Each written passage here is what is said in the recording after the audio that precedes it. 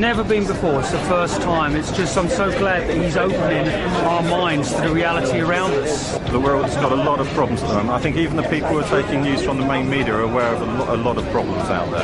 And the real way that we can solve them is by opening up awareness. And things like this event are going to do that. A friend of mine died of having swine flu vaccine recently. So I want to help as many people realise that you know, this world that we're living is not what we thought it is, and it's quite important that we get the word out. I do believe there is an evil cabal who are interested in power, money and control, and I have a lot of respect for David for not being scared and speaking out against it.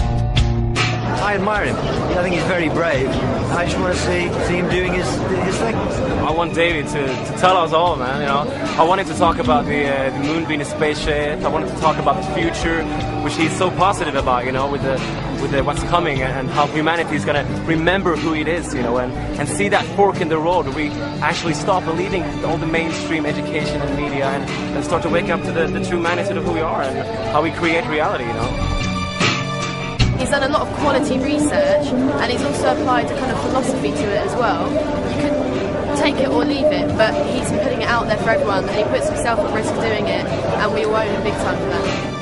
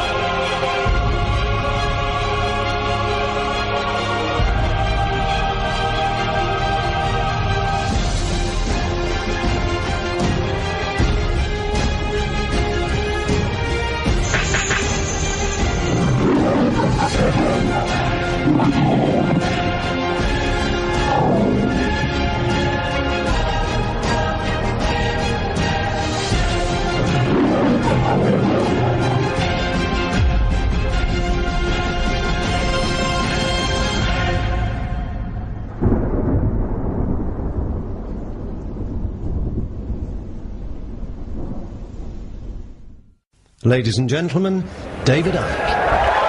Thank you. Thank you. Thank you. Thank you. Whoa.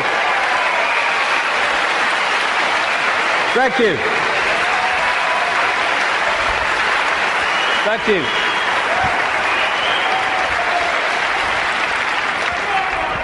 Good turnout then. Crikey. I remember talking to people in telephone boxes once and having room to walk around all those years ago, but amazing things have happened since. My thanks first of all to the extraordinary Linda for putting this event on, and Sean and all the team.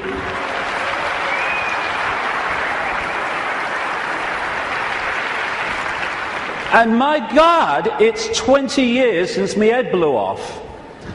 20 years on, I hope I've contributed one thing, and that is to let people realize that if you believe in something, if you keep putting one foot in front of the other and don't get caught in defending yourself or feeling sorry for yourself or falling for the fear that what other people think of you because you're saying something that's different, then if you keep putting that one foot in front of the other, you get somewhere. It's when you stop that everything stops. And if we believe in what we are saying, and what we're saying has validity, then eventually it will be shown to be so. But that process only plays out if we keep walking. And you realize over 20 years that whatever people are saying about you today, they'll say something else tomorrow, so don't get caught up in what they're saying today, whatever today is. Because the fear of what other people think is the state of perception that stops people making a difference. Because you can only make a difference in a world of uniformity if you operate outside that uniformity, and that's always going to get you laughter, it's always going to get you ridicule and condemnation. And we either want to make a difference and we take that on and say whatever, or we don't, in which case nothing changes. And when I look back at this last 20 years, I can see very clearly in my life what happens to all of us. You come into the world, and then you go through a series of experiences, and they seem to be random. They don't seem to be connected. Well, this is happening now, and that's happening then, and this is happening today. But when you look back, you see how it's been a journey of connected, often fantastically synchronistic experiences that are leading us in a certain direction. If we choose to go. If we don't choose to go, then we just run on the spot, which is where most of humanity is because of the way the system is structured. So when I look at the different aspects of my life, I see the chain of events that's led to now. I mean, this was me when I came into the world. I was bloody happy to be here, I was. Mum, Earth's a shitty place, I want to go home. And I felt like that as a kid, to be honest. But then my life unfolded, and I became a professional footballer. Have you seen them teeth? When I saw that bloody picture, I've seen them teeth. Last time I saw a set of teeth like that, it was winning the Grand National. But the football side of it, which just seemed to be, I want to be a footballer. Actually, because I ended up playing professional football with rheumatoid arthritis, not recommended by the way, I had an iron will to keep going whatever. And my goodness me, that came in quite handy a few years later. Then I went into television. What a bloody poser, look at him. I don't know, you should curl my hair then, you know. And thank you. It's been a long time since anyone did that to me. In fact, that's the first time, I think. And what that did was show me the inside of the media, shite, and also gave me a public profile which was going to lead to something later that wouldn't be ignored, although at the time I wish it was being ignored. And then I went into politics, you can call Green Party politics, and I saw politics from the inside, how it's just a game, how it's irrelevant to human life, and how people who were fighting with each other in the public arena weren't doing anything but that behind the scenes. And then, bang, 1990. For a year before 1990, when I was still in the Green Party, I felt this presence around me. Even when I was in a room alone, or especially then, I felt this presence around me, like I wasn't alone. And this went on for the best part, like I say, of a year. And it got more and more powerful, more and more tangible. Long story short, I tell the story in the books. I went by a series of synchronistic chances to see a psychic. Never seen one in my life before. And I just wanted to go along. I told her I wanted hands-on healing for my arthritis, which was true. But the real reason was, would she pick up what was around me? And I went for a couple of times, and it was hands-on healing, very nice.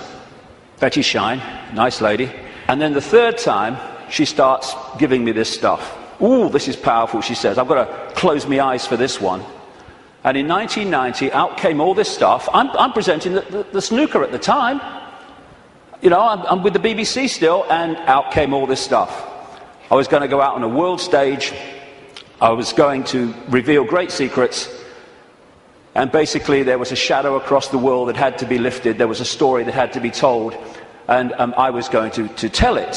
Which, when I'm sitting with my bum on that little bench next to her in her healing room, sounded complete bloody craziness. But it's unfolded. And it's unfolded very quickly after that, where my life started to change. And I started to come across information that was pushing me in a certain direction. And then in the same year, or just after the same year, 1991, I went to Peru just on a whim, on intuition, and ended up having extraordinary experiences on a mound in Peru, just down from where that is. This is Siyustani, not far from a place called Puno in southern Peru. Over just out the shot there, on this mound, when this energy was coming in the top of my head, and I was shaking like I was plugged in the mains for about the best part of an hour. And after that, everything changed. It was like a dam bursting in my head, and suddenly concepts, information, perceptions were pouring into my mind. And for about 3 months, if you'd have asked what planet I was on, I would definitely have had to check. And that 3 months was when all this unfolded, what I call my turquoise period. When it was like a computer where you push too many keys and it freezes and says, can't process this, thank you, I'm shutting down. And that's what happened to me basically in that 3 months. And then, after that time, everything morphed back. And people were coming up to me in the street after all the ridicule, they're saying, you're just like the bloke I used to know. I thought they said you got mad. Well, I may have looked like the bloke that I used to know, but I wasn't. I was suddenly seeing the world in a completely different way, and I was asking the big questions. Who are we? Where are we? Why is the world as it is? And from that time, the puzzle pieces started to be handed to me in really synchronistic, amazingly synchronistic ways. One of the, if you like, psychic communications that came through Betty Shine said in 1990, sometimes he will say things and wonder where they came from. They will be our words. Another one said knowledge will be put into his mind, and at other times he will be led to knowledge. Well, all I can say after 20 years of experience since that time is that that famous advert in Britain, it does exactly what it says on the tin, is precisely what has unfolded since then. And that's how the information for all the books and everything has come. Another one was, arduous seeking is not necessary. The path is already mapped out. You only have to follow the clues. Again, it says, or it does what it says on the tin. Exactly that has happened. And it's this process of having insights and then 5 sense information, names, dates, places, documents, people coming to support that insight. That is what has been unfolding for 20 years. That's where the information has come from in the books. And it's been like some force has been handing me puzzle pieces in virtually the order easiest to understand them. And when you put the puzzle pieces together, the world looks very, very different when you connect the dots. Because what the system wants to do, right across society, is get people to focus on dots, individual dots, a religion, family, job, football team, whatever. There's nothing wrong with focus as long as you hold peripheral vision and you can see how your focus connects out into other things. That's not what the system wants. It wants that focus so you don't have peripheral vision. And as you're trying to go through the maze we call life, the control system has set up endless ways to divert us, confuse us, and to keep us from the understanding that would set us free. And that's what I want to talk about in the first section today. The idea is to keep humanity constantly bewildered, so we don't know where we are, who we are, what even reality is. But when you connect the dots, and so many of them, as we'll see today, have on the face of it no connection to some of the others, when you connect the dots, the light goes on, and suddenly the picture forms. And what I'm going to do today, I can't fill in endless detail to support what I'm saying. That's in the books. And that's what books are for. Because even in the long, long day that we've got today, and all the hours I'm going to be speaking, I need that time just to connect individual dots and show how they connect together. Because that will make the world we live in phenomenally different to the one that sold us from cradle to grave.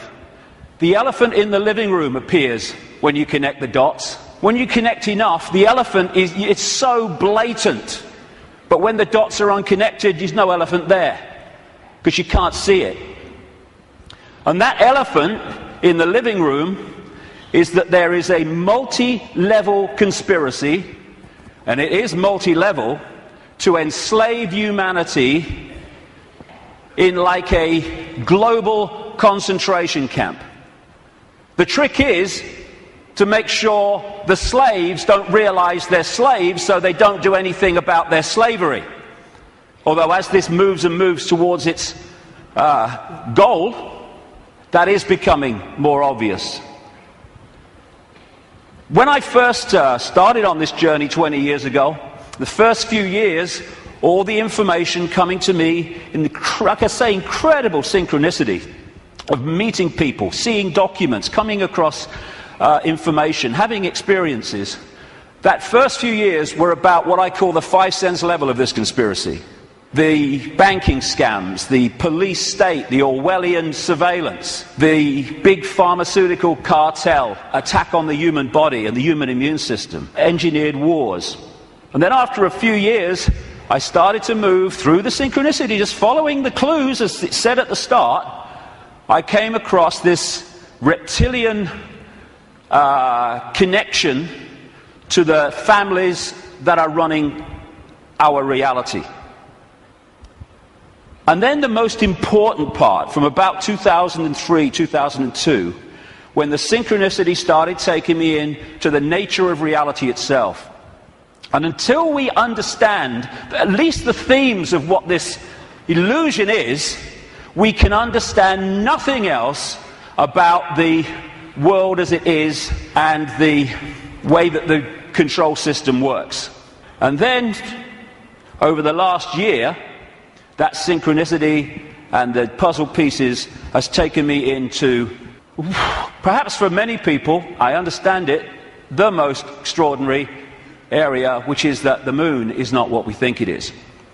Now, can you imagine if you've come along today out of curiosity? We're a few minutes in, and your eyes are on Bill. He just said reptile. He couldn't have done. He did. I heard him.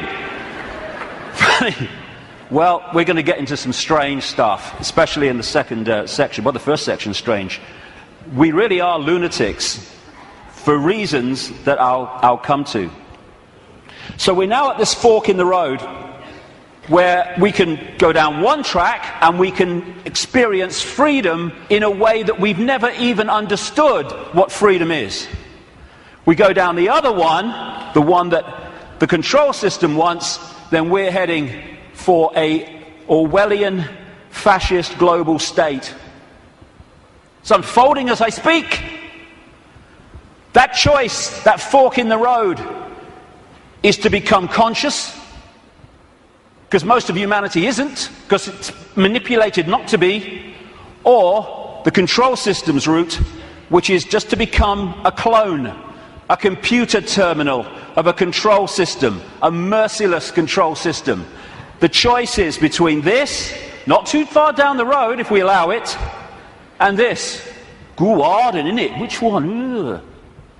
Freedom on a level, like I say, that we can't even begin to imagine from the perception of awareness that we've had so far. We perceive just a fraction of what freedom is, even when we talk about freedom. And we can break out of this. We can break out of this maze, this vibrational prison that we've been encased in. But to do that, as I said at the start, we have to stop doing what has put us in there. And that is conforming to the world that we are told the world is. Stop being in the herd. Stop being in the box, because there is another way. And if we don't take another way, I'm not saying the other way, we live in all possibility, but if we don't take another way from the way we've taken this far, how can anything change? It can't. If you always do what you've always done, you'll always get what you've always got. Real simple. And we don't have to all be the same. You can look the other way. You don't have to be a faceless person in a faceless crowd. It's not compulsory. You can express your uniqueness. You don't have to do what everybody else does just because they do it and we're frightened of conforming. And sometimes the choice of not conforming can actually save us a lot of grief, and it will in the next few years. You don't have to swim with the tide. You can swim the other way. It's possible. You were born an original. Don't die a copy. But how many people do? Because they fear not being like everyone else is because of the comeback from those people. Truth does not change because it is or is not believed by the majority of the people. Everybody knows that, mate. Everyone knows that's rubbish. Well, I don't know it's rubbish. That's one less than everyone. We've made a start. As Gandhi said, even if you're in a minority of one, the truth is still the truth. The multitude is always wrong. My goodness, how history has confirmed that. And this is the stadium on which it all plays out. The human mind. You cannot control billions of people physically. You can in certain small areas, yes, with your tanks and your bloody tasers and all that rubbish. But you can't do it to 7 billion. You have to control the way they perceive themselves and the world, and therefore through that make them behave the way you want them to. So if we're going to go down this route of freedom, first of all, we need to free our minds from the programming of a lifetime. Free our minds from the belief that what we're programmed to believe in schools is the truth about anything. It's not there to enlighten us, it's there to program us with a certain perception of reality which we carry through our lives, so we will be good little slaves based on who we think we are and what we think the world is. Free our minds from the diversions and the nonsense and, hey honey, she's after the car, quick. And while we're doing that, over here, the world is being orchestrated. Not for our benefit either. Free our minds from the belief that the mainstream media is interested in telling the people the truth of what's going on in the world. It's there to do the opposite. It's to tell us the version of reality the control system wants us to believe, so we will respond and react in the right way. Free our minds from the fake change people. I mean, crikey, is there a politician that's actually campaigning anymore, that's not saying they stand for change? Change? Yes, I tell you what the change is. It's one guy claiming to be change, controlled by the same force that controlled the previous guy. Free our minds from the fake, fraudulent, false flag terrorist events created by the same control system that then tells you how the world must change to save us from the terrorism that they had covertly created. Free our minds from the front men for this control system, who are put up to frighten us into accepting changes in society, surveillance and control to save us from people who are front men for the very system that says, let me save you from him. Free our minds from the bullshit nonsense about human-caused global warming, which is nothing more than a way of introducing and justifying more and more controls and massive, massive increases in taxation, making fortunes for people like him. Free our minds from the idea that Big Pharma, the pharmaceutical industry, is in any way interested in human health. It's not about human health, it's about Big Pharma wealth and more. Free our minds from the four-letter word that controls the world, fear, that traps us in these vibrational boxes called fear. And free our minds, more than anything else, from the idea that we are Charlie Jones or Ethel Smith. We're just Joe Public. We've got no power. The choice is to become conscious, to realize that Ethel Smith is an experience, not who we are, and choose not to be what the control system is fast trying to create. Since I started writing about this, in some detail 15, 16, 17 years ago about the control system. It's gone from its coming to daily experience. I think this is a symbolic picture myself. That plaque says, George Orwell lived here.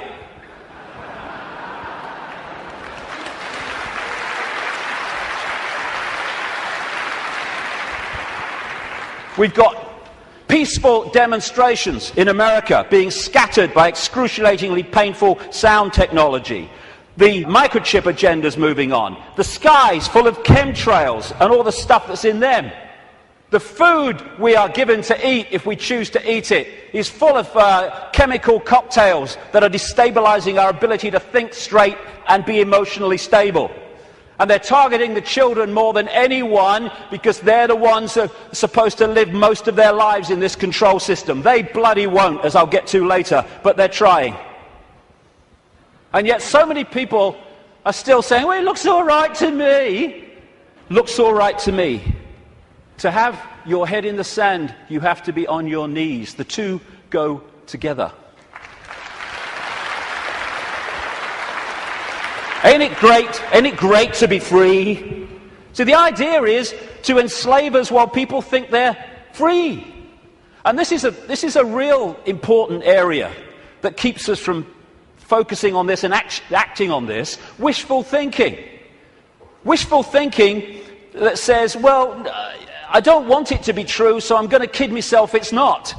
And if I can do that, then I don't have to do anything. Here's an example of wishful thinking I came across. Wishful thinking that this threat will make any difference to their husband's drinking. That's wishful thinking.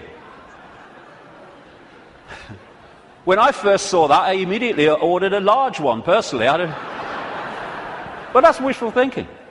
I wish it were different. I wish things were different. Well, we all do, but they're not. They are as they are, and I find myself saying this all the time now. It is what it is. And if you accept what it is, you can change what it is. If you're in denial of it, you're not going to change it because you're kidding yourself it doesn't exist. This control system is coming in. It's coming in fast at the moment.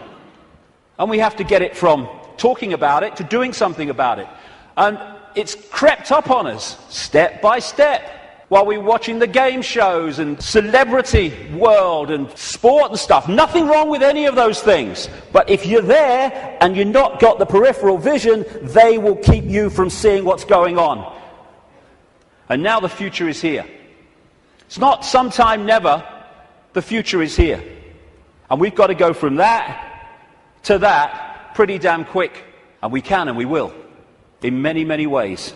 As Martin Luther King said, the ultimate measure of a man is not where he stands in moments of comfort and convenience, but where he stands at times of challenge and controversy.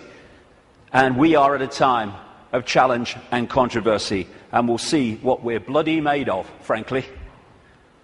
But the great news is, and I'm going to get into this big time in the last section, this is a time of fantastic awakening.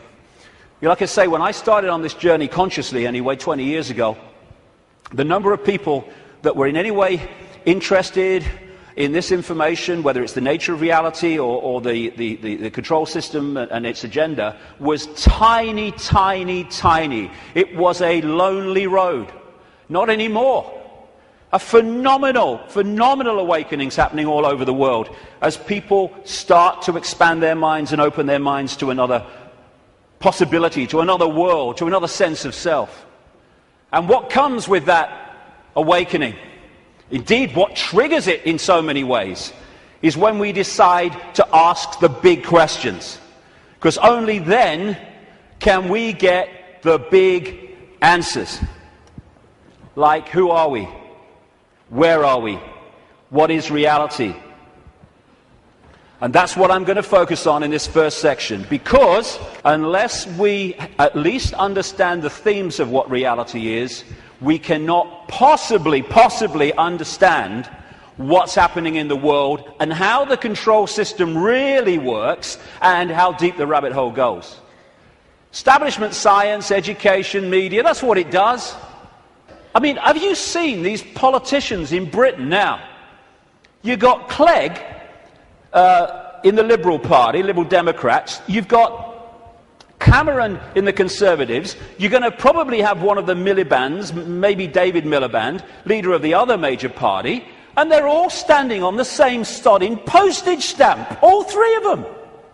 Same background, same basic perception of the world and politics, and that's exactly the same with science, education and media.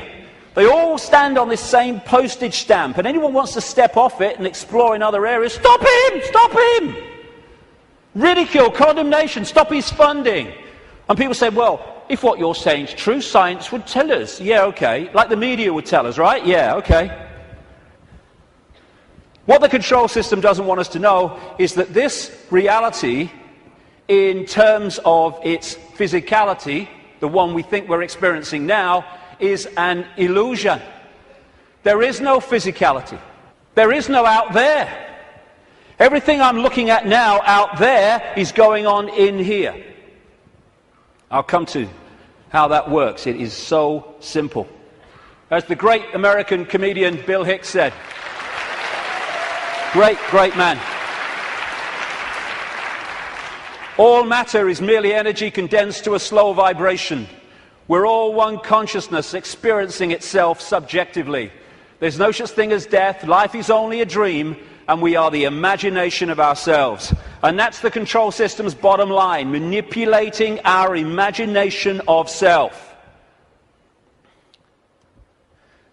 You can trick the brain into seeing things that aren't there. These are pictures of paintings, etc., on the flat surface, the flat road, the flat pavement. And yet you can trick the brain into reading them as three-dimensional. That's on a flat pavement. So's that. Is that a woman's face, or is it a flower and a butterfly?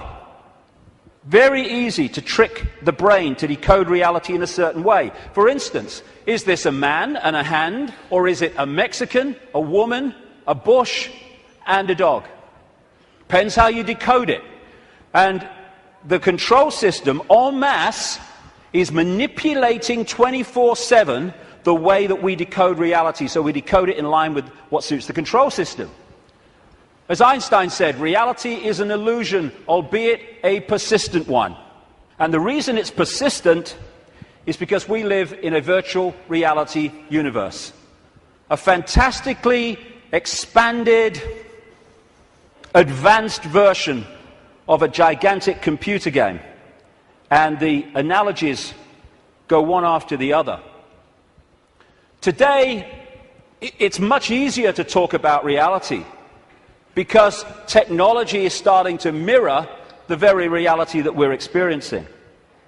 It's getting closer and closer to real, and the projection is that not too long from now, they will have computer games which you could hardly tell the difference between that and this. We're having training simulations and flying simulations. They're in some hospitals using virtual reality images to show patients when their burns are being treated, and they show them pictures, very cold images, and the brain decodes that and cools the skin down. And when you look at these advanced virtual reality technologies, what are they doing? They're just hijacking the way the five senses work anyway. They're using the eyes, they're using through these gloves, the sense of touch and all the rest of it, and they are feeding information, digital information, to the brain and tricking it to believe that something's going on which is not. And that's how the control system works. And we have what I call the body computer, the biological body computer. Biological, by that I mean it has the ability not just to react to data, but to assess that data and make decisions on it, which is what the immune system is doing all now as we speak. I'm not standing here, you're not sitting there saying, okay, problem with the right leg, go down there a bit on the left. No, it's just doing it because it's thinking. It's a biological computer system. By the way, this image here was taken the split second that someone told this guy that Barack Obama had won the Nobel Peace Prize. That's how I reacted anyway. And the base foundation of this virtual reality is actually waveform, vibrating energy.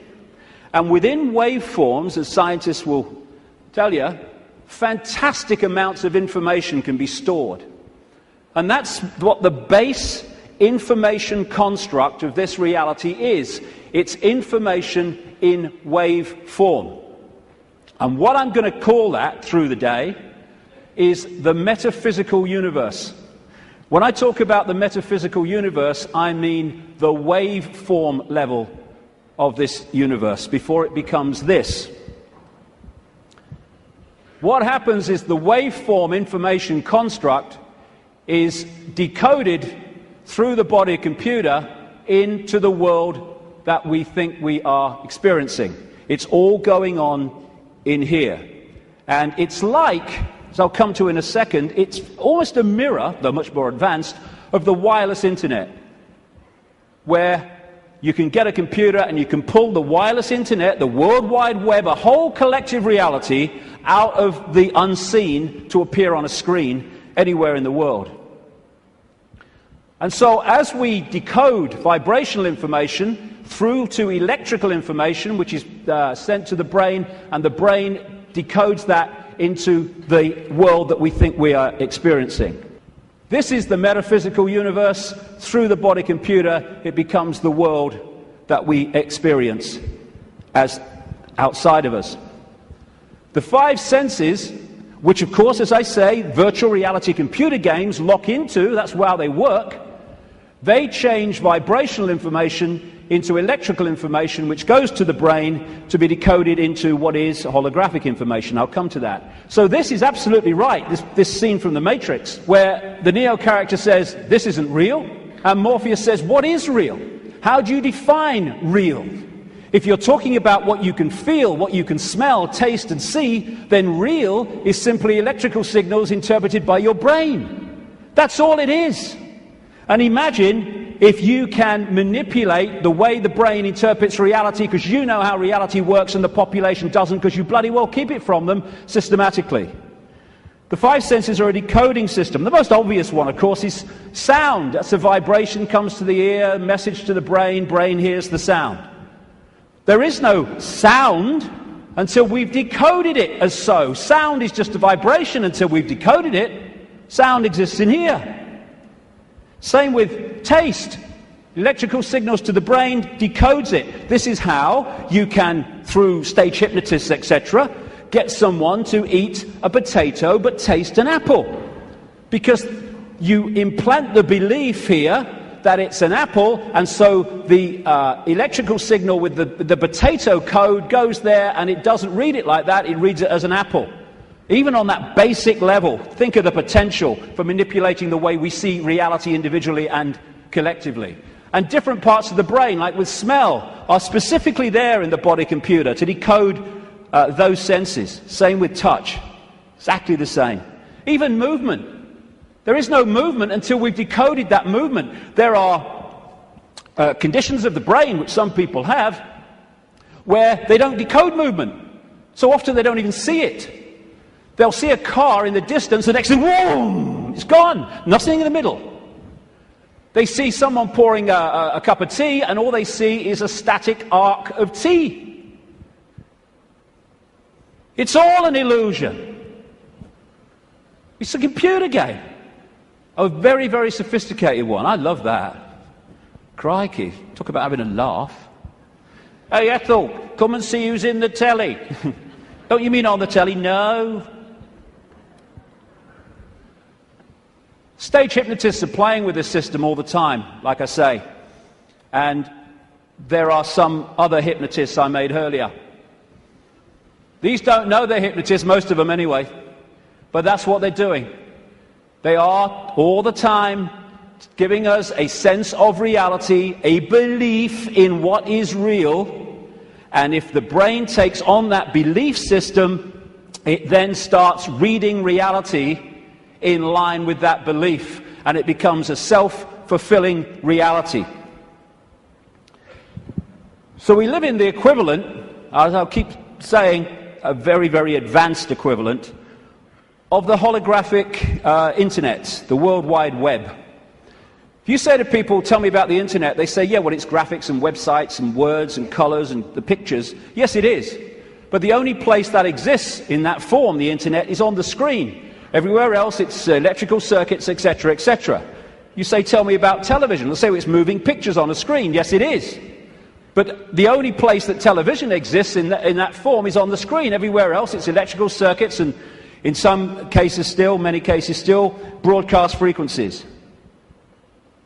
And we live in what I call the cosmic internet, where information in the energy around us, I'll come to where it comes from in a minute, is then pulled out of the unseen. Just as these guys sitting out in the open, no wires, no connections, they are pulling the unseen out onto the computer screen. And if you think of it, because people say, well, if you're creating your own reality in your head and all that stuff, why do we all see the same stage? Why do we all see the same car? Well, when you log on the internet in South Africa or Australia or London or America or anywhere, apart from places like China, you log on to the very same collective reality as everywhere else, everywhere in the world. You might choose to go to this website, and if you go to this website, the guy in South Africa could go to the same website that you're on and see the same thing, because it's a collective reality. What happens is that we then decide, do we like this website? What do we think of it? Do I want to go there or do I want to go there? That's how we put our individual spin on it. It's the same when you look out the window and you see the same car going past. But I might like the car, someone else might not like the car. But it's the same collective reality. And the body computer is pulling this reality out of the unseen, just like those laptops. And so you've got in the Matrix movie that scene where he says, the Matrix is everywhere. It is all around us, even now in this very room. You can see it when you look out of your window or you turn on your television. You can feel it when you go to work, when you go to church, when you pay your taxes. It is the world that has been pulled over your eyes to blind you from the truth. What truth? That you are a slave, Neo. Like everyone else, you were born into bondage, born into a prison that you cannot smell or taste or touch, a prison for your mind. I'll get into the nature of that prison in the second section. So what is this universe? It's information. And it's information decoding information. Just as you put a computer disk in a computer, it's information. The information encoded in the computer then reads the information on the disk. That's what we're doing. And that way, we manifest this apparently out there reality. We too, the so-called human body, is energetic, non-physical in its base form. But when it comes through the decoding system, it becomes the world that we think we're experiencing outside of us. It seems to be outside of us. I'll grant you, my God, I look out here, it looks to be outside of me. But it's inside of us. We are creating it through the decoding system in our heads. Now, I'll go into this area in the new book. What I'm saying is that, well, I'm not saying this, scientists are now saying this. At the center of this galaxy is a massive black hole, and the increasing thinking is, and I would say it fits perfectly, is that there is a giant black hole at the center of every galaxy. What I'm saying is these black holes resonate the base information or the base vibrational frequency of this virtual reality universe. And they interact with what we call the suns. In this case, our sun in this solar system, but of course there's suns all over the place. I'm saying that this vibration triggers from the suns, depending on its vibrational state, because it changes, and that answers a lot of things, as I'll come to shortly. It triggers information of certain kinds being transmitted by the sun, suns in general, in the form of photons. Photons are the base unit of what we call light and other forms of electromagnetic radiation. They carry information. These photons being generated out of the suns, triggered by this vibrational base frequency coming from the black holes, create the cosmic wireless internet within our reality. And that's what we are decoding The Earth decodes it. It's photon energy, photon information that is passing through the Earth energy grid. It is photon information, what the Chinese in their acupuncture disciplines call qi. That qi is actually photon energy. It is information, which the body computer then is decoding into this collective reality. And just like on the internet, where you can see information and receive it, but you can also post information, so we're interacting with this virtual reality universe and changing it subtly as we put our unique spin on things. And we're creating that world that I keep talking about. Now, some scientists over the years have postulated that this physical world only exists when it's observed. I agree. Why? Because of this. When you put a computer disk into a computer, it does not read all the information on the disk at the same time. It reads that part that it is observing, whatever that laser's hitting at the time. All the other stuff is still in information form. It's not been transferred to the screen as pictures, etc. And we do the same. When we observe, decode, then we bring it into this reality. But without that, this is just the base vibrational metaphysical universe, which is the basis of all of it. Then no light gets in the brain. So how do we see light? How can I look at that light and see it? No light ever gets in the brain because the brain's decoding information into that light. So when you see things like in the Matrix movies, those lines like, there is no spoon. It is not the spoon that bends, it is only yourself. Exactly. Because the only place the spoon exists in physical form is in here. And you bend it by bending the way you decode reality. Miracles are simply overcoming the programming of what's possible and not possible. You know, we are of course programmed to believe that when you walk through fire, you get burned.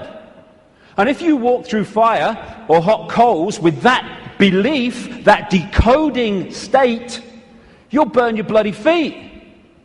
But as so many people have shown, if you can go into another state of consciousness and override that, you can walk across hot coals and not feel a thing. Why? Because an illusion cannot burn an illusion unless you believe it can. There are no miracles. There's just understanding how to manifest all possibility. And that understanding comes from the fact that we acknowledge, we understand that we are consciousness. Disembodied, no form awareness, having an experience. Like a Central American shaman said, we are perceivers, we are awareness, we are not objects, we have no solidity. We, or rather our reason, forget this, and thus we entrap the totality of ourselves in a vicious circle from which we rarely emerge in our lifetime. And that vicious circle is what the control system wants to keep us in, because then we're controllable. If we understand who we really are, what we really are, it's impossible to control by a bunch of control freaks. The body is the way our awareness experiences this reality. If I want to interact with this reality, which is a frequency range, I have to have an outer shell, we all do, that vibrates within this frequency range, because our consciousness is vibrating much too quickly. It's like Radio 1 trying to make connection to Radio 2. They're on different wavelengths. It's never going to happen. So we take on this outer projection we call a body, and therefore I can pick this up and interact with this reality. What the control system wants us to do is to believe that that projection, that vehicle to experience this reality, is who we are, because then we go from, I am all that is, has been, and ever will be, I'm Charlie Smith, I'm Ethel Jones, I've got no power. It's the whole bottom line of it. We say I'm going on the internet. We don't go on the internet. The computer goes on the internet, and we observe the internet through the computer. And our mind-body is the vehicle to experience this reality. That goes on the internet. Consciousness, the real us, observes, just like the World Wide Web, observes the internet through that vehicle. And like I say, the idea is to get us to think that we're that and not that. I had a vision when I was sitting in the bath a couple of years ago now, maybe. And I've asked my great friend, the brilliant Neil Haig, to knock this up from what I saw. I'm sitting in my bath, and I saw billowing energy, yellow, kind of white-yellow energy. And I took that immediately to be consciousness. Then an eye appeared in the energy, the consciousness, and then a telescope appeared. At the end of the telescope was this reality, the Earth, the solar system, whatever. The last movement was for the telescope to morph into a human body. And that was so profound in the sense of that's how it works. And because of the limitations of this focus, we see ourselves, if we don't stay in contact with that, in very limited terms. Death is just putting the telescope down. Well, I've had enough of that. Earth's a shitty place. Hello, all right, I'm back. You never went away. The computer's here. We are observing through the computer. And I want to make the difference, because this will go through the day, the difference between consciousness and what I call the mind. Everything is the same energy in the end, because it's just one unified awareness I call the infinite. But it takes different expressions. Consciousness is the ocean. All possibility, all that is, all awareness. And the mind is like a frozen, denser expression of that, and therefore has great, great limitations in terms of awareness and perception compared with that. And one of the reasons is to interact with this reality, which is much denser than consciousness, we have to have a denser conduit, which we call the mind-body. Therefore, it has to be more limited than consciousness itself. This guy, Ramana Maharshi, a man who lived in India and meditated for most of his life on a mountain in India. I've actually been there. Nice place. He said, mind is consciousness which is put on limitations. You are originally unlimited and perfect. Later you take on limitations and become the mind. Or as Einstein put it, a human being is a part of the whole called by us universe, a part limited in time and space. He experiences himself, his thoughts, his feeling, as something separated from the rest, a kind of optical delusion of his consciousness. And that optical delusion comes from looking through the lens, the telescope. And what it does, and I keep saying the control system is structured exactly to do this, it puts us in a false identity. One that doesn't think all possibility, it thinks limitation, I can't, that's not possible. And if you want to control people en masse, you want them in that mode. I'm not David Icke. David Icke's my experience. It's a name for the experience I'm having at the moment.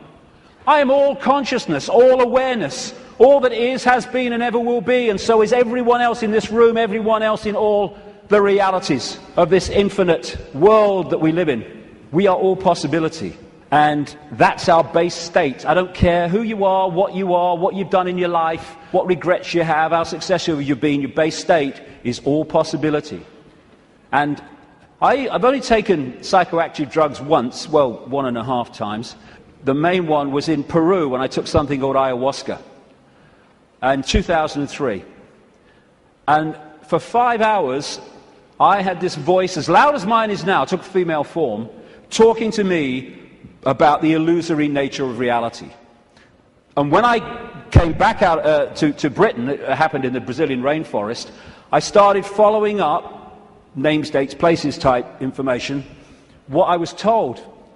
And it was extraordinarily accurate. It's amazing that mainstream science has sussed most of this, but doesn't realize it as, because all the disciplines don't talk to each other. When you connect the dots, you realize they've already established that this is an illusion. But that doesn't go down well because it's too close to the truth. And how I experienced that state beyond this world, beyond vibration, was as stillness and silence. And that's what all possibility is, the stillness and the silence. There was a great line that voice said to me when it was explaining the nature of reality. It said, if it vibrates, it's illusion. If it vibrates, it's illusion, because our core level is stillness and silence. I experienced that. Amazing feeling. There are no negative emotions, there's no fear, there's no worry about not making the rent and all this stuff. They've all gone in that realm. And people think of nothing. All that is, has been, whatever can be. That's all potential, all knowing. And everywhere and nowhere. People think that's a paradox. You can't be everywhere and nowhere, but you can in all possibility. In all possibility, everything is possible. So everywhere is nowhere, nowhere is everywhere. Everything and nothing. Again, not a paradox. All possibility is everything and nothing. And as I was saying, we think of nothing as nothing's there. There is nothing. But within the nothing, within the silence, is everything. Within the silence, for instance, is all possibility. And then when I start talking, I have pulled one possibility out of all possibility, which is manifest as vibration, my voice. And then I stop. It goes back into all possibility. We don't think that this building is defined by the nothing. We think it's defined by the something. But the something is only there, and this building is only in its form because of the no thing, apparently no thing, in between what we perceive as the something. The silence this is why when people are in silence, they go somewhere else. And so many people are frightened of the silence. Get in the car, whack the record on, get in home, put the telly on, noise, holds you in 5 sense reality. When people go into the silence, that's when they get their insights, because they're accessing other levels of themselves beyond the 5 senses. So out of the no thing comes the realm of form. This is something called cymatics. If you go on the internet, you can see it, videos of it, like YouTube. What they do is they put particles on a metal plate and they play sound across it. And it's incredible. It just forms into these amazing geometrical shapes just because of the sound. And when the sound stops, boom, it all goes back to all over the place. And then the sound changes and another form comes in. And these worlds of form, frequencies, vibrating frequencies, are created in this way, out of all possibility. And there are endless, infinite realms with different so-called laws of physics, different challenges, different experiences, all vibrating at different speeds and therefore able to share the same space. All of these different realms are sharing the same space that I'm sharing now, just as all the radio and television stations broadcasting to this city are sharing the space that I'm sharing now and the space that they're sharing with each other. So we live in a frequency range, and that frequency range is dictated by the range of frequencies that our body computers can decode. And it is extraordinarily tiny. We're virtually blind in terms of what exists. The vast majority of this universe is what scientists call dark energy or dark matter. And they call it dark not because it's pitch black, but because we cannot decode it. Therefore, it is not in our realm of experience. We have to work it out by its impact on things that we can see. And the electromagnetic spectrum is 0.005% of what is projected to exist in this universe. And visible light, which is the only frequency range that we can decode, is a fraction of the 0.005%. So this is it. Visible light. This is our world. And we look out and we think we can see everything. But we can't. We can see what we can decode. And therefore, we operate within a dimension, we might call it, and it's penetrated by other dimensions, which allows those other dimensions to interact with ours, which I'm going to get to in the second section, because that is fundamental to the control system. What we're doing is we are putting our focus of attention into this reality through the body computer, and therefore this seems to be the only world that exists. But the space we're occupying is teeming with life of endless varieties. So if we come into this world of mind and we hold a connection to consciousness, we are in this world physically, and we can experience this. We're going to go to the pub, yeah, let's have a beer with you, yeah. But we're not of this world in terms of the point of observation. We are in this world, but we're observing it from here. We can see things here that this can't see. And that's why the control system has to keep us here. And a structured society to make that happen. To keep us in bewilderment by being only able to decode and experience reality through the five senses. And once you are in the five senses, and you're not getting inspiration, insight, intuitive knowing from higher levels of your consciousness, where do you look to get a fix on who you are, where you are, and the world you're living in? There. And who controls that? The control system that controls the media, politics, education, science. The idea is isolate us in the five senses, isolate us in body-mind, and then program the body-mind to see the world that suits the control system. Time and space are just information within the metaphysical universe fabric, the vibrational fabric, which we then decode into what appears to be time and space. There is no time and space. When you put a disk in a computer, it's got information on it.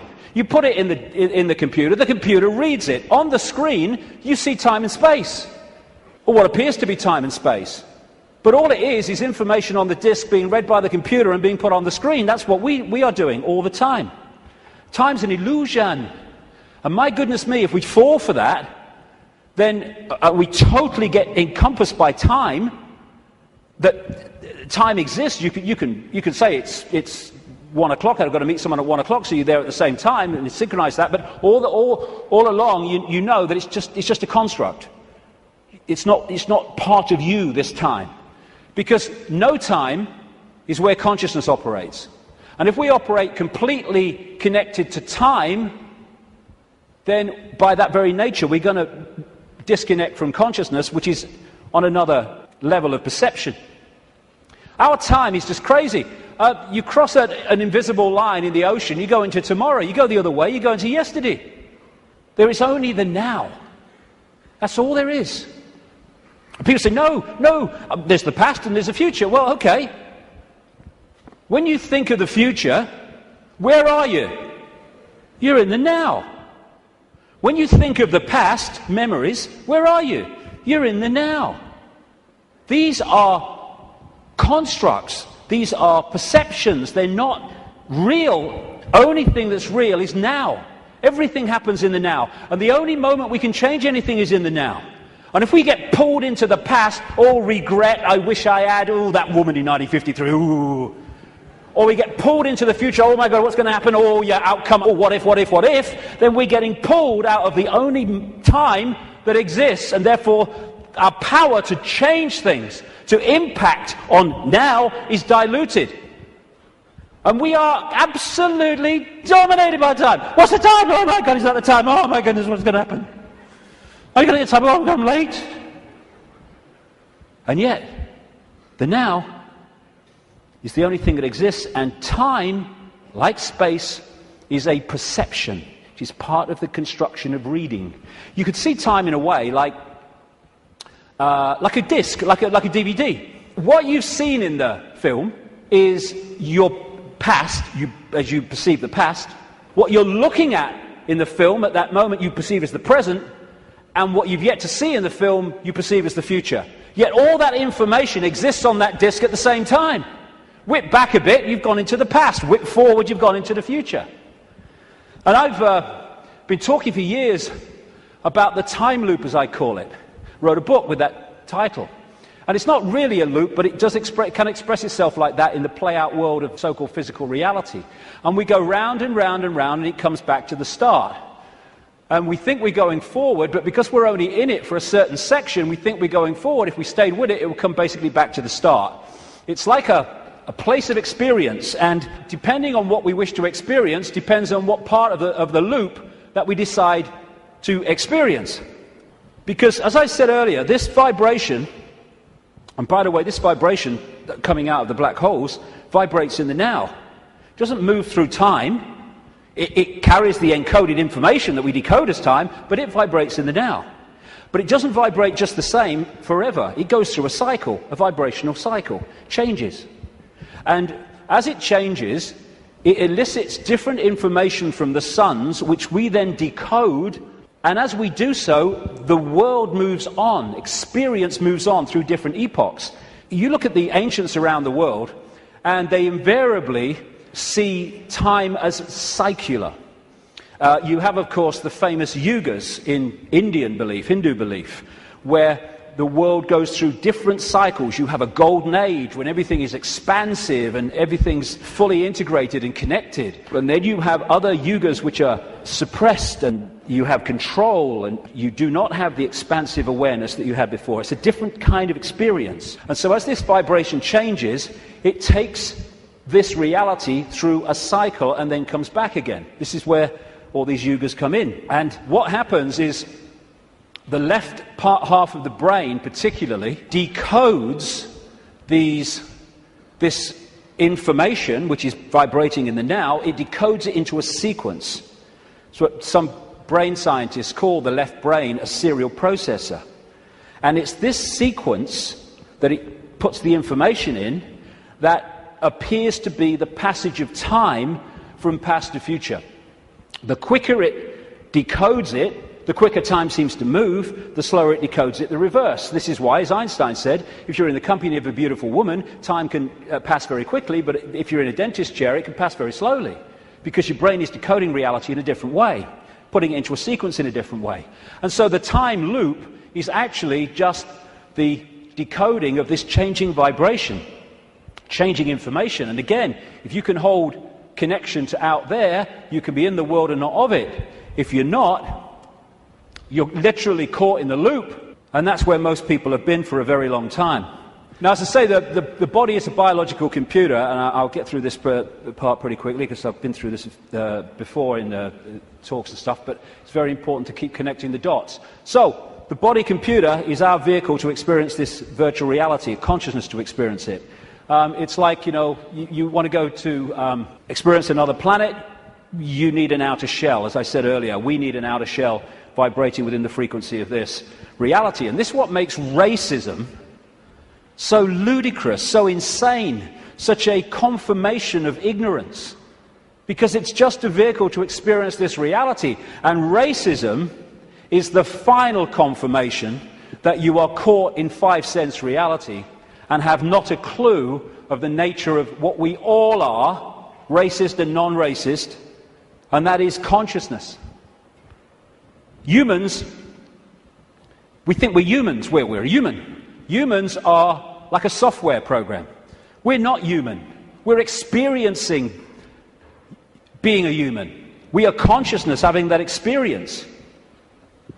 As this article in the San Francisco Chronicle said, DNA is a universal software code. From bacteria to humans, the basic instructions for life are written with the same language. And there are four codes, A, C, G, and T, or in my case, G and T, G and T, G and T. I like that one. It's in my DNA. And how these codes are in relation to each other decides if the outer shell is a human, a mouse, a virus, anything. And it very much connects into those green codes on the computer screens in the Matrix movies. And the body computer, biological computer, has the ability to think and assess for itself, ticks every box when you go through it. The reason they're now talking about connecting the brain to desktop computers is because they are connecting two computers. One far more, infinitely more advanced, yes, but two computers. That's how it's possible. When the computer won't work, won't turn on, won't process, we say the computer's dead.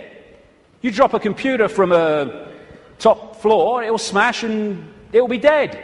You drop a human computer, it will smash and be dead. Because that's all that happens at death. The computer dies. We don't bloody die. There is no death. We're consciousness, infinite consciousness. The computer goes into sleep mode just to tick over. We go into sleep mode just to tick over. We have antivirus technology in computers to seek out the viruses that are a danger to the computer's systems and what you might call health. We have a phenomenal antivirus system we call the human immune system, which does exactly the same.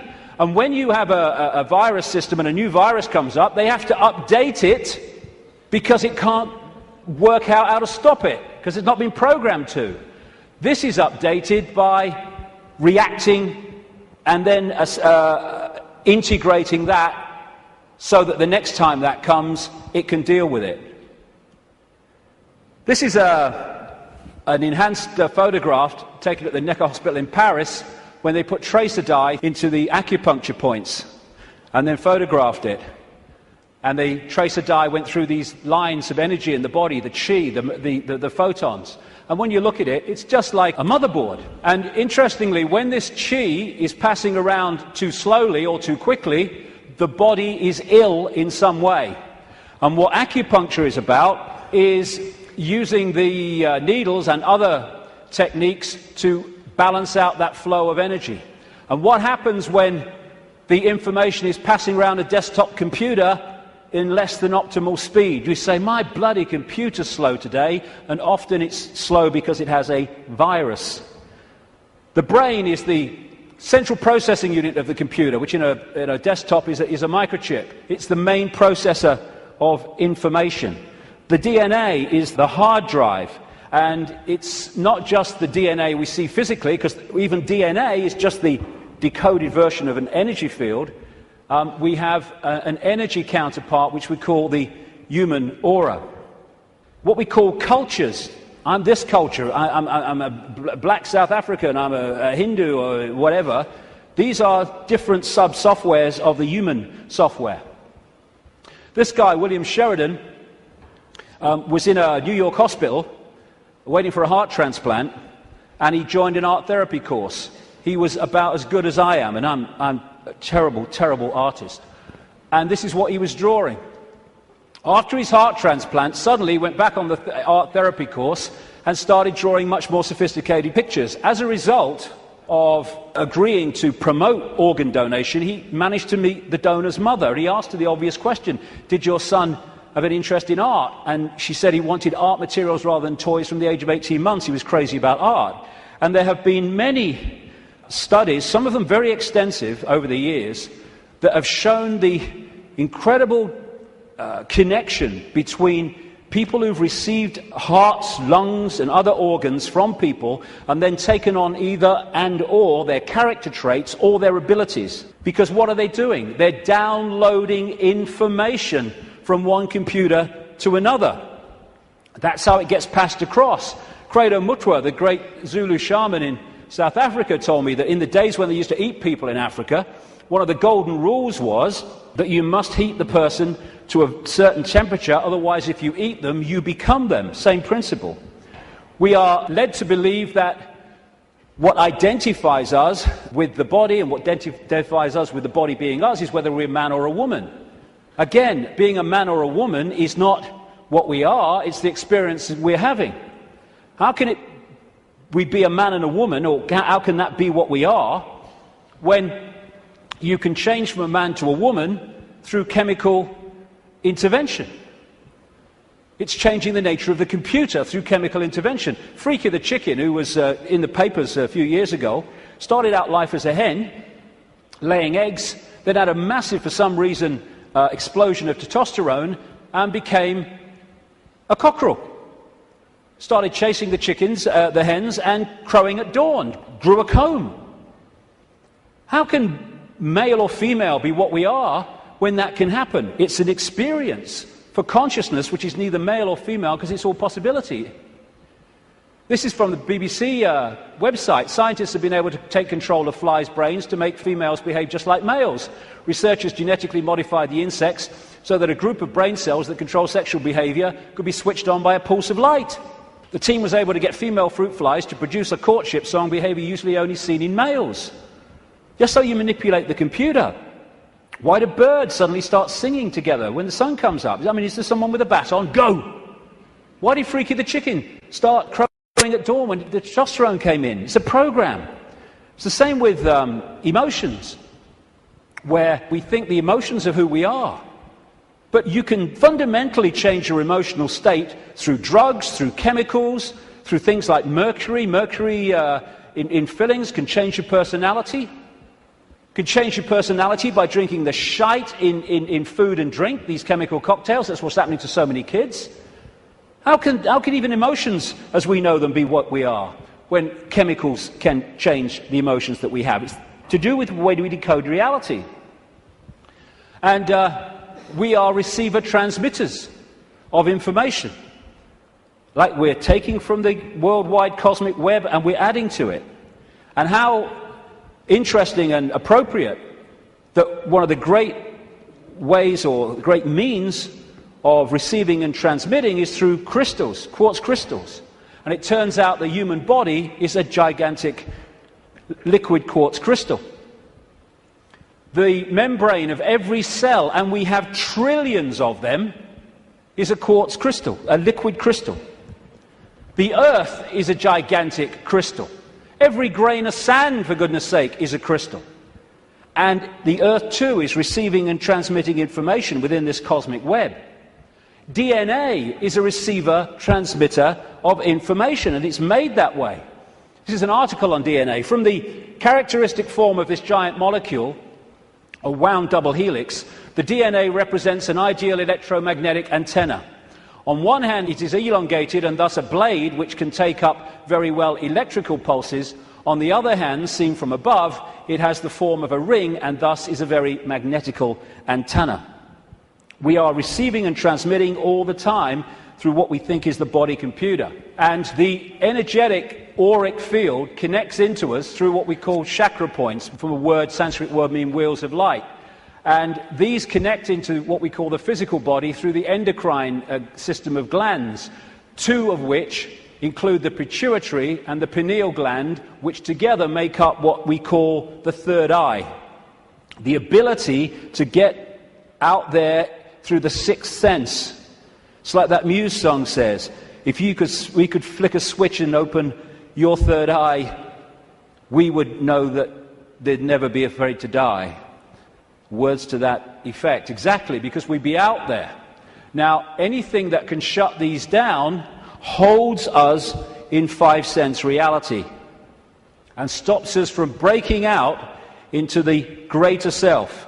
That's where they want us, and that's where they've got so many people, the vast majority, in that state, in a false identity.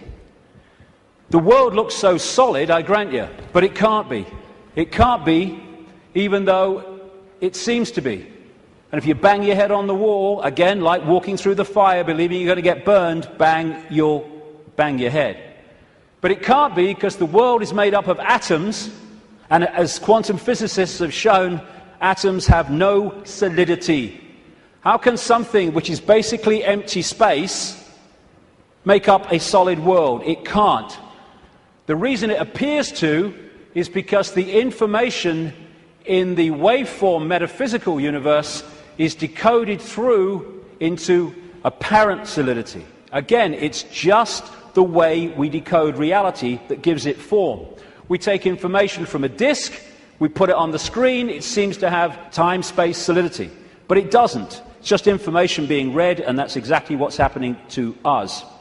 The reason it appears solid and it appears three-dimensional is because we live in a holographic world. We see holograms, you can buy them in the shops, where they appear to be three-dimensional, but actually they're not. It's just the illusion of the way they're made. And how they make them is they have a laser, part of it goes across the object they want to photograph, another part goes directly onto a photographic plate, and then the part that's passed across the object goes onto that plate, and they collide. Those two parts of the laser collide, and they create, here we go, a waveform.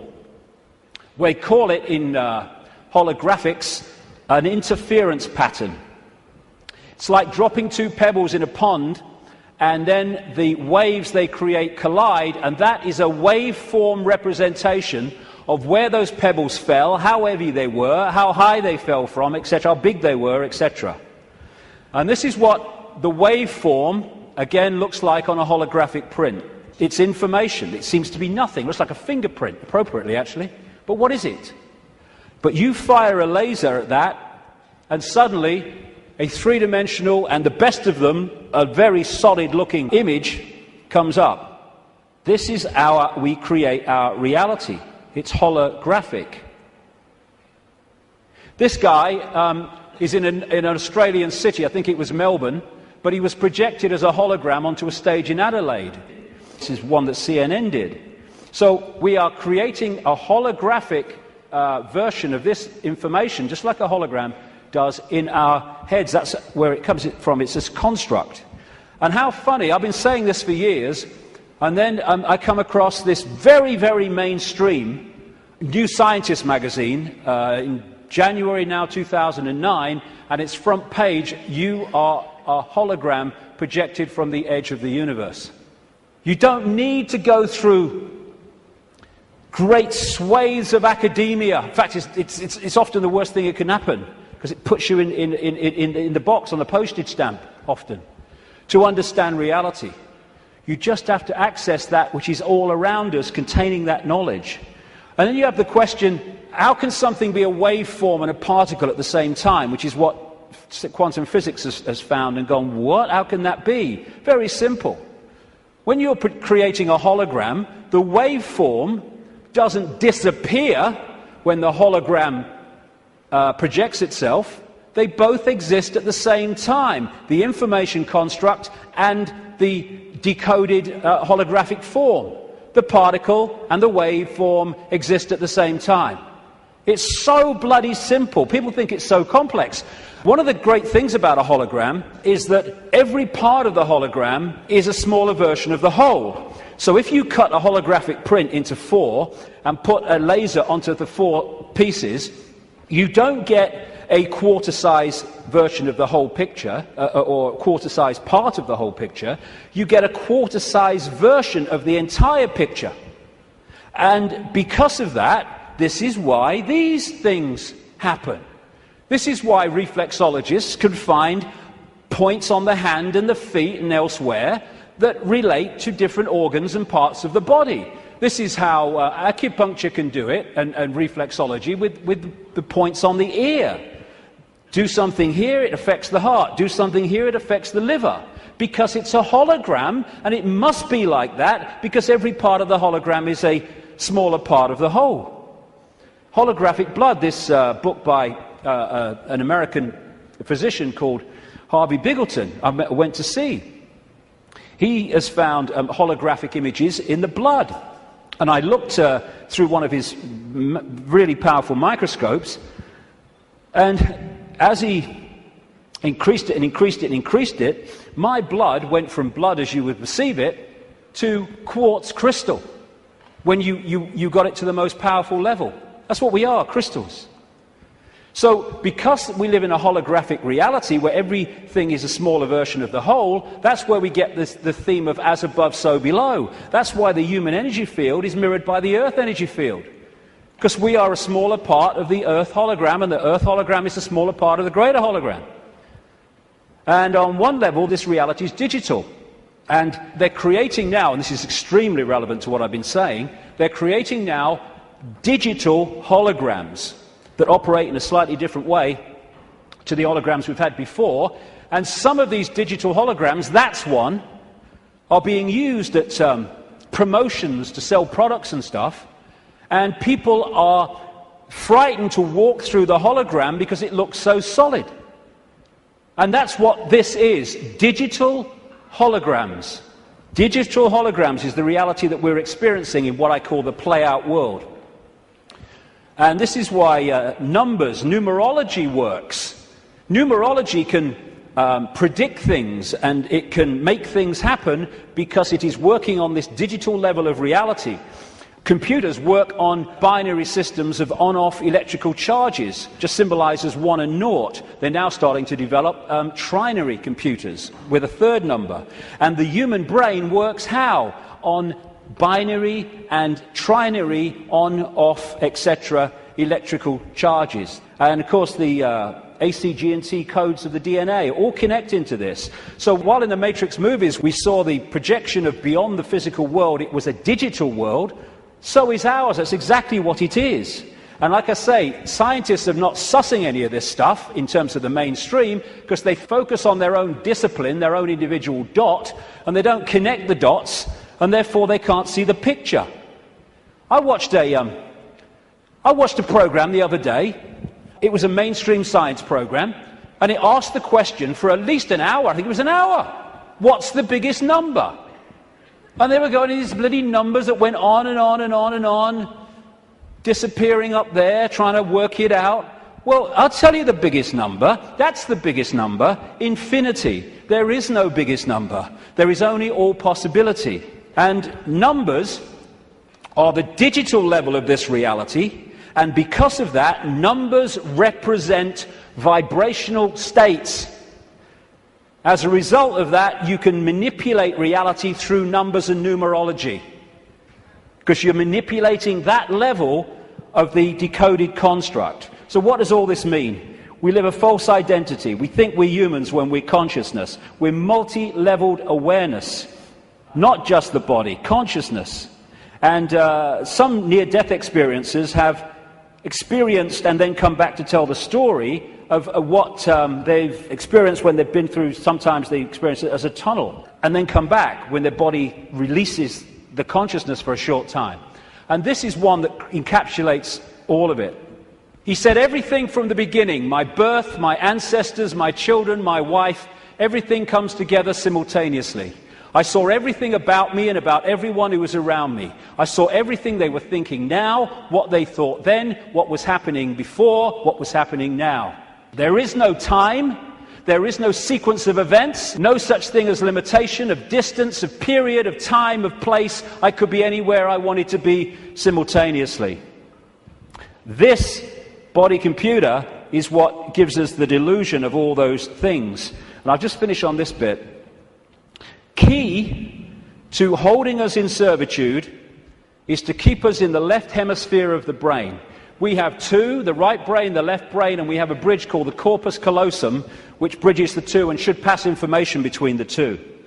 And the right brain, they are very, very different states of being. The right brain is the out there, the creative, the connection with all that is. The left brain is what deals in numbers, in language, in sequence, and puts everything in hierarchical structures and all the rest of it.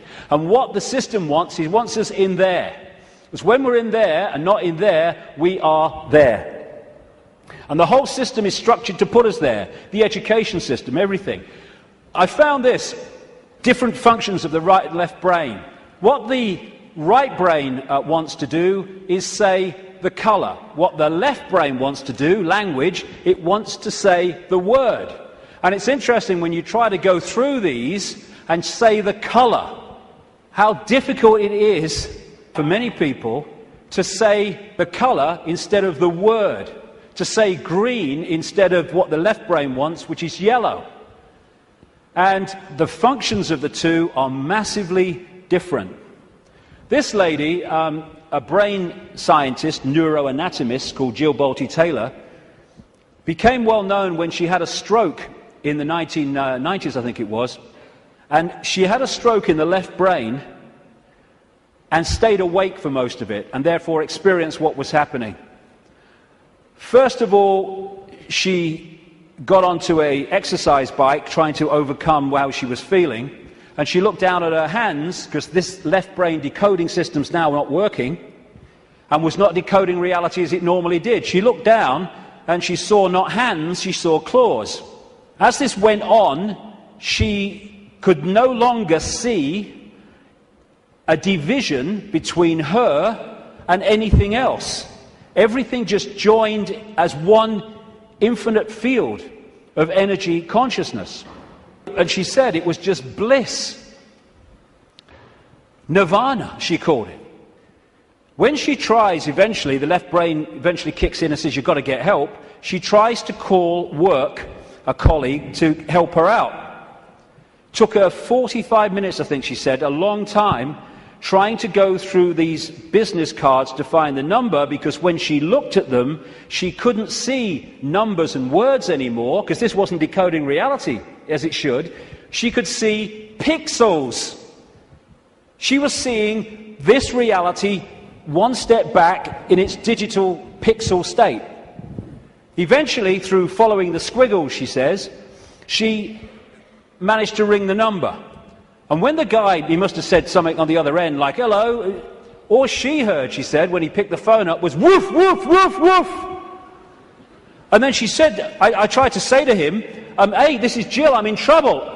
And all she heard herself say was woof, woof, woof, woof.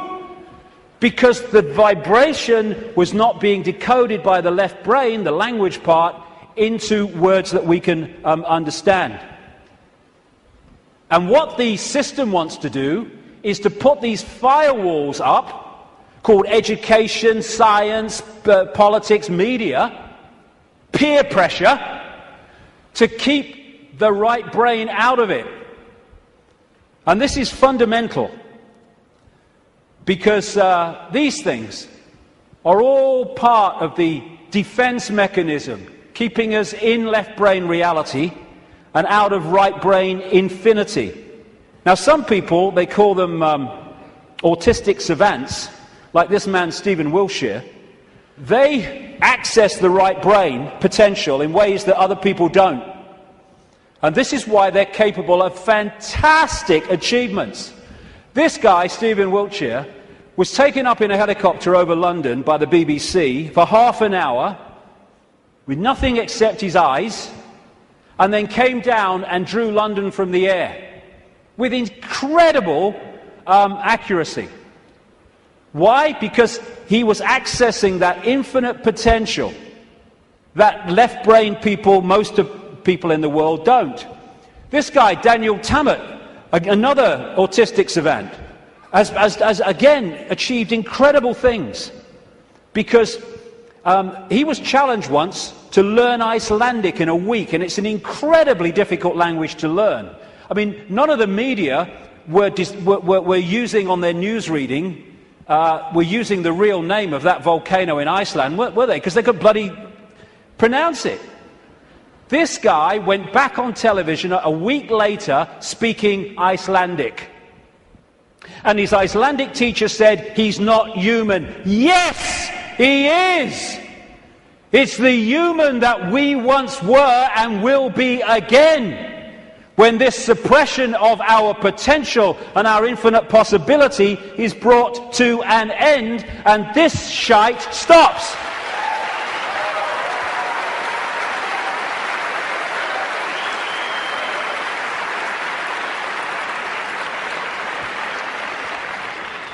We worship the intellect. Oh, he's got a great mind. Oh, he did this at Oxford. Oh, he's gone to Harvard. Mind is such a low level of awareness. It's supposed to be a vehicle for experiencing this reality, a servant of consciousness. It's become our master. It's become something to worship. And that's the isolated intellect. That's the isolated intellect. And so we reach a point. This fork in the road is, are we going to be consciousness or mind? Are we going to be all that is or little me? It's not really free your mind, it's free yourself from mind. That's why society is structured to completely engross us and swamp us in things to occupy our mind. Open your mind, become all that is. Infinite love is the only truth, everything else is illusion. What is infinite love? All possibility, infinite possibility. Choice between the head, thinking, intellect, and the heart, knowing, wider consciousness. Then we start to access this wider information and see the world from a completely different level. We then start to access, once we get out of mind, all these other realities that are there to be accessed and perceived and to glean insight and information from, that have been denied by being encloseted and enclosed in mind. As William Blake said, if the doors of perception were cleansed, everything would appear to man as it is, infinite. The control system's game is not to have that cleanse happen. René Descartes, the French mathematician and philosopher, defining who we are, said, "I think, therefore I am." I would update that on the body-computer level and say, "I compute, therefore I am." But beyond that, in the realms of consciousness, it is simply, "I am, therefore I am." I am all that is, has been, and ever will be. And this multi-leveled conspiracy is there to keep that knowledge from us, to hold us in little me mental states, so a tiny few can control billions. Without this knowledge, we cannot understand the conspiracy and how it works. And the question is, who's behind it? See, they're hiding already. Who's behind it? And that's what we'll get to in the next section, which will start in 10 minutes. Thank you very much. Thank you.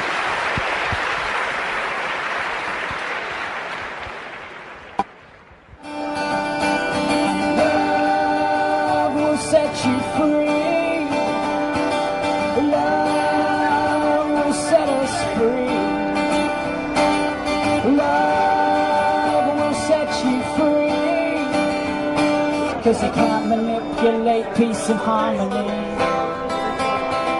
It's a spiritual revolution. It's a spiritual revolution. It's a spiritual revolution. It's a spiritual revolution.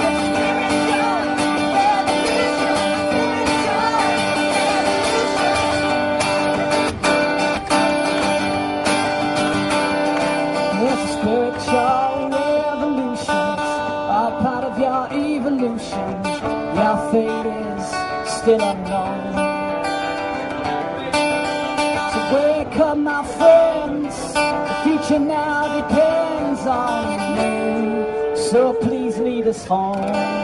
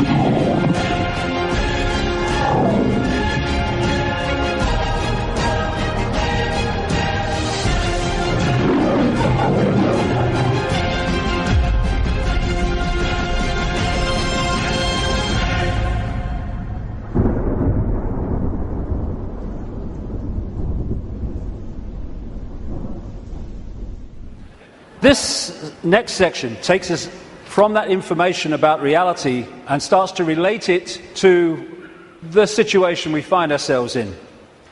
There are 20 years between these two photographs, and in that time, really amazing things have happened. So many people have gone from that to that, and it's an exponential curve that's gathering pace all the time. And people are starting to see what is increasingly there, that we are watching the unfolding imposition of a fascist global state, or communist global state. They're the same either way.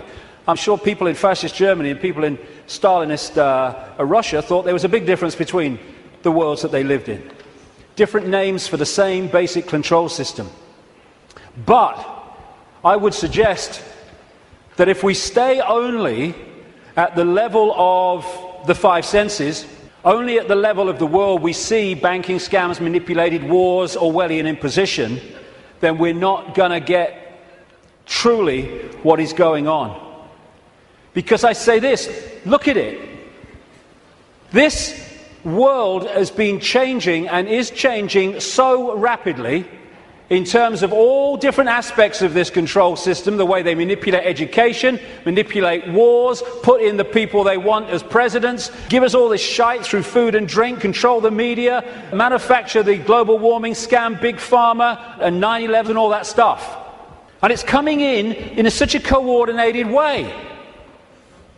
So if we are going to think that this situation that we're seeing unfold goes back to a few men and women in dark suits or whatever sitting round a table saying what's our next move, we are clearly massively missing the point.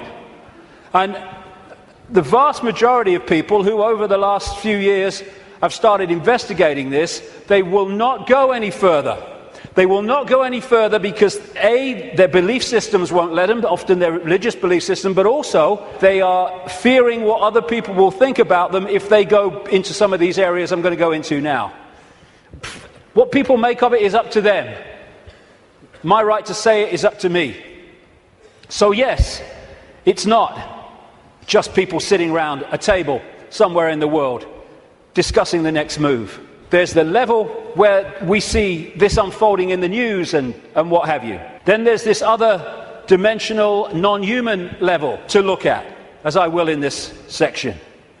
Then there's the level of the nature of reality, which I've introduced already. And then there's this whole stuff about the moon, which I'll get into in this section too. And the rabbit hole doesn't end there. It goes deeper and deeper and deeper. And the deeper you go into the rabbit hole, the more we understand what the game is, the more we can change the game.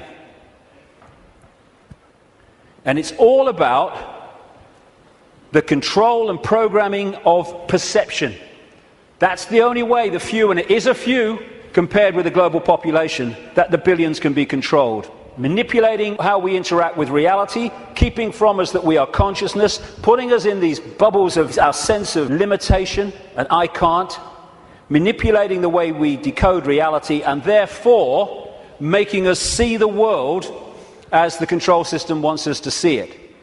That's the basis of all of it going through the day, because that's the basis of all of it going through the whole conspiracy. So yes, of course, on one level it does manifest as dark suits sitting around a table discussing the next move. But that's still the play-out world of this conspiracy. It's not its origin.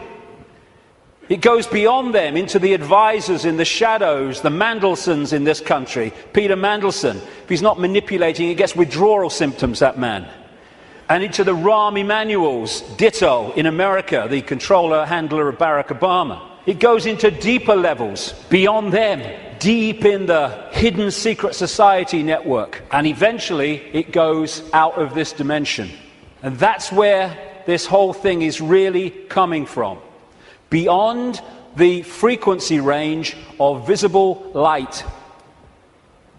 And it involves non-human entities. Some of them people call the greys. The main ones, I would say, and have been saying for a long, long time, take a reptilian form. They operate outside. They can come into visible light. But in terms of the reptilian part of this, they can't stay here for that long. So people say, why don't they just come and take over? Because they can't. Or they would. They can come for so long, but their vibrational difference, incompatibility, means they have to leave. They can't stay for long, although there are technological ways they can stay for longer. And they operate outside visible light, and they manipulate this reality through bloodlines, interbreeding bloodlines, that I'll come to. And we call them the Illuminati families. So, we operate with invisible light, but outside of that, sharing the same space, is infinite other worlds and realities. And if a so-called UFO comes into this reality, because it's coming into visible light from where we cannot decode, it just seems to appear out of flipping nowhere. Because what it's done, it hasn't actually come in, it's just changed its vibrational state to resonate with invisible light, and it's like, it came out of nowhere. And then how often do you see it? Honestly, mate, there was this bloody UFO, and it disappeared just in front of my eyes. What are you on, mate? You on the pop or what? What it's done is increased its vibrational resonance to go beyond on visible light. Therefore, to the observer, it disappears. It doesn't disappear at all. It's left visible light. And this range of frequency we call our world is being manipulated from vibrational frequencies beyond it. And Satanism is a network within visible light that interacts with these reptilian entities in various ways I'll get to before the end of the day. Places or areas of the heavens that come up, Orion comes up again and again in relation to these reptilians. And in terms of non-human visitations, so does the Pleiades, so does, in terms of the reptilians, area of the heavens they call the Draco constellation, which appropriately, coming through the word derivations, brings us draconian. And of course, draconian laws are the Orwellian laws coming in. Very, very appropriate. Sirius is involved as well. So, won't be able to get into this today. There's a lot more to know anyway, but so is what happened to Mars, is all involved in this story, how it became the devastated place it was, but it is, but wasn't before. And when I talk about these areas of the heavens, I'm not necessarily talking about those places with invisible light, because just as we are multidimensional, so planets and stars, etc., are multidimensional. And just as a planet might be devastated within visible light, it's not necessarily devastated on other vibrational frequency levels of itself. Because the Earth too operates in visible light, but also multi-levels, like everything else. Another major part of this story is that when these reptilian entities started intervening, they manipulated human genetics through interbreeding. Not necessarily physical interbreeding through technological methods, and also changing human form by changing the messages, the information, I'll come to this before we finish this section, that the DNA is picking up. And through that, you can change a form by changing the information the DNA is picking up. And it's no accident that humans have massive, fundamental reptilian genetics. This part of the brain, which scientists call the R complex or the reptilian brain, will be very, very important as we go through this second part of the day, because it's fundamental to how human behavior and human perception is manipulated to see the world as we currently see it. This interbreeding is talked about and recorded all across the world in the ancient accounts. Of course, I guess because it's the Bible, the best known is this section from Genesis. There were giants in the earth in those days, and also after that, when the sons of God came unto the daughters of men, and they bare children to them. The same became mighty men, which were the old men of renown. But that's just the biblical version. Got a frog in my throat, the reptilian going.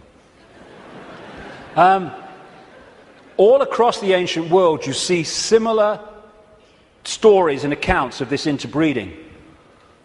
Something else goes parallel with the reptilian story.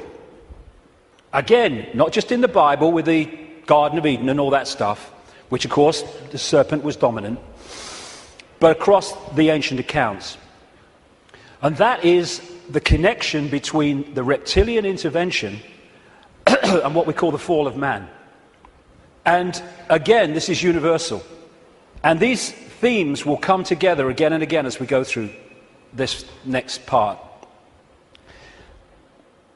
The ancient accounts, again, and we're talking that part of the Yuga cycle, which they call the Golden Age, talk about the fact that there was a time when humans were so unbelievably different to how we are today.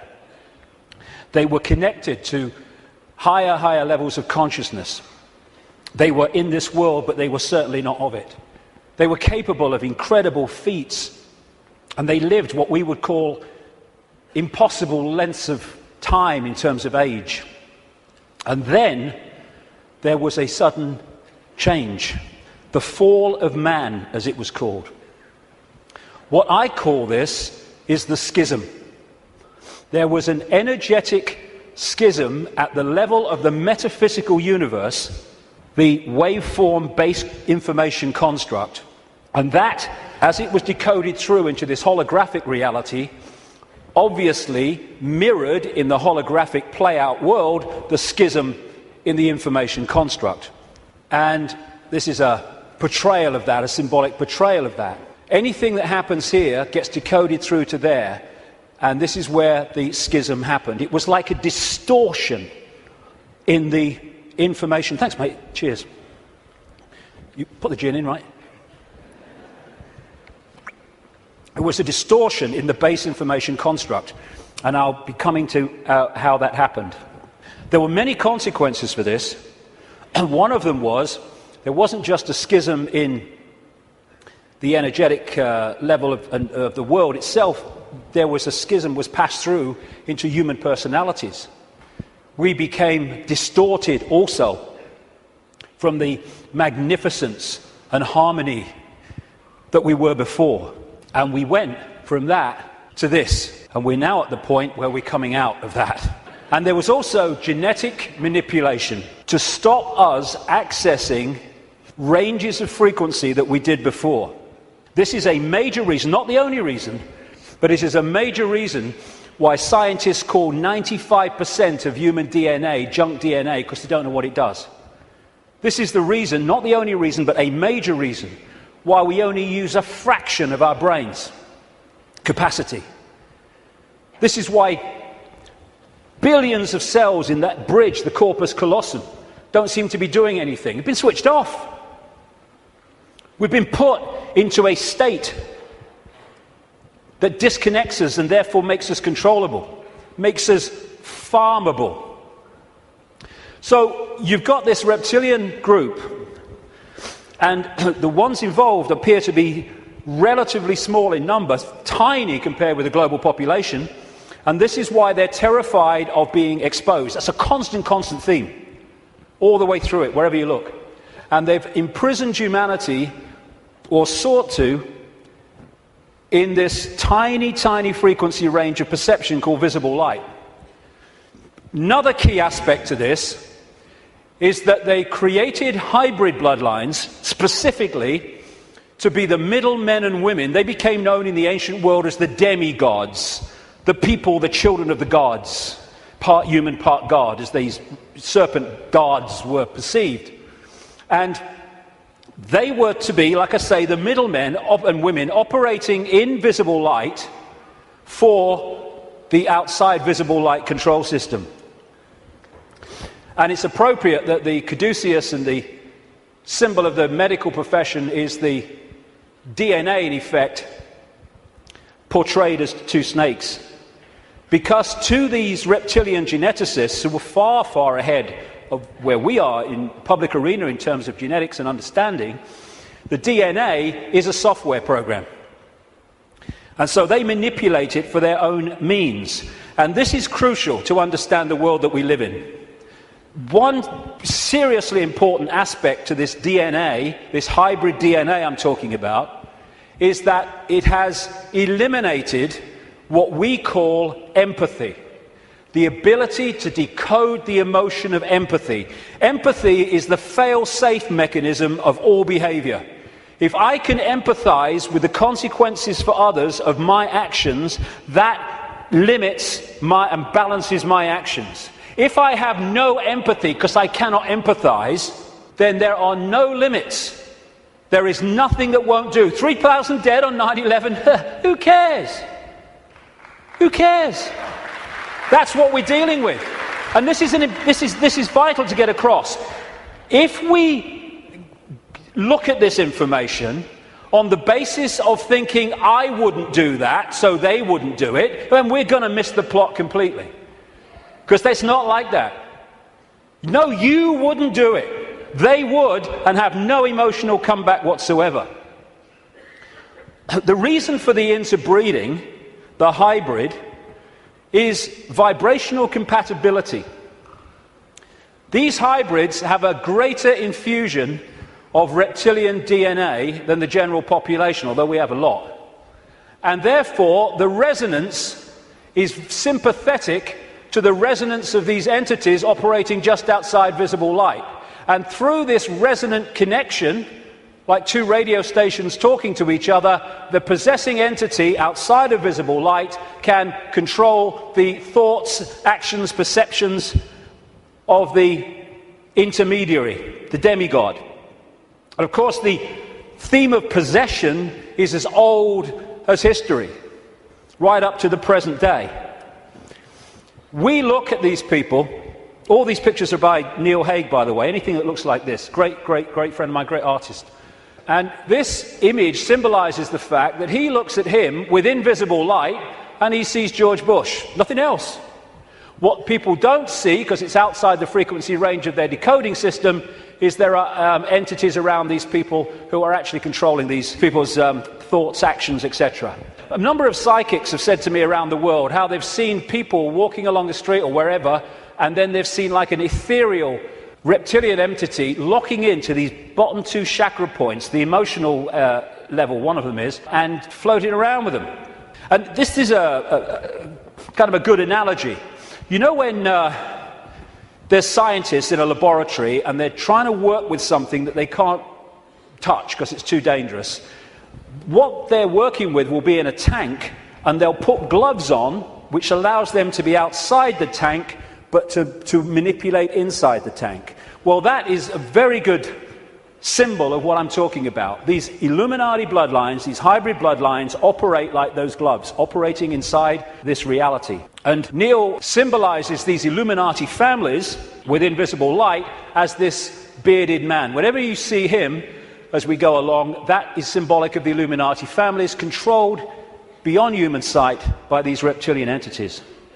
When the world started to recover from great geological catastrophes, which I'll come to in a second, there were areas of the world that stood out in terms of their abilities and potentials and advancement.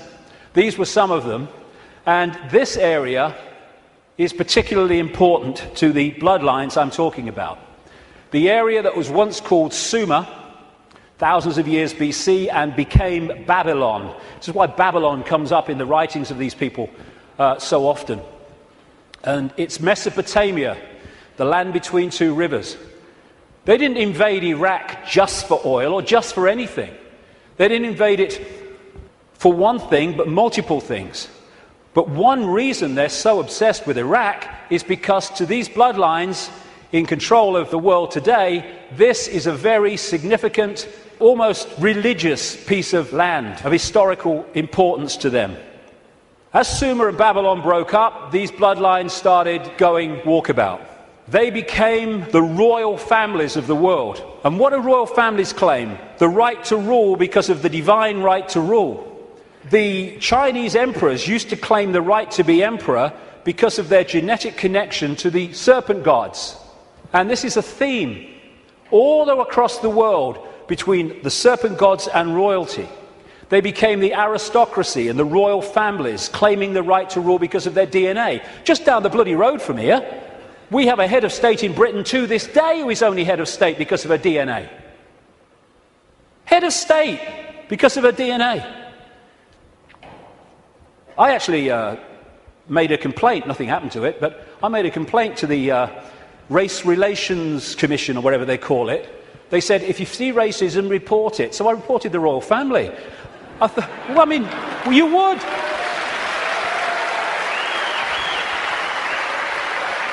You would. Because they go, racism, we must stop racism. All these bloody politicians go, well, get down to Buckingham Palace then. You're saying you can only be head of state, not only if you're bloody white, effectively, but if you only come from the same bloody family. Ridiculous. Anyway, it's always been and it still is. And so these aristocratic and royal families moved on. Eventually, when the people started to rebel against overt royal control dictatorship, these families, some of them stayed in the royal families overtly, and there's still some around, like ours. But these families moved into politics, into banking, into business, and became the dark suit, but they still perceive themselves as royalty, as special because of this genetic connection to the serpent gods.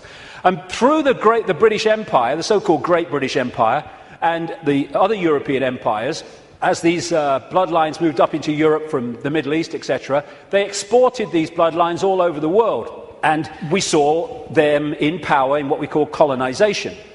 But there's two types of control. One has a finite life, one can go on forever until it's exposed. The one that has a finite life is a dictatorship that the people under dictatorship can see, touch and taste.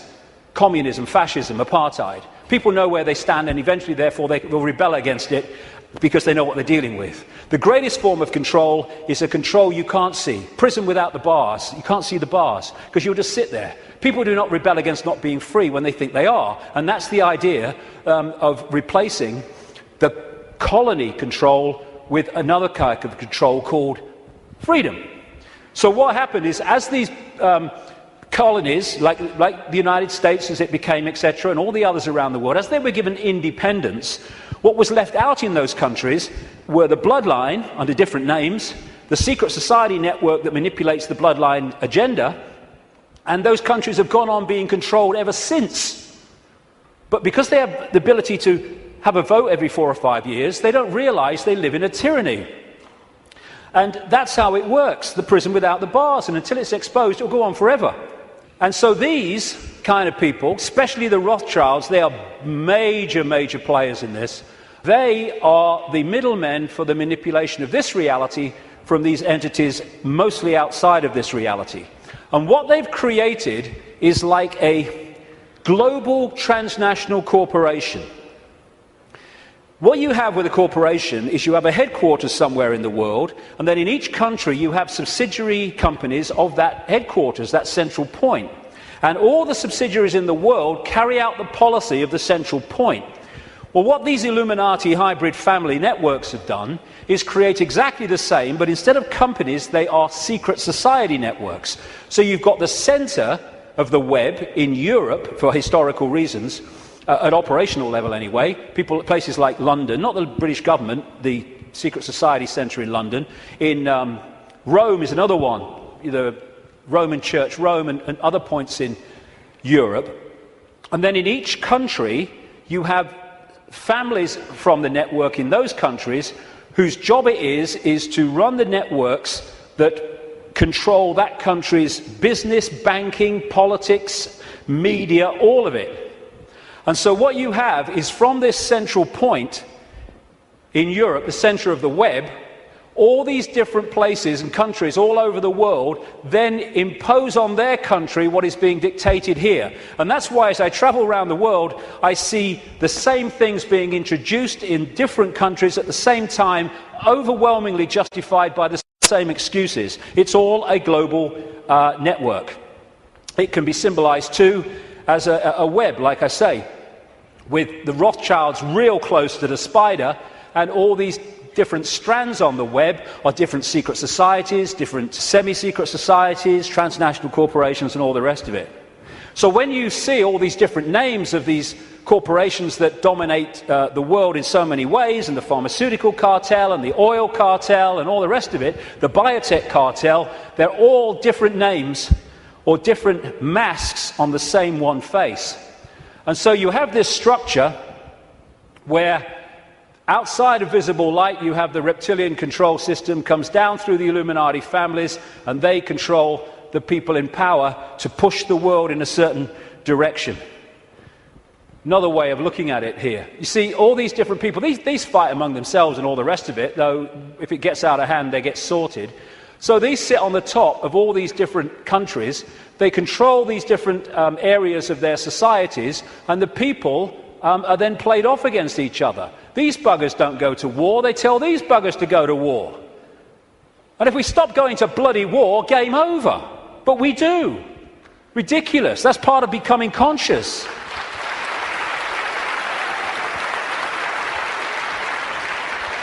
So these people are just pawns in a game, in a way, genetic pawns in a game. They're just kind of shells to play out this agenda with invisible light. I mean, some batches are better than others, of course.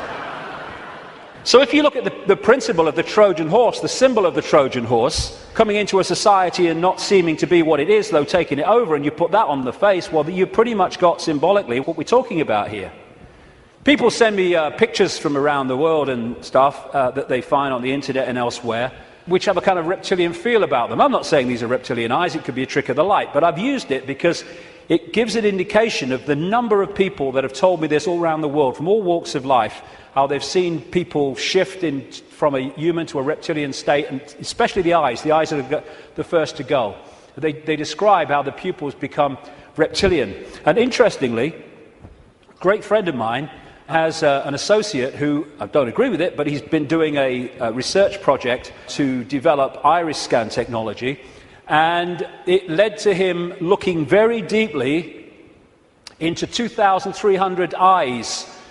And he said he knew nothing about what I'm saying, probably never heard of me. And he said to my friend, the amazing thing was that about 4% appeared to be of reptilian type and appearance. And that is a recurring number, in my research anyway. 5% seem to be of this hybrid nature. So these people are reptilian hybrid human reptilians. And you look at the eyes, but behind the eyes are something else. I had an experience with this guy, Ted Heath. He was Prime Minister of Britain from 1970 to 74, took us into the European Union as it became. And it's a long story, I've told it before, but he looked at me in a dressing room in a television station, and as he looked at me, this is what his eyes did. His eyes went completely black, everything. And as I looked into his eyes, it must have been like that for, I don't know, maybe a minute, 2 minutes. And as I looked into his eyes, I said at the time, it was like looking into two black holes, because you couldn't make eye contact because there was no contact. And it was like, as I know now, looking through him into this other dimension where he was really controlled from. This man, Ted Heath, oh my goodness me. My goodness me, the children that guy has tortured and killed. And I've been saying this since 1998 in print, and he was alive for many, many, many, many years after that. And nothing happened. Why? Because it's true. And so these people are like hiding behind human form. And hey, I rest my case. I rest my case.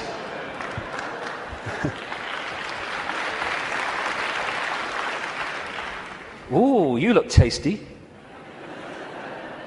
And this lack of empathy in this hybrid DNA explains why these guys do what they do. Now, when you open your mind, instead of saying, well, it's not possible, it's ridiculous, when you open your mind and say, okay, I'm not going to just accept this stuff, but I'm going to flow with it and see where it goes, you find that this stuff I'm talking about is absolutely in your face when you bring it from the subliminal to the conscious. The oldest form of religious worship in the world has been taken back 70,000 years to an area of the Kalahari Desert in South Africa, and it is worship of the serpent or worship of the snake. This man, Reverend John Bathurst Dean, wrote a book, a very, very good book, 1933, called Worship of the Serpent, in which he studied serpent worship around the world. This was his conclusion. It appears then that no nations were so geographically remote or so religiously discordant, but that one and only one superstitious characteristic was common to all, that the most civilized and the most barbarous bowed down with the same devotion to the same engrossing deity, and that this deity either was or was represented by the same sacred serpent. It appears also that in most, if not all, the civilized countries where this serpent was worshipped, some fable or tradition which involved its history, directly or indirectly, alluded to the fall of man in paradise, in which the serpent was concerned. What follows then, but that the most ancient account respecting the cause and nature of this seduction must be the one from which all the rest are derived, which represent the victorious serpent, victorious over man in a state of innocence, and subduing his soul in a state of sin, as he would call it as a reverend, into the most abject veneration and adoration of himself. Like I say, wherever you go, it comes up. You find obvious representations of the serpent gods. These were found in graves of the Ubaid people that preceded Sumer in what we now call Iraq. These were the Nagas, the shape-shifting reptilian people of Asia. The Druids used to worship a serpent god called Hu. If you play that word through, Hu-man becomes serpent man, appropriately. The Egyptians used to worship serpent gods and represent their pharaohs as a result of that in this way. You had the cobra coming from the headdress there. You had the cobra head gear itself representing the snake. You had the belly of the cobra. The cobra is a constant common symbol of this serpent race. In Central America, you had Quetzalcoatl, the feathered serpent god, and the Mayan version of it was Kukulkan in places like Chichen Itza. Of course, right across Asia, Japan, China, etc., the very most dominant symbol of that part of the world is the dragon, which comes from this worship of the serpent gods. Folklore is full of serpent stories and what have you. When I first met Credo Mutwa, a long time ago now, he contacted me when I was going around South Africa, the Zulu shaman, the official historian of the Zulu nation, because he'd read in a book called The Biggest Secret that I'd introduced this reptilian stuff for the first time, and he said, Mr. David, how do you know? How do you know about the Chitahuri? And I didn't know about the Chitahuri. Tell me. And he told me the story of African history where the Chitahuri, which translates as children of the serpent or children of the python, had taken over the world in the very same way that other parts of the ancient world described it. This is a painting that he did of one type of this Chitahuri from ancient and modern accounts. And he showed me this called the Necklace of the Mysteries. It says a necklace, it's very, very heavy, copper, and it goes on your shoulders. How he keeps it on his shoulders, I'll never know, it's so heavy. And he uses it as the historian of the Zulu nation, the symbols hanging from it, to tell the story of Africa and the world in general. And pride of place on the front is a non-human entity with a willy in come and get me mode and a human woman. And I said to him, what's all that about? And he said, this is symbolic of the interbreeding of the Chitahuri and humans to create these hybrid bloodlines, these children of the serpent. And then I asked him, oh, by the way, that's copper now, but in the original, and this Necklace of the Mysteries, by the way, is mentioned in accounts 500 years old, and Credo reckons it's about 1,000 years old, and it has a flying saucer on it, very clearly, a flying saucer hanging from it, which the storytelling says that's how the Chitahuri came here. Anyway, this is copper now, but it used to be gold. Someone stole it, and they couldn't afford to put gold back, and that takes us to North Africa and Egypt, and the base story of the Egyptian myths, and that's the golden penis of Osiris, which all relates into this golden bloodline, this special bloodline. And when I said to Credo, why is it not reptilian, he said, because the Chitahuri, and this is a theme I've found all over the place, the Chitahuri said you must not portray us as we really are. Some people did, most people didn't. They had to do it symbolically. So they made it absolutely, obviously not human, but not reptilian for fear of the consequences. And when I was writing the new book, Human Race, Get Off Your Knees, I came across a work in progress, I think it's finished now, by a man called Pierre Sabac. And he was producing a book called The Murder of Reality. And Pierre Sabac spent 7 years nearly pouring through dictionaries. He's crazy about words and derivatives, pouring through dictionaries and what have you, all these different peoples and different languages and different eras. And he put together the fact that the language, the very language, if you follow the derivatives back from the language we use now and their origins, where the words came from, tell the story of this reptilian serpent god race taking over humanity, and also how they used to symbolize this race for reasons I've just said, not as they really were, but as eagles, as hawks, as owls, as angels. If you take the word angel back to its origin, in Sabac's research, you get a word meaning snake or serpent. And so we have the eagle on so many countries' flags and logos, including the United States most famously. You have the owls, invariably with the goddess of Babylon, Semiramis or Ishtar. You have the story of the angels, especially the theme of the fallen angels, representing this reptilian race and interbreeding with humanity. And you have Horus, the son of God of Egypt, the virgin-born son, represented as a hawk, again with the reptilian imagery. This seraphim, one of the hierarchy of angels in Christian and Hebrew Jewish belief, seraphim word means snake or serpent, if you take it back to its origin.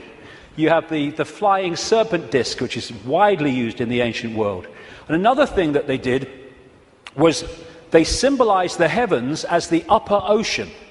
We have the ocean that we have, obviously, and then you had the upper ocean, which was the heavens. And so they talked about the gods and the serpent gods coming in their heavenly boats through the upper ocean. And so you have a lot of marine symbolism, which doesn't relate to the sea, it relates to the upper ocean.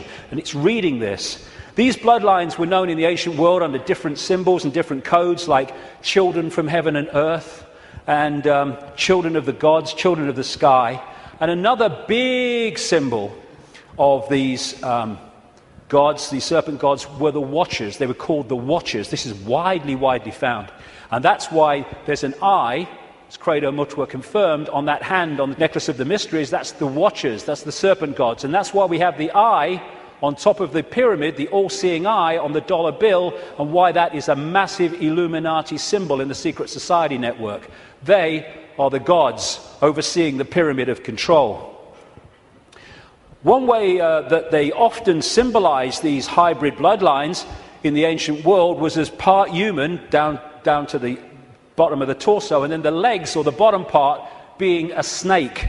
You come across this a great deal when you research this stuff. This is all symbolic of this half-human, half-snake symbolism. Over and over and over again you see it. And the cobra, like I say, is very much a common symbol of these serpent gods, as is fighting the serpent gods and battles with them. Even the word Messiah comes from Mesa, the Nile crocodile, which they used the oil from the Nile crocodile to anoint the pharaohs. And even today in the British coronation ceremony, they symbolize that as part of our own ceremony appropriately. In the Bible, the devil is symbolized or described in reptilian terms. The old serpent called the devil and Satan, who deceiveth the whole world. He was cast out into the earth, and his angels were cast out with him. Fallen angels, again, the recurring theme. All these folk tales about kissing frogs and turning into princes, and invariably you get reptilian themes, all part of the same story. And people send me images from all over the world as a result of the information I put out. It's amazing how many times you see the symbol of reptile and humans, or part human, part reptile. Or overseeing the gargoyles in the palaces and castles and churches of this elite are symbolic of that. And of course, over the last, 20 years or so, there's been a massive reptilian symbolism in children's stories and children's entertainment.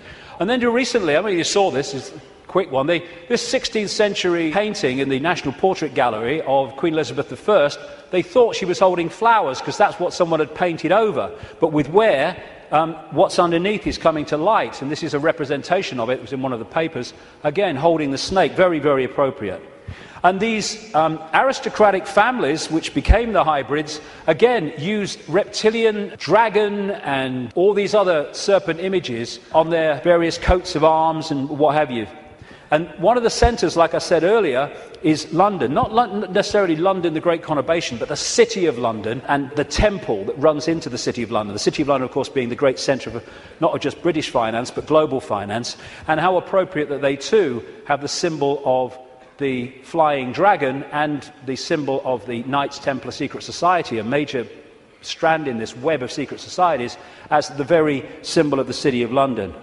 You pass these as you go into the city, of course. Another theme you find with images around the world is of serpents eating humans. And not nice, it isn't, of course, but they do eat humans. When these reptilians come into visible light, they use humans as their food, like humans use animals, cattle, sheep. And then you'll see the recurring theme all over the world. This is in Central America, the Mayan area. This is a painting by Credo Mutua from South African myths of the serpent gods, the Chitauri, eating humans. And this is Alfa Romeo. What's he doing there? What's he bloody doing there? Same thing. And in the garden of one of the palaces, or whatever you call them, mansions of Silvio Berlusconi in Italy, the leader and one of the world's most corrupt men, is, again, the same image. And outside of visible light, they feed off human energy, human emotion, especially, only low vibrational emotion, because that's all they can really access. And so they have to keep humans in a state of mental and emotional suppression so that we keep feeding out this energy, which they then absorb. And that will become relevant in the next section when I get into why paedophilia is so widespread among this elite. Because energy changes with the emotions we give out. When we give out love, it's a certain wavelength. When we give out hate, it's a very different wavelength. And the friend of mine in Japan became very well known for taking water, name's Mr. Emoto, taking water, putting it in a container, and then he'll put words of love or hate or whatever on the side of it, because when you write a word, that word may seem in the decoded realm as a word you can see and read, but in the vibrational realm, it represents a vibration. If you could see the vibration of writing the word hate to writing the word love, it would be dramatic. In fact, you're looking at it. Because what happens is, after he's put the word on the side of the water, he then freezes the water really, really fast. I've seen his laboratory where he does it. And then he photographs the crystals. This is the crystal from a water that had love and appreciation written on it. This is the crystal that had hate written on the side of the water. And he's done whole books about this stuff with all these pictures in it. And this is the energy that these entities absorb when they're outside of visible light, which is most of the time. And therefore, they have to keep us in a state that keeps producing that. All this vampire stuff, because they drink human blood with invisible light because it carries the human genetic code and allows them to hold their vibrational compatibility with this reality for longer before they have to get the hell out of it. That's why they drink so much blood. And then there's this thing about shape-shifting, where, I've had a lot of, laughter and ridicule, so what's bloody new about this? And people say, well, you can't go from a solid body to a solid body and back again. And I'm saying, do you know? I agree with you. Of course you can't. But that's not what's happening, because there is no solid body. It's all happening as a decoding system. There is no solidity. So what shape-shifting is you have a situation like this, and the front dominating from our perception of observation energy field is the human one. So we look at George Bush or somebody, and we see a human. But sometimes, especially at times of high emotion, this shift can happen where the reptilian field comes forward. And as it does so, becomes the dominant one, often briefly, the observer now starts decoding that. And then it shifts back, and you start decoding this. And to the observer, decoding that shift, creating the holographic reality in their head, which is where everything happens, to their observation, someone's gone from a human to a reptilian, and then back to human again. It's not, of course, shifting solidity. She's a hologram like we're all holograms, and they can shift. This is where shape-shifting happens, what we call physical shape-shifting, illusory, in our heads. So the road to tyranny began when these reptilians arrived. Before that, like I say, the world was very different. The golden age, the time when humans were just extraordinary before the suppression. And then came this energetic schism, this distortion in the information construct, which got played out into the holographic world as, on one level, as massive geological events, with volcanoes and storms and what have you, and of course symbolized by Noah and the Great Flood, though there have been many of these, not just one. And Noah is simply a biblical version of much, much older stories that tell exactly the same story of how the earth turned over, how there was a massive flood, tidal waves, what we would call today tsunamis, how there were great geological catastrophes and upheavals, and basically the world was, certainly the society that went before, was destroyed. It was a blank sheet of paper. And in this distortion, humans lost the power of the connection they had to higher levels of awareness. And this happened. We went from being part of the field, knowingly so, and to being taken over and suppressed by this reptilian race. Because once the blank sheet of paper was created by the geological catastrophe, and why that happened I'll come to not very long from now, the earth started to settle down, and when it settled down, then everything started to be rebuilt, but in a very, very different, much lower level than it was before. And there was the genetic manipulation too. And in China, unlike most other countries, you can't access vast tracts of the internet because the computer system has been firewalled off to stop Chinese people accessing that area of the internet that the authorities don't want them to see. What happened as a part of this intervention, I kind of mentioned it a little earlier, is that human genetics were manipulated to do exactly the same to us, to firewall off us from the level of reality that we could access before.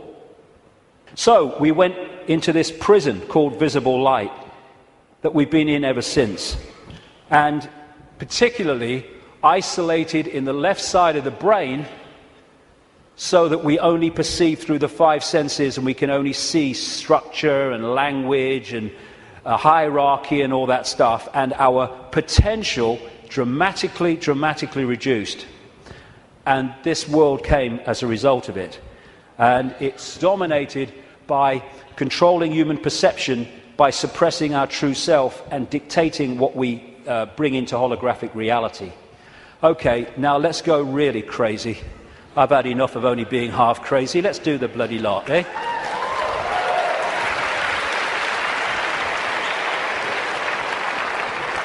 What I want to say before I go into this is this. One of the most profound ways that people are controlled is to limit their sense of possibility. Your sense of possibility becomes your sense of what is possible. Now that's an obvious thing and it's a truism, but often we miss what's in front of our eyes. In other words, if you can program a sense of what's possible and make it narrow and incredibly limited, then when people come along and say this is going on, these people say you're bloody mad, that's not possible. It's like, no, you don't believe it's possible.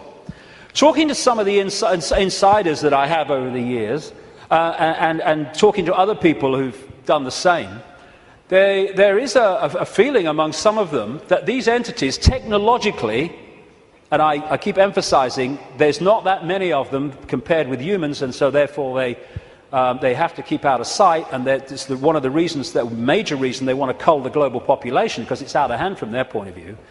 Well, stick around, it's going to be out of hand a bit more very soon. But they reckon, some of them, that this technology that these people are working with, these entities are working with, is like 10,000 years ahead of where we are. But that's a bit of a misnomer, because there's a line, like a Rubicon, of awareness of how reality works. And when you're this side of it, you are in a state of tremendous limitation. But once you cross it, and by realizing the nature of reality that I've been talking about today, suddenly you can move very fast in terms of your ability and your potential and all the rest of it. But while we're here, they reckon we're there about 10,000 years ahead. So we're dealing not with what we can do, but with what very advanced technological entities will do. Not spiritually advanced, intellectually, technologically advanced. What happened was that I was writing this latest book, and I sat down one morning. I've had one or two thoughts about this before, but they've come and gone. But I sat down one morning at the computer to start writing, and it was like, I've had this so many times in my life, in the last 20 years. It was like an energy field descends upon me, and suddenly I just knew the moon was not what it seems to be. It wasn't the heavenly body, the natural phenomenon that we believe that it is. And from that moment, information started to come to me in the five-sense world, pointing to exactly that. Again, we come back to that line 20 years ago. Knowledge will be put into his mind, and at other times he will be led to knowledge. This combination has been constantly repeating, and it gets more and more powerful. First I get an insight out of nowhere. The moon's not real. Where's that come from? And then suddenly it starts. I went on the internet, and within 2-3 minutes, I was expecting to find nothing. I just put on a few words indicating the moon's not real in the sense that we think it is. And bingo, within 2-3 minutes or less, I'd found this book, Who Built the Moon, by two researchers who've written other books. One of them an investigation into Freemasonry. And this book details the extraordinary anomalies relating to the moon. And they came to the conclusion, and I absolutely bloody agree with them, and a bit more than that too, as I'll come to later, that this is what we're looking at.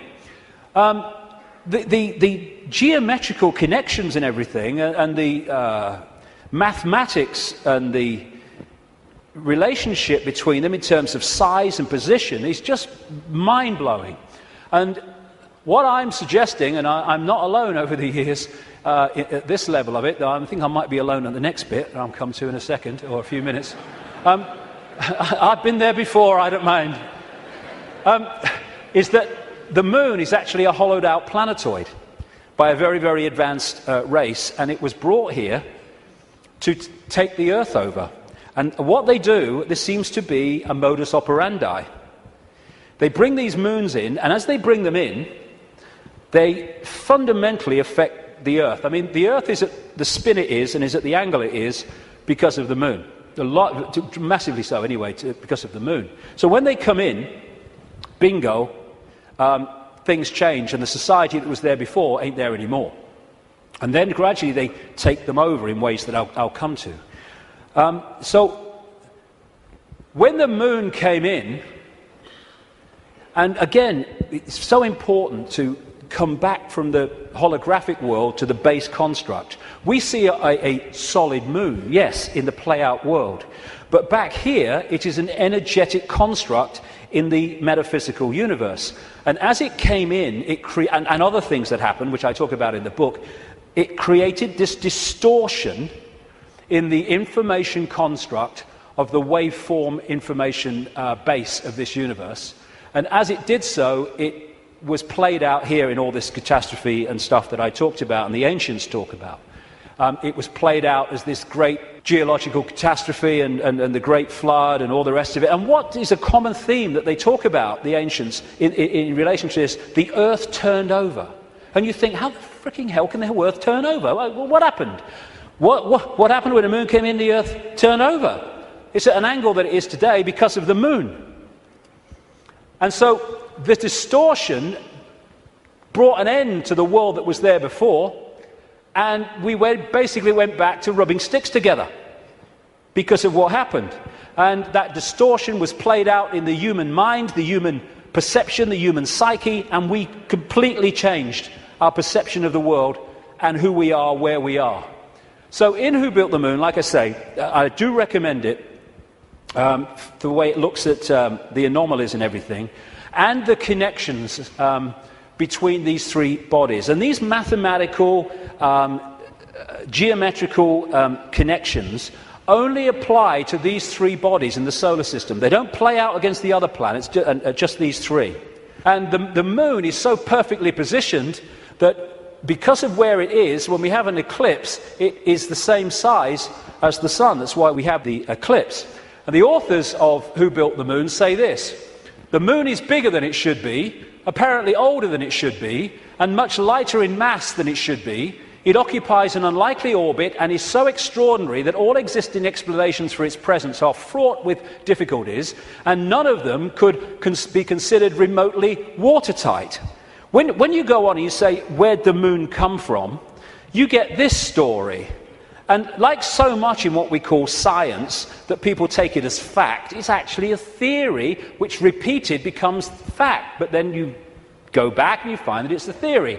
And the first one is the moon was created by what's known as the whack theory, or the big whack theory.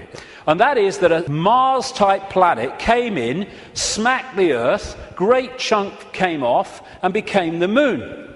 When the physics of that didn't work out, they came up with the double whack theory, where the Mars-type planet hit the Earth, bit comes off or whatever, and then the Mars-type planet thinks, well, I'll give him one with the right, I'll give you one with the left, comes back and whacks it again, the old 1-2. Talk about bloody desperate. And the truth is, and honest scientists will tell you, they have no bloody clue where the moon come from, and it shouldn't, by physics, be there. This guy, Isaac Asimov, a Russian professor of biochemistry, did a lot of writing on this sort of stuff, and he said this, quite rightly: we cannot help but come to the conclusion that the moon by rights ought not to be there. The fact that it is one of those strokes of luck almost too good to accept. Small planets such as Earth with weak gravitational fields might well lack satellites. In general then, when a planet does have satellites, those satellites are much smaller than the planet itself. Therefore, even if the Earth has a satellite, there would be every reason to suspect that at best it would be a tiny world, perhaps 30 miles in diameter. But that is not so.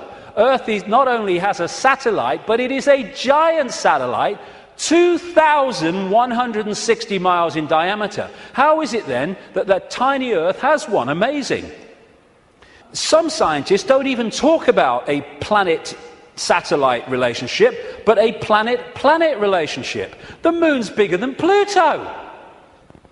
The best explanation for the moon is observational error. The moon doesn't exist, that scientist said. Another one from NASA: it seems easier to explain the non-existence of the moon than its existence. And then we get the hollow moon. This is what I'm saying, and others have said, is that it's a hollowed out planetoid. In November 1969, the moon was hit by a lunar module to the equivalent of 1 ton of TNT. The shock waves built up, and NASA scientists said the moon rang like a bell. Maurice Ewing, a co-director of the seismic experiment, told the news conference, "As for the meaning of it, I'd rather not make an interpretation right now, but it is as though someone had struck a bell, say in the belfry of a church, a single blow, and found that the reverberation from it continued for 30 minutes. It got a bigger smack eventually, which I'll come to. Frank Press from the Massachusetts Institute of Technology, MIT, said that for a rather small impact to produce an effect that lasted for 30 minutes was quite beyond the range of our experience. This is a guy called Gordon MacDonald. He said in the early 1960s, it would seem that the moon is more like a hollow than a homogeneous sphere. And this guy from MIT said the lunar orbiter experiments had vastly improved knowledge of the moon's gravitational field and indicated the frightening possibility that the moon might be hollow. Now we'll come to this bigger whack. A launch vehicle struck the moon with the equivalent of 11 tons of TNT, and NASA scientists said the moon reacted like a gong and continued to vibrate for 3 hours and 20 minutes to a depth of up to 25 miles. Ken Johnson, a supervisor of the Data and Photo Control Department during the Apollo missions, told Who Built the Moon author Alan Butler that the moon not only rang like a bell, but the whole moon wobbled in such a precise way that it was almost as though it had gigantic hydraulic damper struts inside it. These two Russian scientists from the Soviet Academy of Scientists wrote an article in 1970 in Sputnik magazine in Russia, headed, "Is the Moon the Creation of an Alien Intelligence?" And all these years later, it indicates to the fact that they were right. What they point out, and others point out, is the outer surface of the Moon is extremely hard and contains minerals like titanium. Moon rocks have been found to contain processed metals, including brass and mica, and the elements uranium-236 and neptunium-237 that have never been found to occur naturally. Uranium-236 is a long-lived radioactive nuclear waste and is found in spent nuclear fuel and reprocessed uranium. Neptunium-237 is a radioactive metallic element and a byproduct of nuclear reactors and the production of plutonium. Some lunar rocks have been found to contain 10 times more titanium than titanium-rich rocks on Earth. Titanium is used in supersonic jets, deep-diving submarines and spacecraft. Dr. Harold Urey, the winner of the Nobel Prize for Chemistry, said he was terribly puzzled by the rocks from the moon and in particular their titanium content. He said the samples were mind-blowers and that he could not account for the titanium. The two Russian scientists said in their article, if a material had to be devised to protect a giant artificial satellite from the unfavourable effects of temperature from the cosmic radiation and meteorite bombardment, the experts would probably have hit upon precisely these refractory metals. Refractory metals are incredibly resistant to heat and wear. In that case, is it not clear why lunar rock is such an extraordinarily poor heat conductor, a factor which so amazed the astronauts? Wasn't that what the designers of this super Sputnik of the Earth were after? From the engineer's point of view, this spaceship of ages long past, which we call the Moon, is superbly constructed. They say it's a hollowed-out planetoid, and they say if you're going to launch an artificial Sputnik, then it is advisable to make it hollow. At the same time, it would be naive to imagine that anyone capable of such a tremendous space project would be satisfied simply with some kind of giant empty chunk hurled into a near-Earth trajectory. It is more likely that what we have here is a very ancient spaceship, the interior of which was filled with fuel for the engines and materials and appliances for repair work, navigation instruments, observation equipment, and all manner of machinery. In other words, everything necessary to enable this caravel of the universe to serve as a Noah's Ark, appropriate, of intelligence, perhaps even as the home of a whole civilization, envisaging a prolonged thousands of millions of years existence and long wanderings through space, thousands of millions of miles. Naturally, the hull of such a spaceship must be super tough in order to stand up to the blows of meteorites and sharp fluctuations between extreme heat and extreme cold. Probably the shell is a double-layered affair. The basis is a dark armouring of about 20 miles in thickness, and outside of it some kind of more loosely packed covering, a thinner layer averaging about 3 miles. In certain areas where the lunar seas and craters are, the upper layer is quite thin, in some cases non-existent. And as this scientist said, the Moon is made inside out. In other words, what's on the outside should really be on the inside, and that supports the idea of a hollowed-out planetoid. So, when I started to put this together, and there's a lot more of this in the new book, I then called the oracle in South Africa, Crater Mutwa, and I found Zulu legends to be incredibly accurate with their symbolism. And this is the thing, symbolism. You get these anthropologists and people, they go around and they look at these shamans and these ancient stories, and they take the blooming things literally. Now, like I said earlier, we now have the tools which make it easier for us because technology is mirroring reality, therefore we have the analogies. When these ancient stories were put together, they didn't have that. They had to try to get their point across in simple ways that people of that time could relate to. So they used symbolism. So when I read around Crater Mutwa, I didn't tell him anything that I'd put together or come across or thought. I just said to him, can you tell me any Zulu legends about the Moon? And he said, yes, we consider the Moon to be an egg. Now, when you take that literally, you say, the Moon's an egg, the anthropologists, the primitive people you know. But no, they symbolize it as an egg for a reason. And this is what he said. The legends, the Zulu legends, say that the Moon was brought here hundreds of generations ago by two brothers, Wawani and Umpanku, who were the leaders of the Chitahuri. They were known as the Water Brothers and had, quote, scaly skin like a fish. Now, this story relates almost exactly to the stories found on ancient clay tablets in what is now Iraq, Sumerian accounts of the Anunnaki, a non-human race, I would say reptilian race, that came to the earth in the same way that other parts of the world, in the ancient world, talk about. And the Anunnaki, according to these accounts, were led by two brothers called Enki and Enlil. And at least one of them, Enki, was symbolized under another name too as in relation to water, exactly the same as this. Zulu legends tell of how Wawani and Umpanku stole the Moon in the form of an egg, and this is why they symbolize an egg, not because they're primitive, from the great fire dragon and emptied out the yolk until it was hollow. They then rolled the Moon across the sky to the Earth and caused cataclysmic events on this planet. Zulu legends also say that the Chitauri threatened to move the moon if humans didn't do what they said because of the devastation that would cause. What the two scientists said about this 2-3 mile outer kind of protection, followed by a 20-mile impregnable layer, explains one of the anomalies of the moon, which the craters are pretty much of universal depth. Even though the scale of the impact and the size of the crater can be massively different, the depth is about the same, really, within a very short ratio. And that's, the scientists say, because it goes into the outer layer, the kind of buffer, but it can't go further than this inner protection layer that is impregnable. This guy, Don Wilson, wrote a book in the 70s called Our Mysterious Spaceship Moon.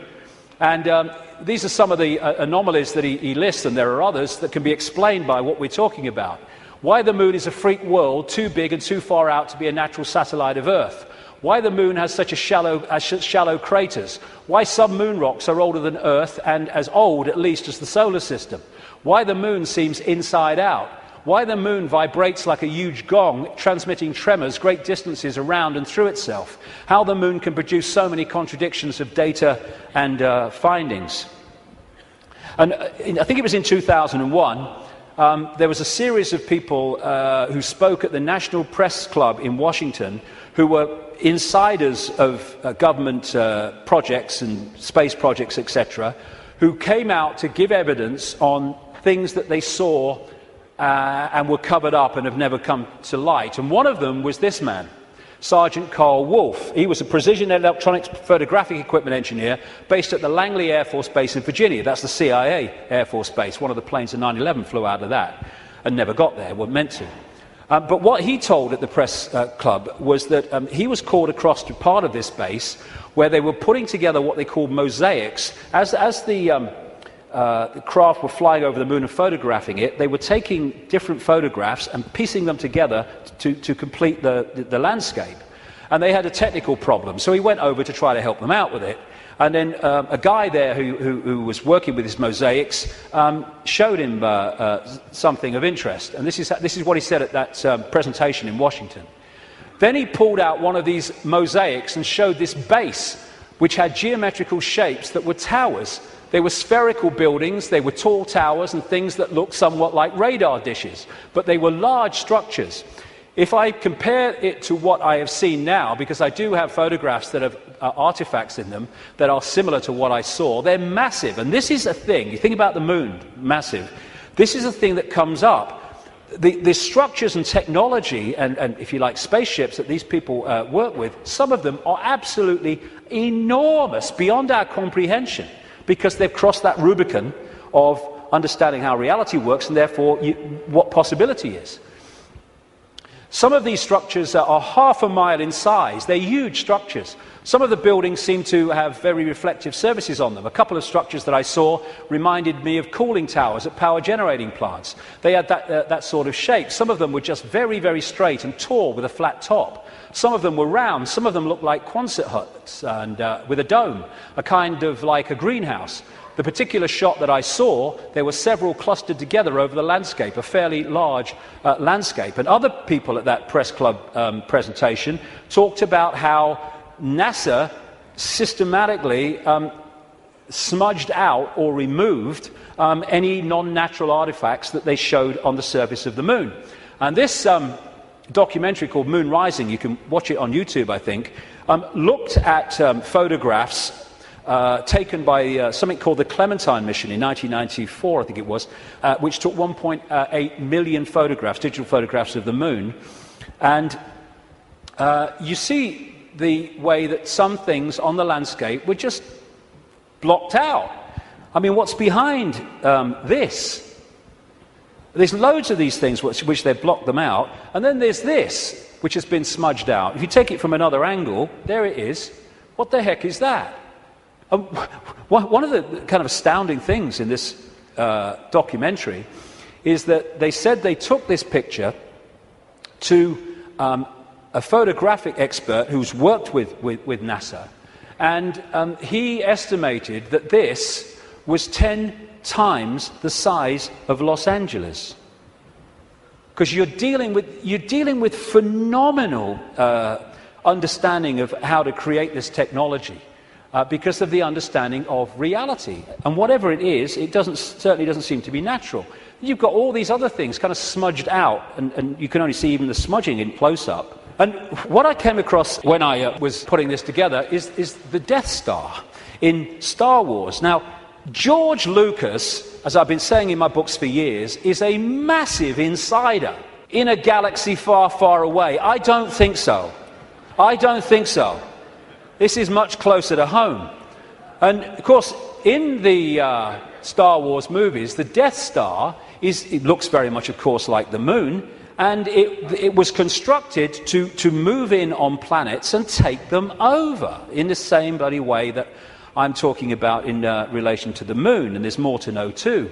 In many ways, this is so symbolic of what we're looking at here, and that's no accident with George Lucas involved. And interestingly, this is Mimas, a genuine moon of Saturn, and there's the Death Star. I found that quite interesting when you put them together. Anyway, there was also talk, and more recently there's been further talk in the last few weeks, that one of the moons of Mars, Phobos, is a hollowed-out asteroid. This guy said a long time ago, in '63, chief of applied mathematics at NASA, that Phobos might be a colossal base orbiting Mars, and like I say, that's come back into the debate that it could be. And again, one of the Star Trek episodes was about a hollowed-out planetoid that became, in effect, a spacecraft, a world, and inside it. And so much of this science fiction that puts this stuff in our face as fiction ain't fiction at all. They're getting it from fact. So, like I say, there's not just incredible synchronicity in mathematics and size and position between these three bodies, but as the authors of Who Built the Moon point out, there's great synchronicity between things like Stonehenge and other megalithic structures and these three bodies, particularly the moon. And one of the things they point out is that the measurement, which a guy called Alexander Thom came up with, an engineer who studied all these sites in Britain and Europe, like Stonehenge, called the megalithic yard, which is a kind of a certain length. And he said that all these major, especially Stonehenge and things like that, broke down into these megalithic yard mathematics. And what the authors of this book are saying is that the moon breaks down to the same mathematics. This is what they say. This all seemed very odd. The megalithic structures that were built across Western Europe were frequently used to observe the movements of the sun and the moon. But how could the unit of measure upon which these structures were based be so beautifully integer to the circumference of these bodies as well as the Earth? Well, maybe because those that built Stonehenge and these megalithic structures in the ancient world, some of which we'd struggle to build now, were also those controlling the moon. And okay, this could be controversial, but, you know, I've been known to be. I think that these structures were put there to suppress the Earth's energy grid for reasons I'll come to in a moment, because we are interacting with this energy field all the time. And how do you control all the fish at once? You control the sea they're swimming in. And the way to control humanity and suppress humanity is to suppress the energy field and the energy and information available in that field that we can access. And these fantastic structures were not done by humans alone, let's say that. Now this is where I am probably alone for the moment. I don't think I will be forever, but there you go. When I was, I do this more in detail in the book, but I'm trying to connect dots here. What I came across when I was putting all this together, again, was something I've termed the moon matrix. The first section today is absolutely crucial to understanding how this can work. The moon matrix is a broadcast frequency coming from the moon, which has, in effect, hacked in to the human body computer and to the virtual reality universe in general, and has created a sub-reality within the wider virtual reality. Because, I keep saying it, but it's important. We see the moon as physical, but actually its base construct, like everything else in this reality, is waveform information. And I would say, and of course I think this is going to become more obvious as the years pass, I would say the moon is actually not just what we've talked about so far, but it's an interdimensional portal through which entities and energies can come out of one reality through into this one. It's their means of entry. Its position, so perfect, as you'll see if you read not just my new book, but Who Built the Moon. Its position in relation to the moon and the sun is so perfect because that has an effect on creating this sub-reality. I'm saying that this frequency is broadcast from the moon and has created a sub-reality which we are constantly decoding, and that the genetic manipulation of humanity, so widely described by the ancients, was to take this body computer and tune it in, connect it to this frequency range I'm calling the moon matrix. This is Neil Haig's concept of moonopoly. This is the world, the structure that we are experiencing. This box, recurring, round and round, limited world.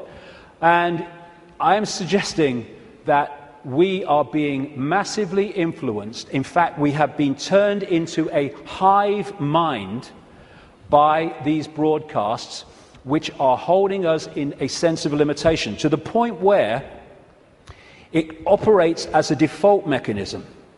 Soon as you start to awaken, if you don't keep it going and stick with it, then you'll default back, because the pressure of this moon matrix is pushing us into this tiny sense of limitation. So what virtual realities do is they basically hijack the five senses and get them to decode the information in the computer game and take it into reality. I'm saying that this moon matrix has done exactly the same, and it is part of the modus operandi of how planets are taken over in this way. Our five senses have been locked into something else, and we're decoding a fake reality. Basically, we are connected to this symbolically, which is a hive mind, which is why we are so herd-like when we weren't before. And if people are going, "Whoa, okay, what?" Just stick with me, because the layers will go on. What I've been talking about today is the fact that this base vibration from the black holes goes through this cycle, and it elicits different information in the form of photons from the suns, which we decode, and the reality changes. We go through different epochs. What I'm saying is that this moon matrix has hacked in to that photon energy stream and has done what the Chinese authorities have done to the computer system in China. They have stopped us accessing vast amounts of the virtual reality universe that we used to before. Now, if anyone thinks this is fantastic, that we could see things that aren't really there and not see things that aren't there, this is a new scientist. America has just switched from analog to digital television. In the short time of about a year that the analog frequencies are not being accessed because they're going to be filled up by other things like mobile phones, suddenly, for the first time, scientists can see and connect with radio waves from galaxies they couldn't before. Why couldn't they do it before? Because we were watching the flipping telly. Prior to the switchover in America, naturally occurring radio waves at frequencies between 700 and 800 megahertz were obscured by analog TV signals, preventing astronomers from investigating the universe using this band. The freeing up of this bandwidth is a once-in-a-lifetime opportunity to see galaxies in this range. Now, you imagine what is capable by this high technology in blocking frequencies so we can't perceive what's there and we perceive things that aren't there. That's what this is doing, I suggest. And I'll add more detail as we go along. In effect, we're operating within a bubble, a virtual reality bubble, within the wider virtual reality universe. And it's connecting in through our crystalline receiver transmission system, same with the Earth, and creating this situation where we are decoding a world that may even not be there, who knows, but certainly is different to the world we think it is. And we go back to this more accurately now. The matrix, I would say the moon matrix, is everywhere. It is all around us, even now in this very room. You can see it when you look out of your window and you turn on your television. You can feel it when you go to work, when you go to church, when you pay your taxes. It is the world that has been pulled over your eyes to blind you from the truth. What truth? You are a slave, Neo. Like everyone else, you were born into bondage, born into a prison. You cannot smell, taste, or touch. A prison for your mind. I would say that prison for your mind is the moon matrix, which has put us in a vibrational prison that we can only break out of by becoming conscious and therefore vibrating beyond the walls of the moon matrix, which is a frequency range. And if we're not held in that frequency range, that's why society is structured as it is, with its stress and its fear and its war and its conflict, then we start to break out of its perception prison and we start to say, bloody hell, why didn't I see this before? Because you were there, constantly decoding this thing. Now, like I was just saying, never mind what I've just said about some moon matrix, never mind that. Even by its very position, the moon is fundamentally affecting human behavior and human perception. Because the moon is affecting the Earth tilt, the Earth spin, affecting the Earth oceans, therefore it's affecting us. We're 60-70% water, we must be affected by it. And also, and here we come back to the importance of the first section today, it's also fundamentally affecting the endocrine system, which connects us to the chakra system, which connects us to out there, part of which is the third eye. It affects the hormones that we secrete, which fundamentally affect human behavior, human health, human perception. Not with any matrix, just by being there. And it fundamentally affects this, the pituitary and the pineal gland that give us the sixth sense ability to see beyond the five senses. And what it has done, it has shut down, in so many people, on purpose, the third eye, which in our previous pre-domination mode, we used to perceive vast areas of reality beyond which we can now. Moonth comes from moon. The moon, of course, as it goes around, fundamentally affects our perception of time. We have moonths because of the moon. It's a monarchy. It's a hybrid monarchy. And one of the major ways they control us, seems to be a modus operandi again, is money. Controlled by the Rothschilds. Now, I saw a film some years ago called They Live. It was a B-movie, and it was not just produced and directed, he wrote the music, every bloody thing, by a guy called John Carpenter.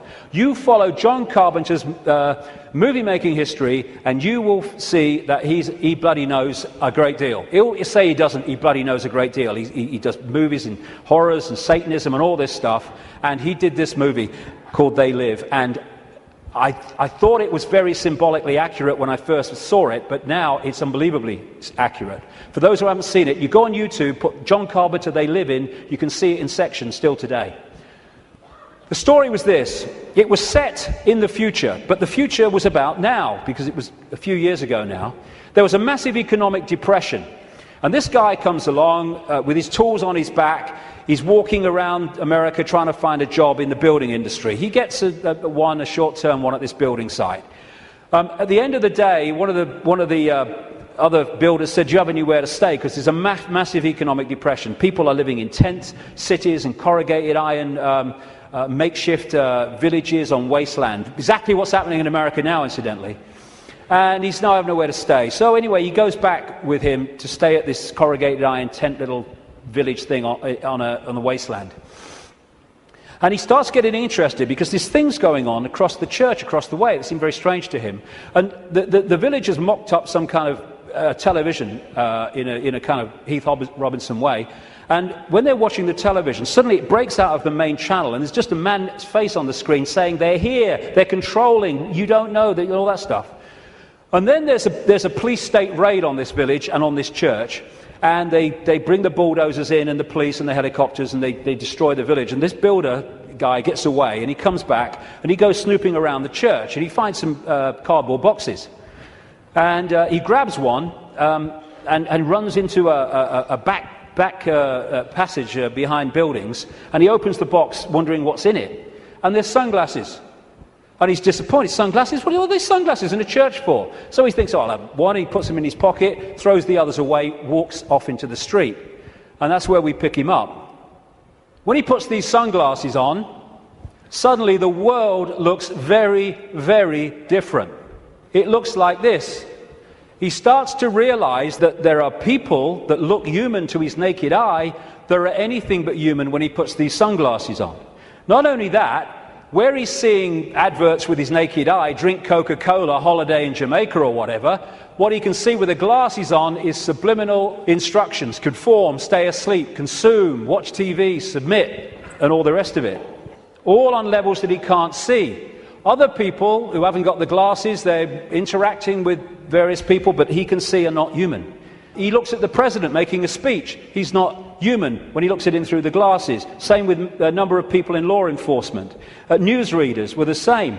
And where it goes is that at the end of the movie they realize that the reason that people cannot see without the glasses, what he can see, is because there is a frequency being transmitted from the top of a television tower which is preventing the population seeing what they would normally see if that frequency wasn't being broadcast.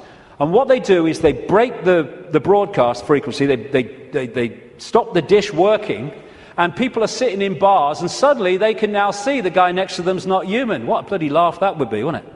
And there's people out having sex and then realizing, hey, I didn't really come home with you.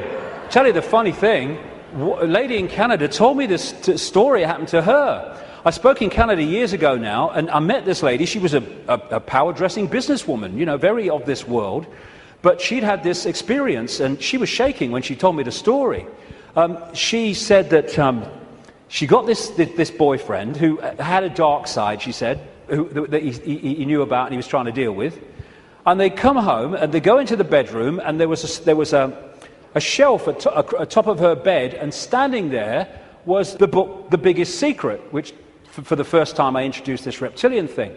He then goes crazy, she said, when he sees the book. And he got her to throw it away. Oh, what are you reading that rubbish for? And all that stuff. Mind you, he's not alone in that. And then they start having sex. And he's kind of on top of her. And she said, I had my hand on the bottom of his back. And suddenly he started getting very, very violent. And I started getting frightened. And she said, then my hand was pushed back. And she said, I looked over his shoulder. And my hand had been pushed back by a tail. He sprouted a tail. She said, I screamed, threw him off. And for a second or two in front of me, he was totally reptilian, and then morphed back to human and ran out of the house, never seen him again. But these bizarre stories that are bizarre to our reality, I've been told all over the world by people from all different walks of life, people in the Swiss banking system and all that stuff, all different kinds of people.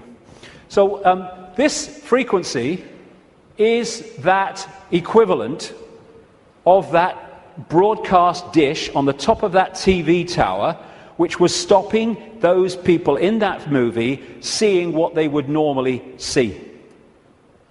Now, when we bring this down into the reptilian world, well, it gets interesting, because we live in a society that is an expression of the reptilian brain.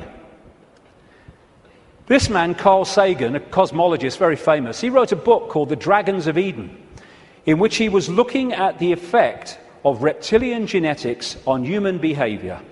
And he said, you cannot, in effect, understand human behavior without understanding the reptilian aspect of all this. And we come back to what I mentioned earlier. This part of the brain, known as the reptilian brain or the R complex to scientists, is so fundamental to human behavior, as I'll explain in a second. And I'm saying that this genetic manipulation that the ancients talk about all over the world by the serpent gods locked us in to the moon matrix through the reptilian brain, because it connects into the hive mind of the reptilian species in the moon. And this, like I say, fundamentally expresses itself as the world that we live in. And I'll come to that more in a second. Now, in the 60s, around that time, there's a guy called Carlos Castaneda who wrote books based on the teachings of a Central American shaman source called Don Juan Matus. Some people say Don Juan didn't exist. Some people say he did. Whatever, the words that were put into his mouth are just absolutely extraordinarily accurate. And I read this quote coming up after I put this stuff together that I've been talking about. This is what Don Juan Matus said in these books. We have a predator that came from the depth of the cosmos and took over the rule of our lives. Human beings and are its prisoners. The predator is our lord and master. It has rendered us docile, helpless. If we want to protest, it suppresses our protest. If we want to act independently, it demands that we don't do so. Indeed, we are held prisoner. They took us over because we are food to them, and they squeeze us mercilessly because we are their sustenance. Just as we rear chickens in coops, the predators rear us in human coops, human eros. Therefore, their food is always available to them. Think for a moment and tell me how you would explain the contradictions between the intelligence of man the engineer and the stupidity of his systems of belief, or the stupidity of his contradictory behavior. Sorcerers believe that the predators have given us our systems of beliefs, our ideas of good and evil, our social mores. They are the ones who set up our dreams of success or failure. They have given us covetousness, greed, and cowardice. It is the predator who makes us complacent, routinary, and egomaniacal. In order to keep us obedient and meek and weak, the predators have engaged themselves in a stupendous maneuver. Stupendous, of course, from the point of view of a fighting strategist, a horrendous maneuver from the point of those who suffer it. They gave us their mind. The predator's mind is baroque, contradictory, morose, filled with the fear of being discovered any minute now. They gave us their mind. And that is how I suggest they've done it. We are connected if we operate within the hive reptilian brain mind. We are operating on a collective mind, which is pouring out this constant sense of anxiety, fear, worry, stress, because that keeps us within the confines of the frequency range of the moon matrix, i.e. attached to it, and it also elicits the emotional, low vibrational energy on which they feed. Behind all these pyramids of banking, medicine, religion, business, politics is the reptilian hive mind. It connects into all these control systems that run our society. And now let's look at the character traits of the reptilian brain. Is this our society or what? This is mainstream science, by the way. From the reptilian brain, we get primitive and emotional responses, cold-blooded behavior, lack of empathy, if not balanced out by other parts of the brain, and territoriality. This is mine. Get out. A desire to control, an obsession with hierarchical structures of power. Aggression, might is right, winner takes all. And it is dominating our sense of reality and our reaction and responses to events and other people. This is the word that sums up the reptilian brain: survive, survival. It doesn't think, it hasn't got the ability to think, it reacts. That's why it can react so fast. There are good things about it. When you're driving along in your car and someone walks in front of you, what rams the anchors on immediately, without thinking, instantly, is the reptilian brain. But when that starts to impact on other parts of our behavior and our lives, then it becomes a very negative thing indeed. It is the reptilian brain and its fear of not surviving. It's always scanning the environment for threats. Not just physical threats, but threats on other levels of our experience, which I'll explain in a second. And therefore, the targeting of the reptilian brain and the constant triggering of it is what gives us this constant fear, this constant stress, worry that goes on. in all areas of our lives. Will I meet the rent at the end of the month? Oh my God, will I lose my job? Oh my God.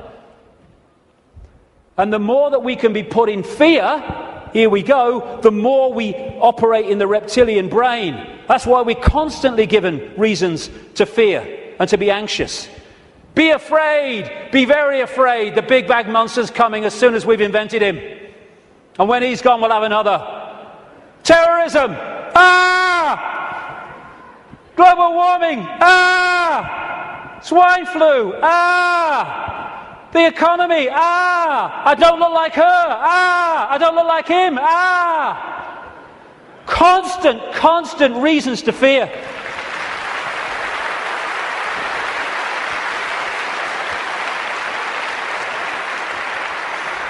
Locking us into the control system.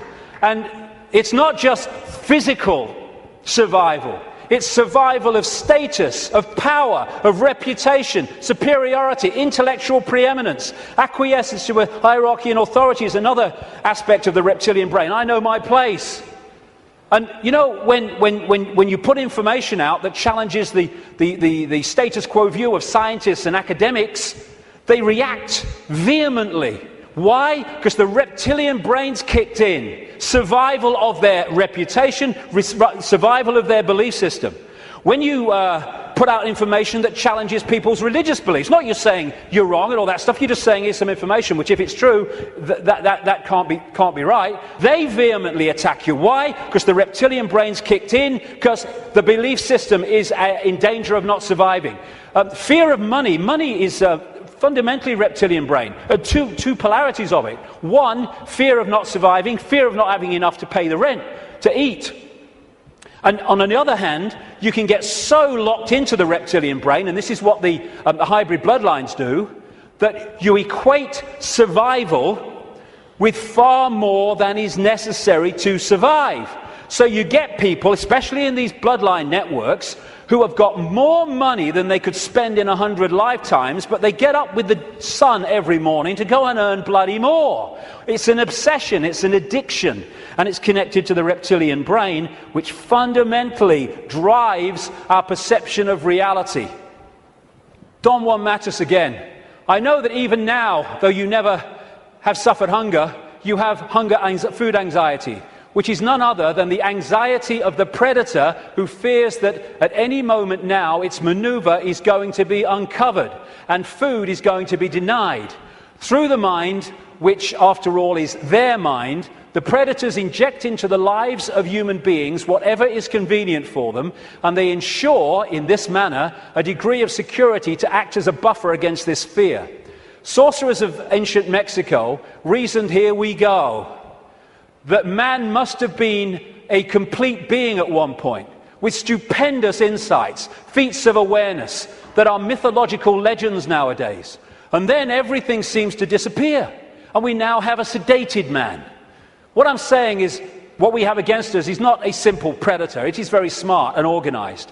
It follows a methodical system to render us useless. Modus operandi, done it many times. Man, the magical being that he is destined to be, he's no longer magical. He is an average piece of meat. There are no more dreams for man, but the dreams of an animal who is being raised to be a piece of meat, trite, conventional, imbecilic. This is what becoming conscious brings us out of. Control of perception is the bottom line of this conspiracy. You know, I'm all for exposing 9/11s and banking scams and engineered wars, but this is the bottom line. And if we miss it, then we're going round in circles and we'll get nowhere. Interestingly, the Zulu legends say that before the moon came, they used to worship the sun as female. And then everything changed. This change from perceiving the sun as female to worshipping it as male made possible the creation of warlike kings that took what they wanted by force. Everything changed when the perception of the sun changed. And the perception of the sun changed when the moon matrix kicked in and changed our perception of everything. And in so many ways, this Avatar movie, I'm not saying Cameron symbolized it like this, I'm saying what it symbolized to me. The blue people, who were in total harmony with everything else, I'm saying to me are symbolic of humans as we were before the predator came. And then the American troops with their high technology, let's kill people, we want these resources, so let's just go and get them and destroy everything to do so. They symbolize to me this reptilian intervention. And they even have, in the Avatar movie, of course, the concept of the possession of the blue people so that they could infiltrate their society while outwardly looking like they do and not being known to be who they are. These reptilians look down a different timeline to us because they're on a different wavelength. They're able to see further into what we call the future than we are. And therefore, if you access this network of secret societies, especially the inner circle, you can access the projected future of human society which this is planning. Therefore, you can write prophetic novels which further down what we call the timeline turn out to be staggeringly accurate. All you need to do is to access that projection.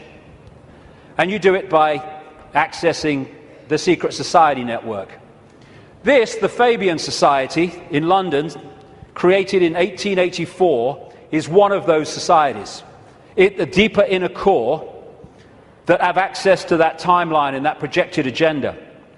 And this guy was one of them, a Fabian. And that's the Fabian logo, by the way. The wolf in sheep's clothing. Perfect. Perfect.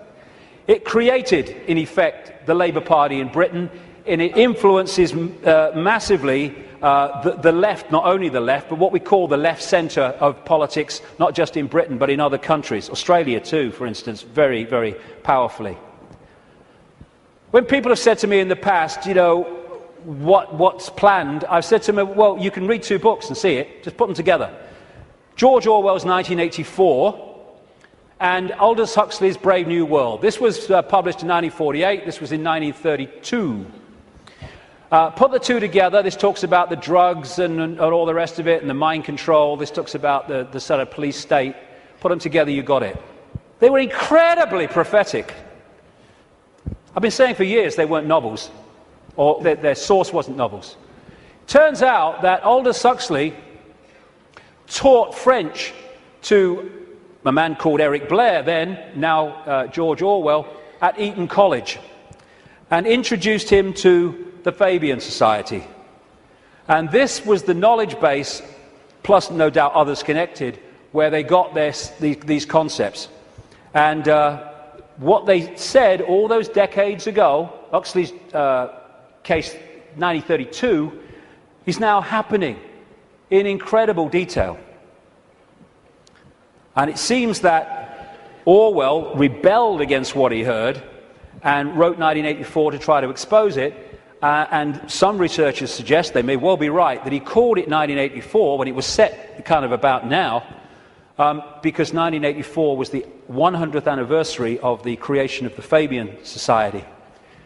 We've reached a point where these entities and their hybrid bloodlines, the Illuminati bloodlines, they think the takeover of humanity is almost complete.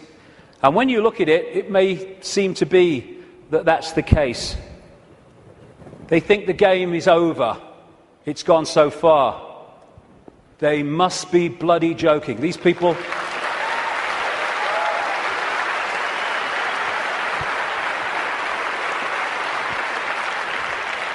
These people are in for the shock of their lives in the next few years. The shock of their lives. Because they can access so much, but they can't access beyond that. And they think the game's over because it seems to be here, but they can't perceive there. And when that comes in here, and it's very close to doing so, game over. Well, we've come a long way, haven't we? And what we're going to do now then is have a break for, say, 45 minutes, and I'll come back and look at the world as it is now and what's happening. Thank you very much. Thank you.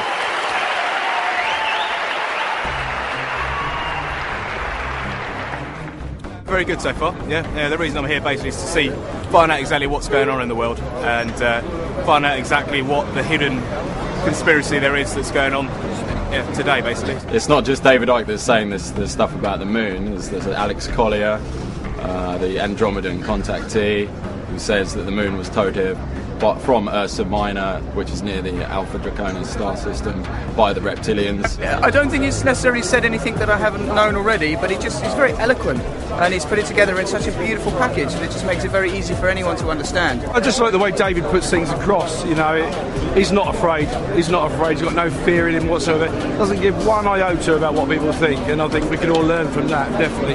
Ever since I was little, I've always thought that something was wrong. The way that society, because I believe that reality and the system that we live in are two completely different things.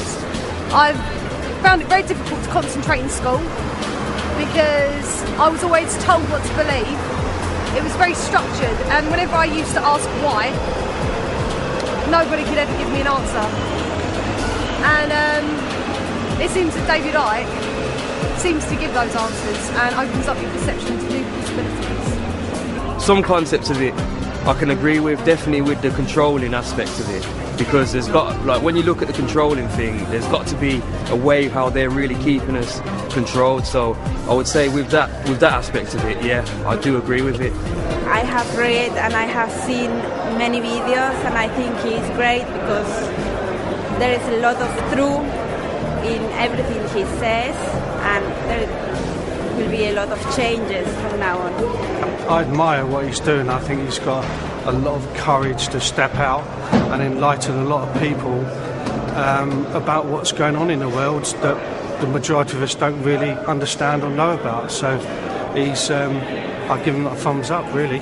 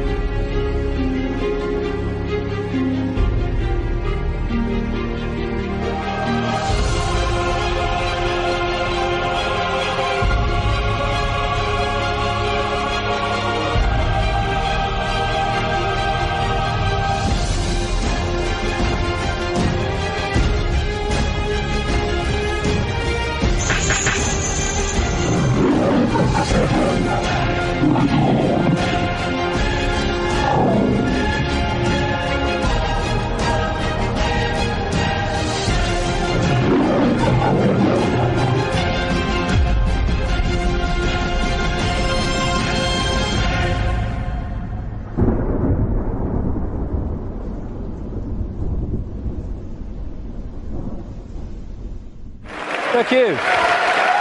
Thank you. Thank you. Thank you. I've never done it this long. It's always been 3 times, now it's 4. It'll be 18 by the end of this decade, the way I'm going.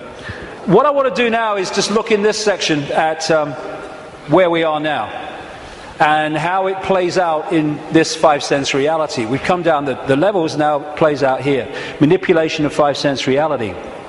And what I call the coordinates. Because once we realize basic coordinates of where they want to take the world and the methods they use to take us there, suddenly what seems to be a bewildered world and what's going on, it just morphs into clarity. The question is, how do they do it? It's a good question, because at first sight, how do a few control the many? Impossible, but it's not, because of the way they've structured society. Just to very quickly recap, they want to lock humanity in the 5 senses, so we don't perceive beyond it. We're locked in that prison. They have interbreeding bloodlines, computer terminals, I would call them, which play out this interdimensional conspiracy within visible light, what I call the Illuminati bloodlines. And they've set up a structure whereby the bloodlines who answer to the reptilian control system then control the governments, the people in power in all the various institutions. And crucial all the way through is to structure society. I mean, you can symbolize it as a spider's web, or like this as a pyramid.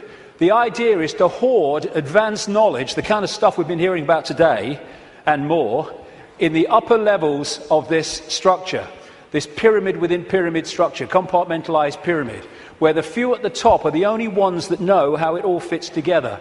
And they keep the general population in ignorance of what they know, therefore they have the power, so they can manipulate the perception of the masses by keeping them in ignorance. This is why the education system is not about educating, it's about programming. And they place their people in so-called power. What we are told is at the top of the pyramid of power, presidents, prime ministers, and all these people, in the upper echelons of the pyramid, but nowhere near the top. The real people in power are behind them, in the shadows, and these are the conduits, the presidents, the prime ministers, and all the rest of it, for bringing that agenda into the public arena as changes in laws and legislations and the structure of society. So they compartmentalize all these different pyramids within pyramids, so that in the end, the banking system is encompassed by a pyramid. I mean, a bank's a pyramid in itself, all hierarchical pyramids, but then the banking system is encompassed by a pyramid, and at the top of that are the same families, most notably the Rothschilds. Same with the businesses. The transnational corporations are compartmentalized pyramids in and of themselves, but they go into a bigger pyramid which encompasses all the transnational corporations. So at that point, they are one corporation, just as at that point, all those banks are one bank. Same with politics, education, all these things. And people in this part of the pyramid here, they go to work, they're not trying to manipulate anybody, they're not trying to create a fascist Orwellian agenda and global state. They just want to go about their careers, earn money, go on holiday, provide for their families. But they don't know how their apparently innocent contribution individually connects with other apparently innocent contributions around the system. When you connect them together, you see it's anything but an innocent direction that it's taking the world. And that's how they keep what's going on in the hands of the few. This is Neil Haig's representation of that. This is the general population, and these are the kind of dark suit administrators of the system until you get up here to where the control system is. And most even here won't know that exists. Oh, I've just got this order from on high, I don't know where it's come from. Well, maybe we ought to bloody ask, instead of just doing it. And again, it can also be symbolized as the web, where these various strands, they're secret societies, semi-secret organizations, which go out and connect all these apparently unconnected countries, institutions, media organizations, banks, etc.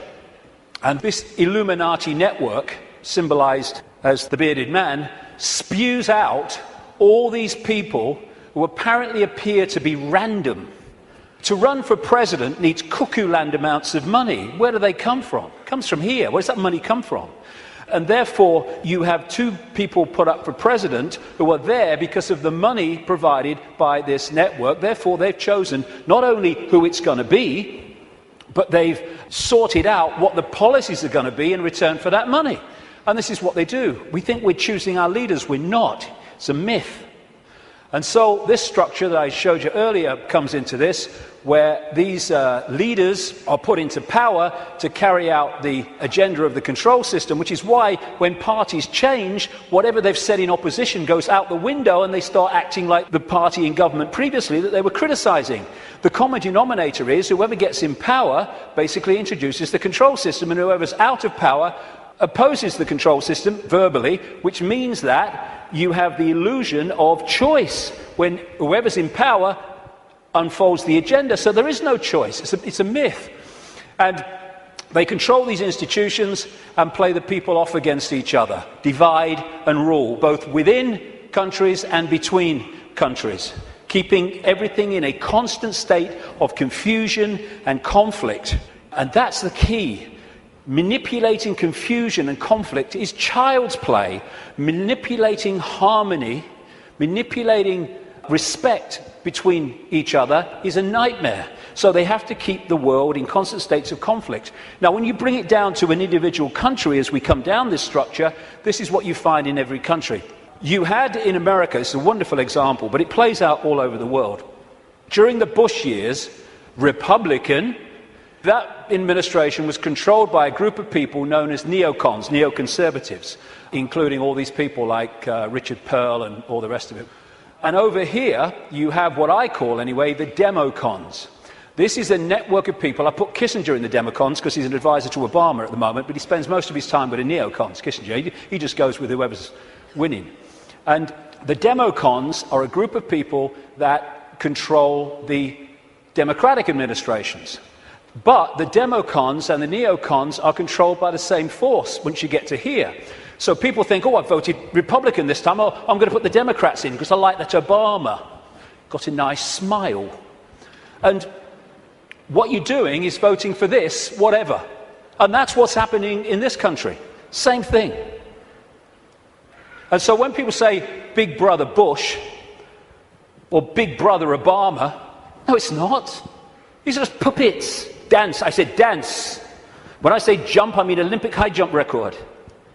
This is the thing. You take one mask off, you put another mask on. And because it's a different mask, we think it's a different administration. We think controlled by different forces. No, no. And what you have is the movie playing out in the public arena, people who appear to be in opposition to each other when they're controlled by the same puppeteer. And once you look beyond the movie, that's when you start to see what's really happening in the world. So the cards are moved around in line with an agenda for the constant, incessant centralization of power. And it's done with people who, I keep coming back to, have a DNA with empathy deleted, which means anything goes in pursuit of this agenda.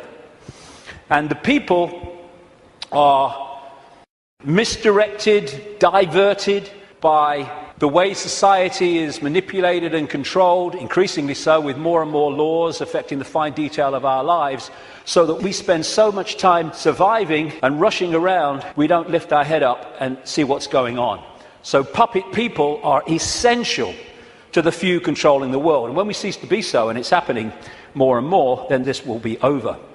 Humans have been put into this round and round and round circular lifestyle where 1 week leads into another week and another week, just a repeating cycle of action and work and sleep and eat and work and sleep and eat for so many people.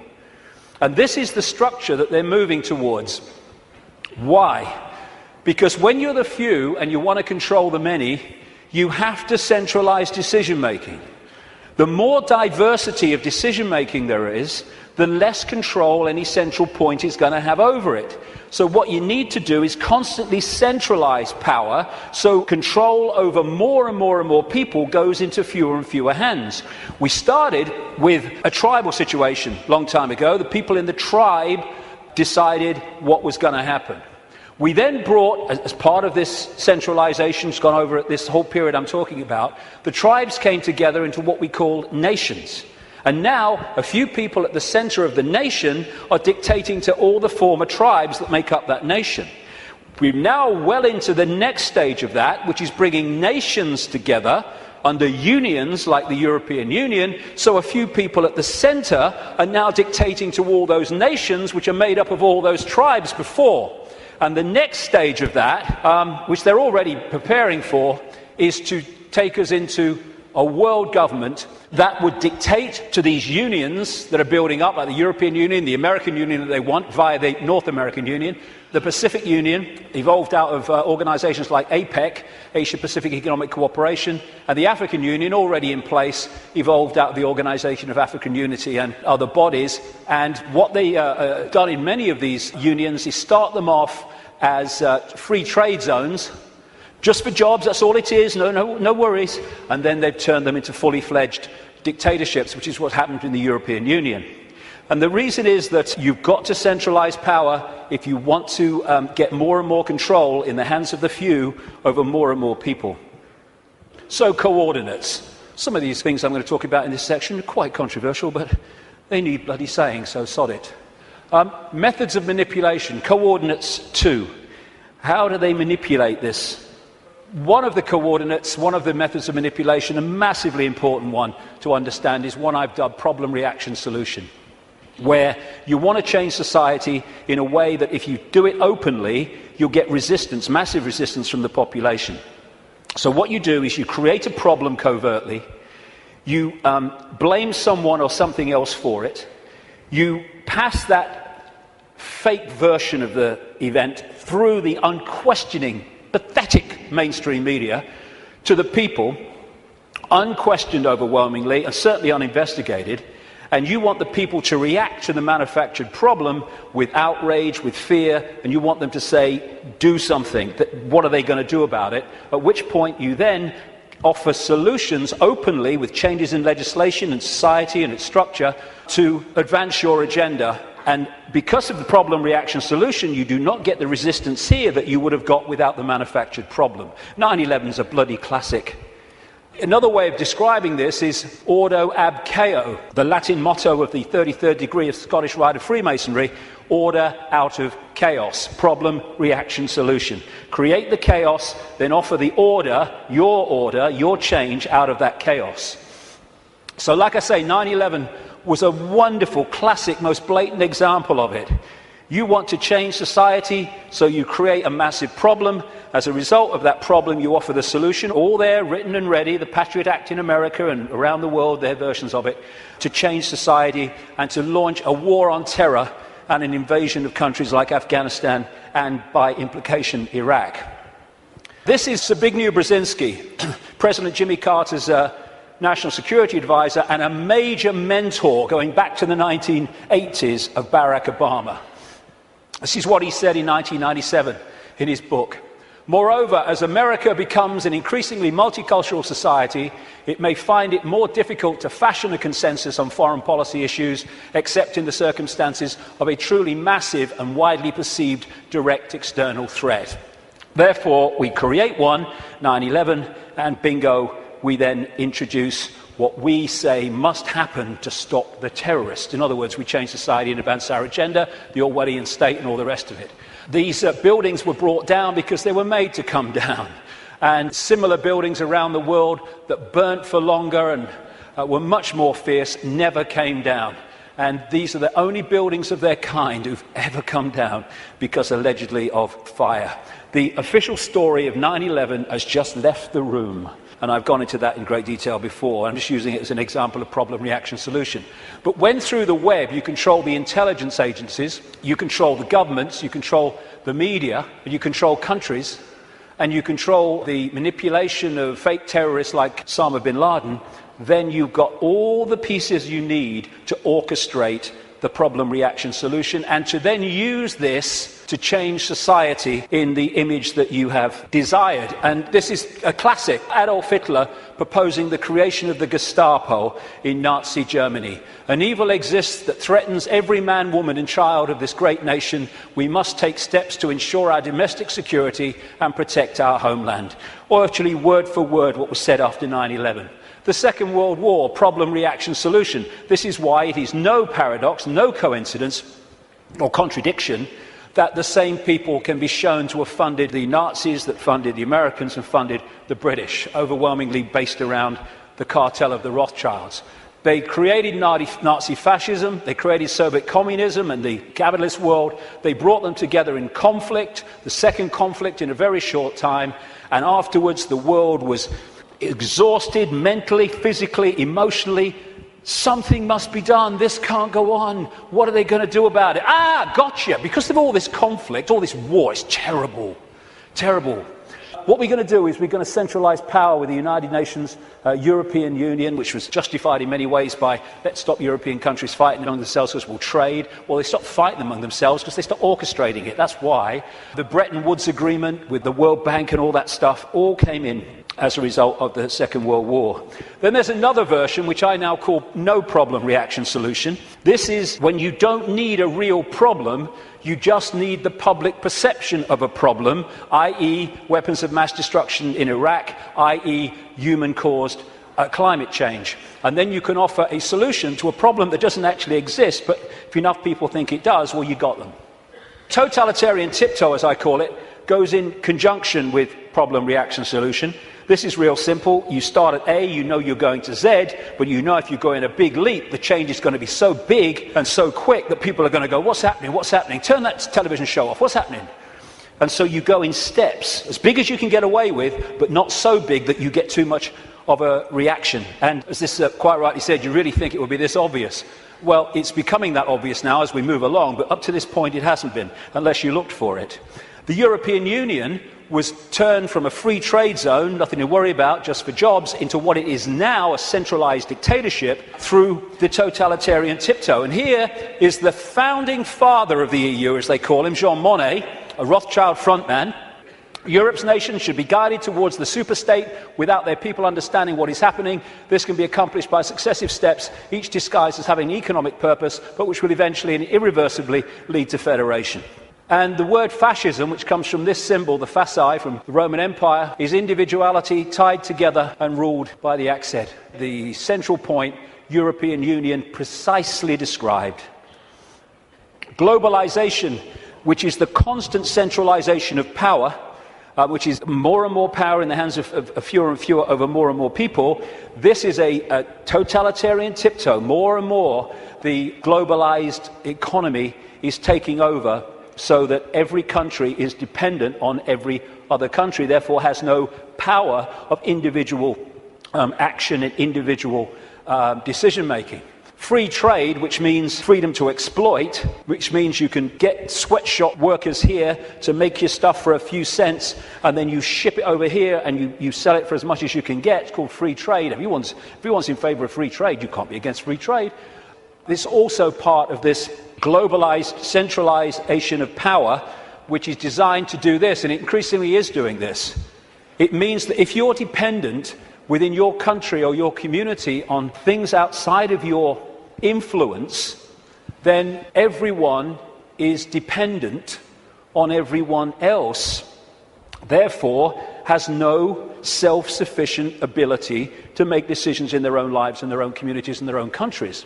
And the reason that they want to do this is they want to make everyone dependent on something outside their control, because dependency equals control. It's like abundance and scarcity. We live in a world which could be incredibly abundant. Nobody should be hungry on this planet, for goodness sake. Africa could feed the bloody world. It can't even feed itself. Why? Because of the manipulation of that continent by this crowd. And so we have all over the world, because there's no empathy, no consequences for them emotionally of their actions, we have manufactured scarcity, because abundance equals choice equals freedom. Scarcity equals dependency equals control. And that's why we have manufactured dependency. We have people hungry in a world of plenty. Coordinate 3, the cement. There are certain organizations, networks, rings, that act as the cement that holds the web together and holds people within the web together. Close to the spider people are the Rothschilds. And when I talk about the Rothschilds, one thing, I'm not talking about all people called Rothschild. The vast majority of people called Rothschild won't have a clue what other Rothschilds in that dynasty are doing. And secondly, I don't even mean only people called Rothschild. I mean the Rothschild bloodline, which has infiltrated many other enormous numbers of other families and groups, which then come to power under other names other than Rothschild. Because if the president's Rothschild, the bloody guy here is Rothschild, the bloody newsreader's Rothschild. What's going on? Instead of that, you have people under different names. So I'm talking about the Rothschild bloodline and the scions of that family, the people that run that family. Not everyone called Rothschild. There's a lot of people in that family called Rothschild who don't have a clue what's going on. But they, through these various cements, control all these different and various apparently unconnected organizations. Now, one of the cements, of course, is the secret society network. That's pretty obvious when you look at it. And these are some of the major ones, but there are even more exclusive ones as well that operate in tiny, tiny cabals. But it's not just the secret society networks. They connect into the satanic networks, where they literally carry out human sacrifice and such horrors, which these bloodlines have been doing all the way through. Now, no one has a problem with the fact that then primitive ancients used to sacrifice people and torture people and all that stuff, but that was at one time kind of acceptable because it was the way they did things. As it's become unacceptable, it's still gone on, same bloodlines involved, but it goes on secretly, obviously. And this is the paedophile rings, the sexual child abuse rings, which connect into that and connect into that. That's not saying everyone in a secret society is a paedophile. It's not saying every Satanist is a paedophile. It's not saying every paedophile is a Satanist or a member of a secret society. But there are rings, connections between these organizations and groups that hold them together. It's a bit like the Olympic rings. They connect into each other. And you find, this is why, as I researched this over these last 20 years, when I have researched through people in power like politicians and bankers and even some media people and stuff like that, you know, after this time of researching this and the recurring themes, that when you get far enough into it, you're going to come across a secret society, but you're almost certainly going to come across either or both Satanism and child abuse, sexual abuse, paedophilia. And there's a reason why the ratio of such people is massive in the upper echelons of this control structure than it is in the general population. There's a blueprint which you find in every community and every country. It's a blueprint of how this works and how the Satanists and the paedophiles and the secret society people end up in positions of power and influence to direct this conspiracy. So the paedophilia and the secret societies and the Satanists operating in these interconnecting rings then infiltrate their people right across the web, which holds the whole thing together. Now, Satanism is staggeringly common compared with the public perception of it. And there's a number of reasons for it. First of all, they're sacrificing people literally to the gods, the serpent gods. When you see these ancient accounts all over the world of how they used to sacrifice people, young virgins often, and what does young virgins code for? Children, to the gods, because they put them through the sacrifice ritual and they build up the terror. What happens is the terror reaches a point where a certain adrenaline pours into the blood, and the people doing the ritual then drink that blood and they get a real high from that adrenaline. But as the sacrifice is going on, the victim is also releasing energy, very powerful, low vibrational energy, and the entities, or entity, whatever it is, just outside of visible light is feeding off that energy. They're feeding off us like vampires in so many ways, and that's one of them, and one of the reasons for these sacrifices of people to the gods. The other thing is that they, and I've talked to Satanists who've seen this happen, or former Satanists around the world, they create an energetic environment which is almost a stepping stone, like halfway house, which allows these entities to come in to the ritual. I've talked to people who've seen these entities manifest in the rituals because of the way they have created the energetic environment. Anyone who's looked even mildly at this whole conspiracy in this area will know about Bohemian Grove in Northern California, where the elite, the presidents, the Bushes, the Kissingers, the Rockefellers, all these people go and take part in rituals under a 40-foot stone owl. And from what I am told by people who've been there in a victim state, they, in smaller groups, because it's 2,700 acres of redwood forest, actually do sacrifices there too. And all these people are involved with their satanic gods and all the rest of it. But it happens all over the world, and it happens in a sequence on certain days. You know, we've got a situation with Halloween where it's now like bloody Christmas. If people only knew what happens on Halloween, what happens across Beltane, May Day and all that stuff, to kids all over the world, in extraordinary numbers, there would be no celebration of Halloween. And what they're doing on one level, because they're interacting with the cycles, the astrological cycles, is why they do it at certain times when the planets, the moon probably, and everything is in a certain place, is they're manipulating what they refer to as the morphic field, the energy that we all live in. Like I said earlier, if you want to affect the fish all at once, then affect the sea. And in the new book, in an appendix at the end, I published this, I call it Confessions of a Satanist. It came to light early this year, and it is alleged to be, I can't vouch for its authenticity. What I can say is after 20 years of researching this, it's bloody massively accurate.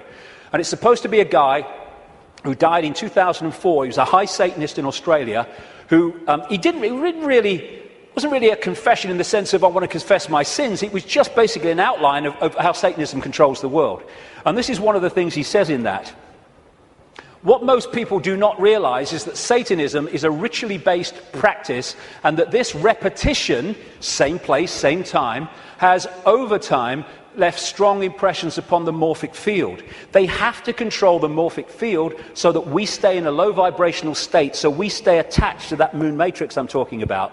And of course, as I was saying, we are interacting with this field all the time, and taking in energy into the meridian system from it, and therefore it is affecting us. And as I mentioned earlier, I'm saying that this is part of the process of suppressing that field also, which is why they stuck them on vortex points. Now let's take this connection from Satanism, blood drinking, taking in the human genetic code to stay here longer, which is what some of these reptilians do, and the paedophilia. What's it all about? It's about energy. It's about vampiring the energy of children. The reason that we have sacrifice to the gods of young virgins, children, is because they want the energy of children before puberty, because when puberty happens, there is obviously we all know, there is a chemical change, massive chemical change, at which point, from their point of view, the energy is not as pure and desirable. This is what John Juan Matos said in one of the Carlos Castaneda books. He's being quoted here by Castaneda. Matos is the he. He explained that sorcerers saw infant human beings as strange luminous balls of energy, covered from the top to the bottom with a glowing coat, something like a coat of plastic adjusted tightly around the cocoon of energy. He said that glowing coat of awareness was what the predators consumed, and that when a human reached adulthood, all that was left of that fringe awareness was a narrow fringe that went from the ground to the top of the toes. That fringe permitted mankind to keep on living, but only barely. And that, although the paedophiles won't realize that, although the elite ones will, is what the paedophilia is all about, and why it is so rampant in the upper echelons of this control system. Because while the paedophile is sexually abusing the child, symbolically here, it is connecting into the energy field of the child. This is why they have anal sex with children so much, even girls. It's because they're connecting in to the lower chakra, the base chakra, and they're drawing that energy out, or the possessing entity is drawing it out and feeding off it. This is why paedophiles tend to be overwhelmingly possessed people, because the possessing entity drives the lust for sex with children, and then when it happens, they draw the energy off it, drawing the child's life force out. And politicians in this control system, again, this is why paedophilia is rampant among the political classes. This is what the Satanist confession said as well, that Australian guy. Politicians are introduced by a carefully graded set of criteria and situations that enable them to accept that their victims, children, will be our little secret. Young children sexually molested and physically abused by politicians worldwide are quickly used as sacrifices. In Australia, the bodies are hardly ever discovered, for Australia is still a wilderness. In countries that are not a wilderness, they control the mortuaries and the crematoria, where they get rid of children who they want rid of because of what's happened. And it is rampant.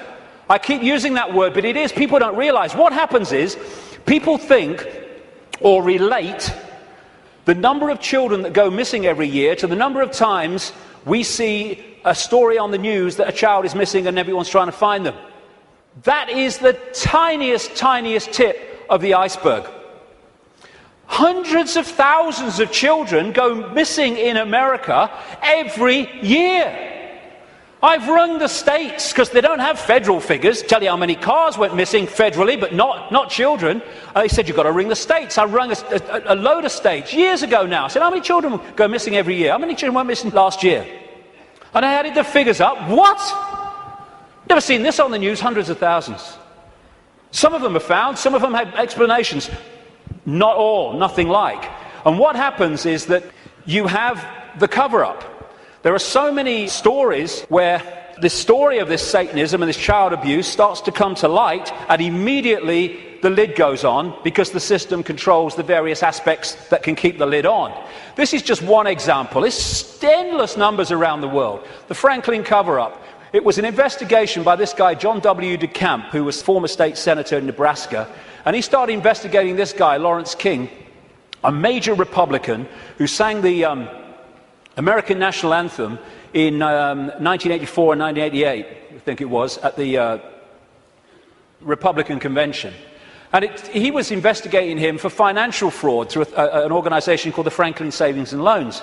But then he discovered that he's running a pedophile ring and providing children for the biggest names in America. And he wrote this book, The Franklin Cover-Up, Child Abuse, Satanism, again, they go together all the time, and murder in Nebraska. And what happened? Some of it got into this Washington Times, a mainstream newspaper, the connection to the Reagan-Bush administration, but most of it was totally covered up. I've been writing in my books now since 1998 that Father George Bush is a notorious paedophile, child torturer, child killer, and serial killer of adults as well. Said it on American radio. Still waiting for a response. And this is one example. A lady who became a friend of mine, Kathy O'Brien, who was in the American government mind control project since she was a kid, and met her many times. She still corresponds with me now and again, and I've met a daughter that she was talking about. Lovely, lovely girl, totally shattered by these people. And that's one example of millions and millions that are going on around the world. And this is what she said in a book, Transformation of America. Kelly's bleeding rectum was but one of many physical indicators of George Bush's paedophile perversions. I have overheard him speak blatantly of his sexual abuse of her on many occasions. He used this and threats to her life to pull my strings and control me. The psychological ramifications of being raped by a paedophile president are mind-shattering enough, but reportedly Bush further reinforced the traumas to Kelly's mind with sophisticated NASA electronic and drug mind control devices. Bush also instilled the "who you're gonna call and I'll be watching you" binds on Kelly, further reinforcing her state of helplessness. The systematic tortures and trauma that I endured as a child now seem trite by comparison. They're not. I know what she went through. To the brutal physical and psychological devastation that George Bush inflicted on my daughter. And that's just one of these people involving one of the victims of this. It's incredible, the scale of it, and it's going on in this country. And what happens? The wall goes up.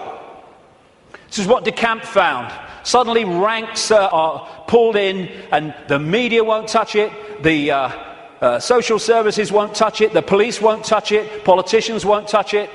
It's the blueprint, it's how it works. And the Discovery Channel programme, produced by Yorkshire Television, was about to go to air exposing that Franklin cover-up and the paedophile connections. Bingo, it was censored and pulled just before it was going to air. Never to see the light of day, although you can get it on the internet, because one copy survived. I was naming this guy, like I said earlier, Ted Heath, as a paedophile and child murderer from 1998. This guy's record of killing children is extraordinary. Prime Minister of this country. This fella, Thomas Hamilton, the man who went into Dunblane Primary School and killed 16 children and a teacher, he was a procurer of children for the Scottish political elite, which locks into the Westminster political elite, and the satanic rings that lock into both. That's why they took the records of this case and ordered them to be locked away for 100 years. And then, if you've been following my website recently, and many other websites too,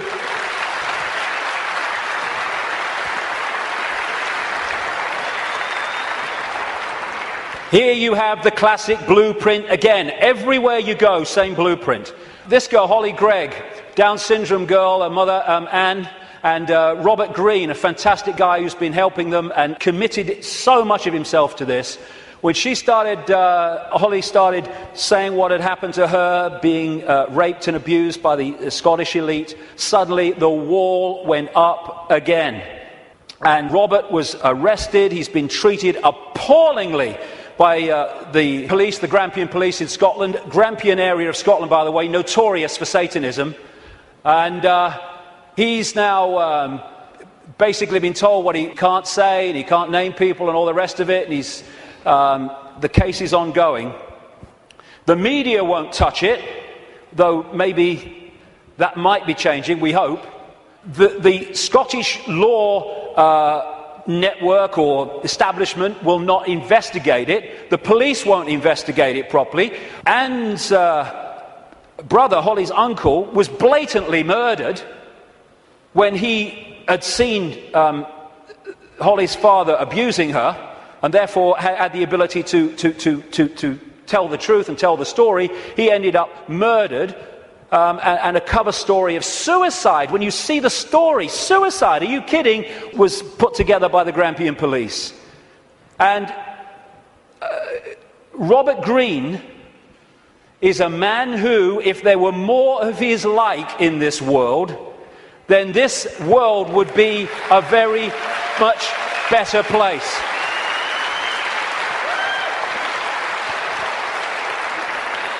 And Robert's actually here today, so thank you, Robert, very much for all you're doing.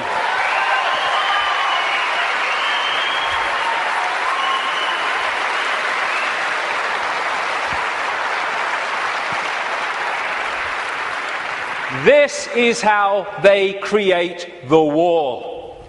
You have again the pyramid system. Social services is a pyramid, a hierarchical pyramid. The police is, lawyers are, judges are, politicians are, the media are, all of it. The medical side, the doctors, the coroner's offices, they're all part of these structures. And up here, they all eventually fuse into the same group, the same ring of people, controlling force. And what they do is they put in these pyramids people in the positions of power who are in the ring or in the club. You do not have to control everybody in social services to stop investigations or to enforce investigations to take children away for no good reason. You just have to control the level of social services that makes those decisions. And of course, once you're in a position in these pyramids where you are hiring and firing, what you do is you hire people of like mind, and after a period of time, then a lot of these people are in these organizations at different levels. You don't have to control every policeman. There's so many genuine policemen in this world, but they don't get into the positions of power overwhelmingly. The Geese guys do. And therefore, they dictate whether something's investigated or not, or whether someone is targeted to pin them with a charge that is completely unjustifiable. Same with the media. You control that. We're not covering that story. Politicians, oh no, I'm not talking about that. I'm not investigating that. Oh no. This is how it's done. This is David Berkowitz, the son of Sam, multiple killer in New York, who from prison after he was convicted said that he did it, yes, but he was part of a satanic ring that was with him. And he said this, quite rightly: Satanists are peculiar people. They aren't ignorant peasants or semi-literate natives. Rather, their ranks are filled with doctors, lawyers, businessmen, and basically highly responsible citizens. They are not a careless group who are apt to make mistakes, but they are secretive and bonded together, the cement, by a common need and desire to mete out havoc on society. It was Aleister Crowley who said, "I want blasphemy, murder, rape, revolution, anything bad." And now we're having, around the world, not least in this country, but America too and other countries, we're having the state stealing our children on the most extraordinary scale, with the most extraordinary excuses. There was one lady who came to light, not many do compared with the ones that are going on, because of the secret family courts where this stuff goes on in secret and can't be reported. Or they say, oh, it's to protect the children. No! It's to protect the paedophiles and the Satanists. That's what the secrecy is for.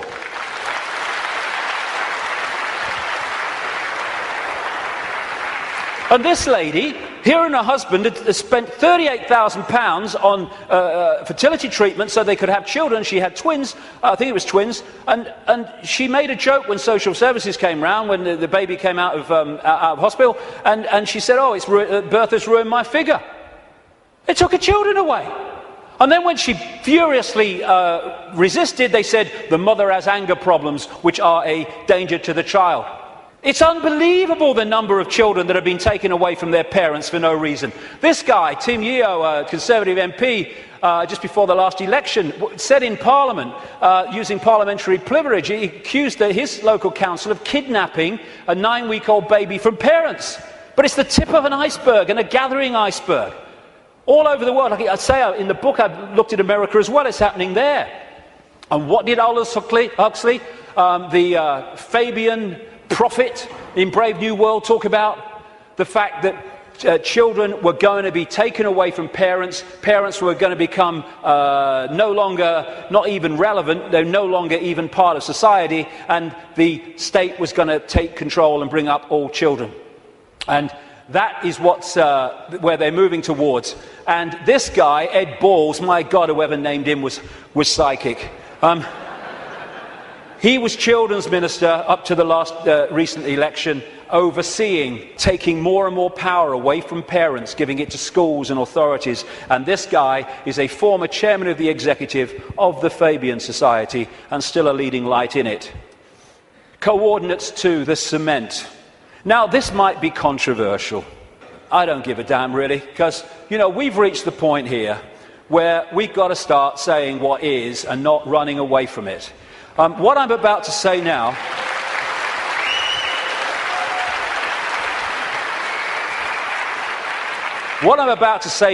virtually no one else, there are some, and some that, you know, some of them are characters I don't really would like to spend an evening with, to be honest, and some are. But most people, the overwhelming majority of people in what we call conspiracy research, won't touch this subject, right? Well, I'm going to bloody touch it because I'm sick of it. And I'm sick of people being frightened and intimidated into not touching it. Thank you.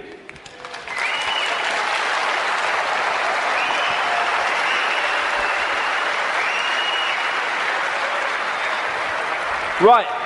First of all, we as a human race have got to get our fricking heads around what this is, because it ain't what we're told it is. It's not about what's right and beneficial for Jewish people. Jewish people are its victims, not its beneficiaries.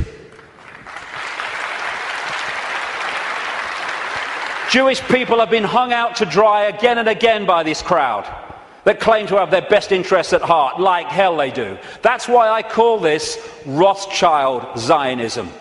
It was created by them, it is controlled by them to this minute, and it was created as a secret society within the web to massively contribute to the manipulation and control of our global society and individual countries, etc., etc. It's Rothschild Zionism. Anti-Zionism is not anti-Semitism, not that anti-Semitism means what we think it does, because Zionism is not about Jewish people. Even in its play-out way or world, it is a political system, a political philosophy. At its core, it is a secret society putting its agents in places of power. One of the very few things that Joe Biden, Vice President of the United States, has ever said, which is true, is you don't have to be Jewish to be a Zionist. Because of the propaganda, we equate Zionism with Jewish people. It's not how it is. To a very, very large extent. How many people know this? How many Jewish people around the world are protesting, have organizations created to protest against Zionism? Zionism and Judaism are diametrically opposed. Zionism is state-organized terror. How many times do we see this in the newspapers? Never. End of Zionism equals peace. Israel, stop killing Palestinians. I am Jewish and I want that. Why don't we hear about this? We condemn any Zionist aggression against Iran. I thought every Jewish person in the world wanted to bomb Iran. That's what the media seem to give us an indication about. Another Jew against Zionism. Over and over. Zionist spokesmen do not represent world Jewry. How many people? I thought Ahmadinejad of Iran is supposed to be the great demon of all Jewish people. Look at it. The demonization comes from Rothschild Zionism. We've been totally misled about what it is. Rothschild dynasty created Israel. It paid for the first people out of Europe to go and people Israel after the war. It paid for the building of the Knesset. It paid for the building of the Supreme Court building with all its Illuminati symbols all over it.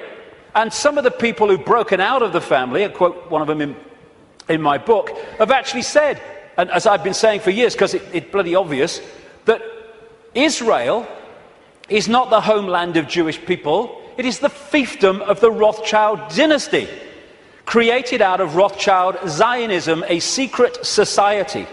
And Rothschild Zionism has been used via Israel to devastate, slaughter, torture an entire nation of human beings, while claiming to be against terrorism.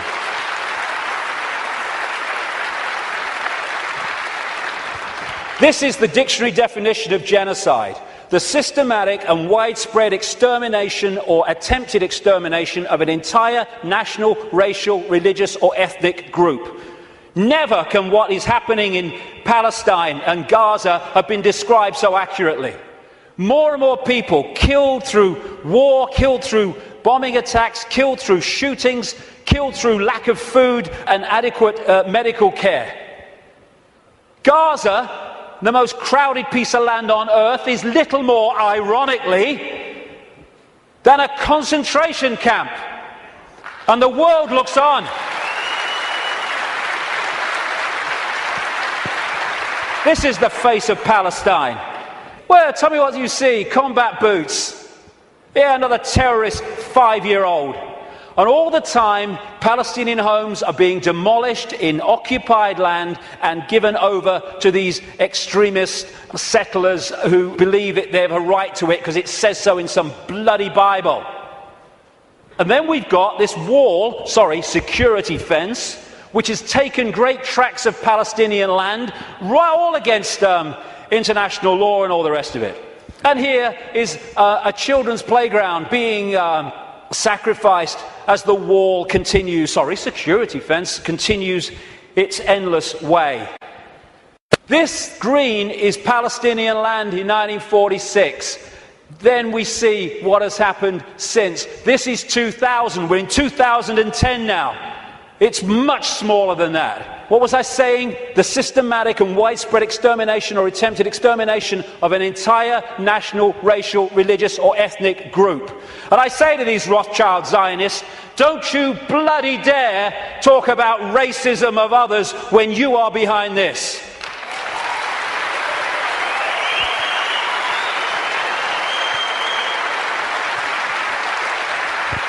Israel is an apartheid society, not just between Israelis and Palestinians, but through Israeli society. It's incredibly apartheid.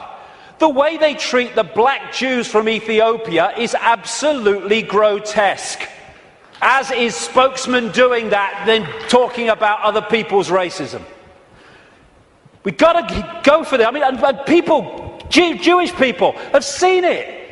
They can see what it is. There's some fantastic Jewish people in Israel who are resisting this. Young people who go to jail because they won't serve in the army because of what the army's doing to the Palestinians. Magnificent people. Never get talked about in the mainstream media, hardly.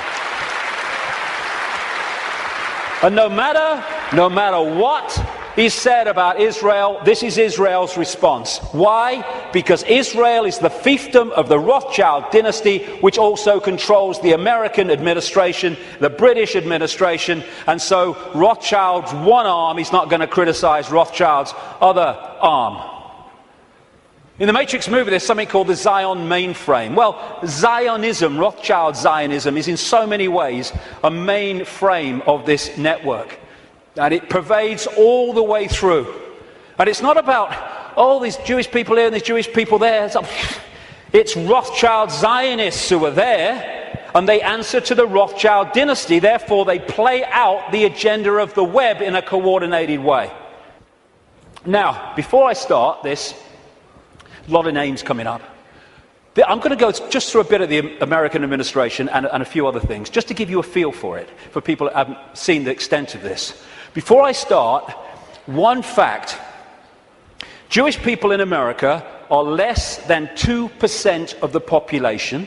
A significant number of them will not be Rothschild Zionists, and therefore the ratio of Rothschild Zionists is even smaller, significantly smaller than the 2%. Okay. Obama's immediate handler is a guy called Rahm Emanuel. He has served in the Israeli army. He's the White House Chief of Staff. He does whatever he says.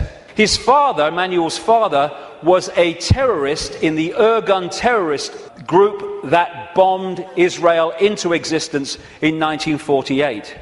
And this is the relationship between Rahm Emanuel, he's the kind of Peter Mandelson of America, and Obama. Hey, you want a Nobel Peace Prize? I can sort it, son. I can sort it, son. No problem. All pictures like that, by the way, are by a guy called David Dees, who's a political artist, brilliant, American, works out of Sweden.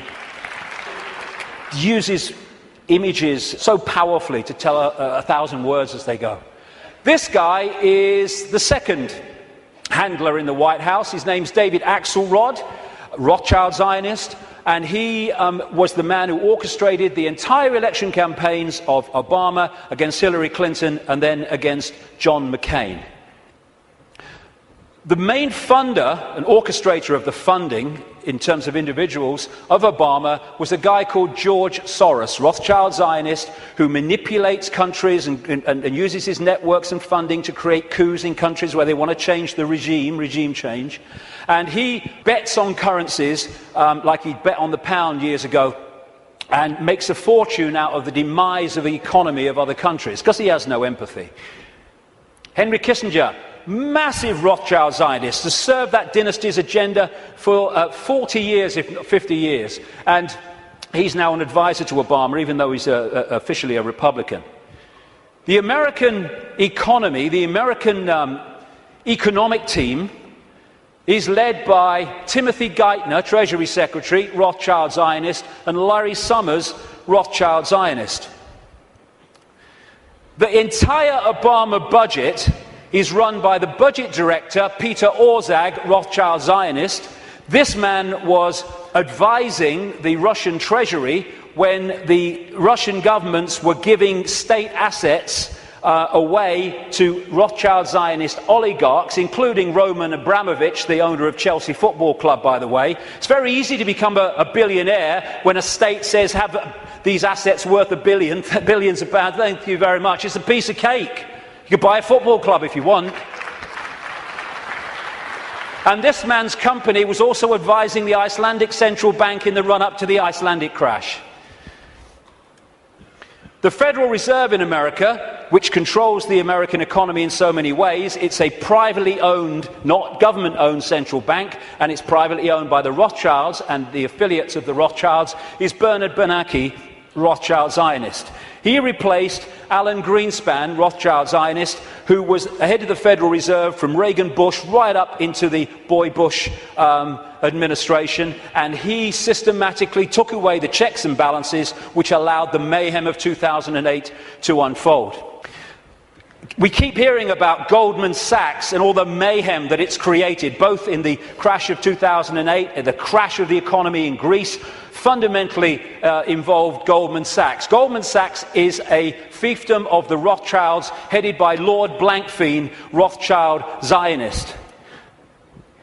The World Bank, headed by a Rothschild Zionist. The IMF, International Monetary Fund, headed by a Rothschild Zionist. European Central Bank, headed by a Rothschild Zionist. A stream of so-called czars, as they call them in America, controlling different policies and policy areas of the Obama administration, Rothschild Zionists, including Cass Sunstein, who has actually written a paper saying people who have conspiracy theories should either be banned from expressing them or taxed for expressing them. Taxed! Climate change policy in the Obama administration is controlled by Carol Browner, Rothschild Zionist, and Todd Steen, Rothschild Zionist. Major area of policy. The American administration is utterly awash with Rothschild Zionists, and that is not by accident. It's because they're agents of the dynasty or agents of the control system. It's not about race. Mossad is not the intelligence agency of Israel. It's the intelligence agency of the Rothschilds, and that's why it turns up all over the world in false flag set-up terrorist events and assassinations and all that stuff, because it's not carrying out the policy of Israel, it's carrying out the policy of the Rothschilds that control Israel. Now let's look at 9/11. The World Trade Center lease was purchased just a few weeks before 9/11 by Larry Silverstein, Rothschild Zionist, and Frank Lowy, Rothschild Zionist, and the deal was done with this guy called Eisenberg, Louis Eisenberg, Rothschild Zionist, the head of the New York Port Authority. The head of the CIA, who investigated what happened on 9/11, George Tenet, Rothschild Zionist. The Patriot Act, which was brought out, the Orwellian Take Your Freedoms Away Patriot Act in America, was co-authored, justified by 9/11, though it was written before because they knew it was coming, by Michael Chertoff, whose mother was a Mossad agent and who became the second head later of Homeland Security, an organization Orwellian that was justified by 9/11. At the time of 9/11, in the run-up to it, and then the war on terror and all that stuff, the Pentagon was dominated by Paul Wolfowitz, Rothschild Zionist, Dov Zakheim, the comptroller, who managed to lose trillions of dollars and still got away with it. And by the way, when one announcement was made of how much he'd lost or had gone missing in the Pentagon, they announced it on September the 10th, 2001. I wonder if they realized that because of that, it would never see the light of day. Dov Zakheim, Rothschild Zionist, and people like Douglas Feith or Feith, Rothschild Zionist in the Pentagon. Now, as I've said earlier, the Bush administration was dominated and controlled by what became known as the neocons, the neoconservatives, which were a Rothschild Zionist organization, led by people like Richard Pearl, Rothschild Zionist, William Crystal, Rothschild Zionist, John Bolton, Rothschild Zionist, in belief in nothing, if nothing else. And then the 9/11 Commission report, which was the official report investigating 9/11. They wanted Kissinger to head it first until the public didn't take that seriously and he had to step down. But that report, which agreed that the official story of 9/11 was true, was written and overseen by Philip Zelikow, Rothschild Zionist. The judge, Alvin Hellerstein, who is hearing and overseeing the cases of the 9/11 families, who have taken out lawsuits to try to find the truth of 9/11, etc., Rothschild Zionists, making sure that truth never comes out. Think of the ratio I said earlier as I go through this. The man who coined the phrase, he was a Bush speechwriter, the axis of evil, which targeted Iraq before they invaded Iran and North Korea, was David Frum, Rothschild Zionist. So when you look at this, because Israel is the fiefdom of the Rothschilds, you see that this dynamics, or you'd think, is the man of 300 million people, the superpower, is the most powerful of the two. No. He is controlled from there. Because the Rothschilds control them.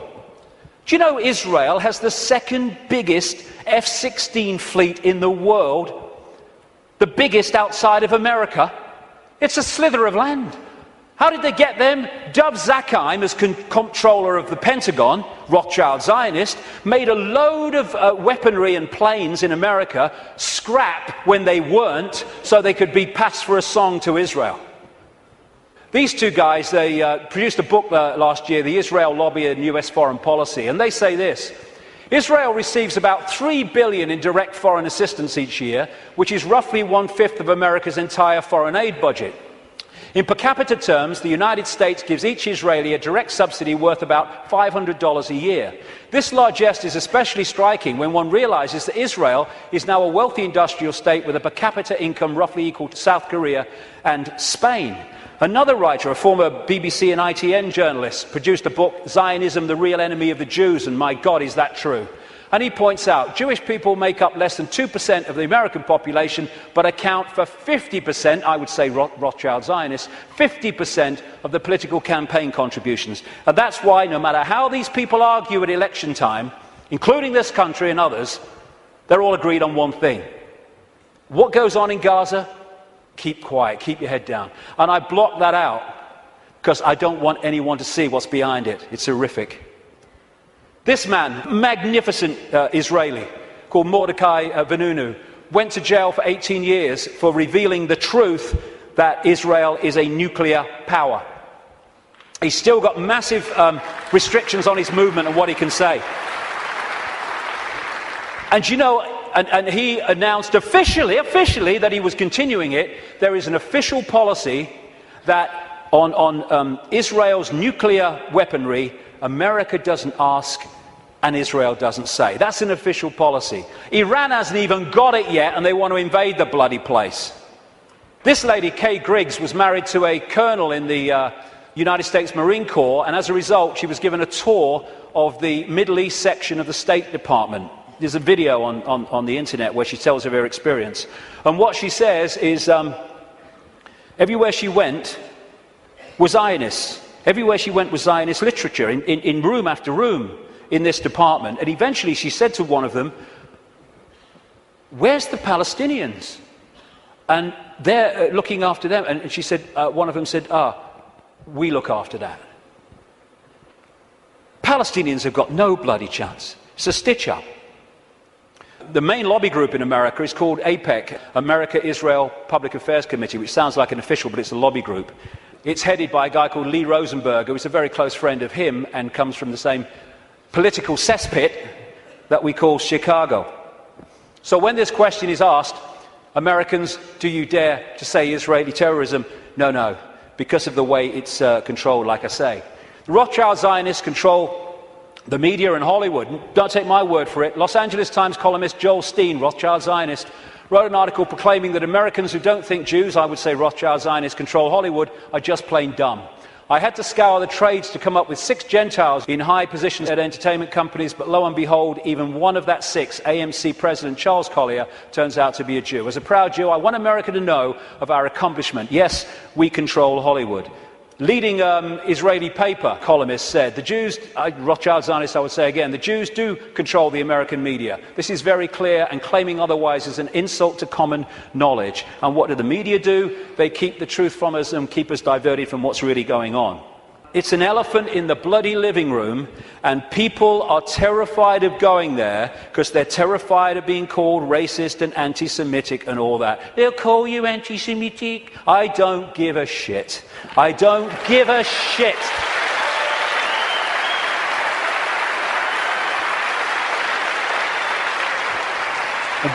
Very quickly, it's the same in this country. There was a very, very good documentary, and it was a kind of stand back in amazement that it actually got out, by a guy called Peter Oborne, a journalist, in the Dispatches series on Channel 4 that looked at the Rothschild Zionist control of British politics through organisations known as the Friends of Israel. Each party has one, but of course they all connect, so it's actually one network. And again, just like in America, never any criticism. The British government, under Tony Blair and much of it under Gordon Brown to the end, was controlled by Peter Mandelson, Rothschild Zionist. Note the hands. Rothschild Zionist. He even flaunts it, this guy. Goes on holiday with them.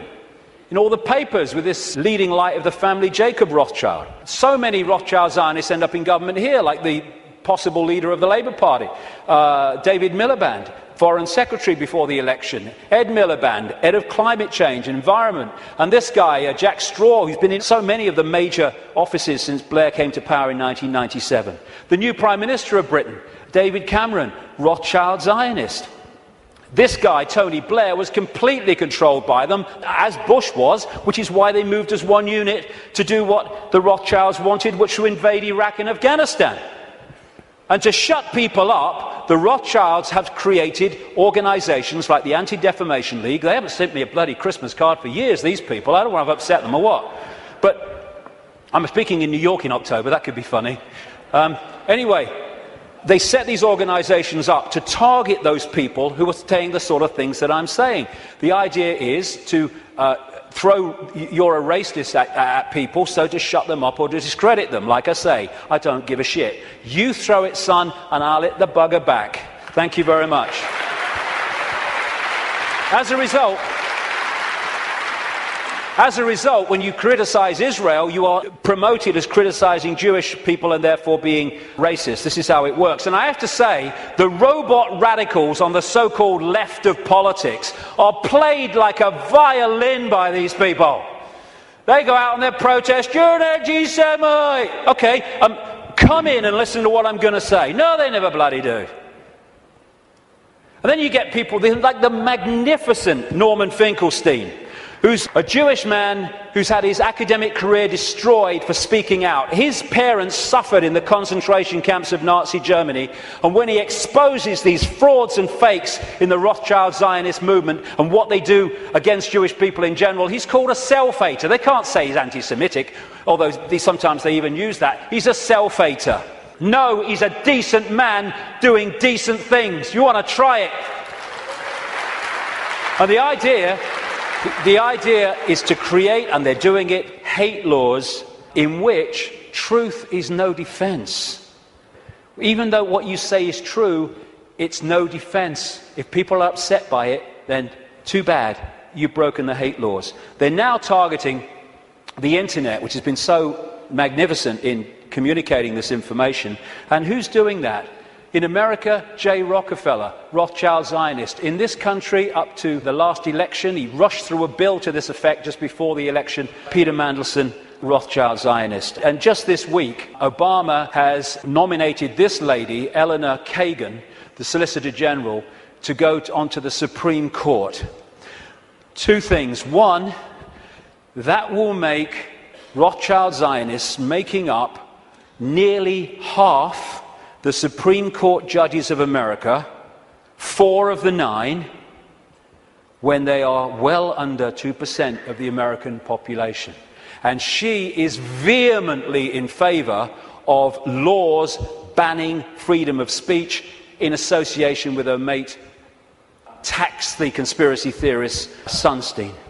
It is an elephant in the living room, and we need to address it if we are going to unravel this cabal, because they don't want to frighten us into not going here for any other reason than they know if we go here, so much is going to unravel.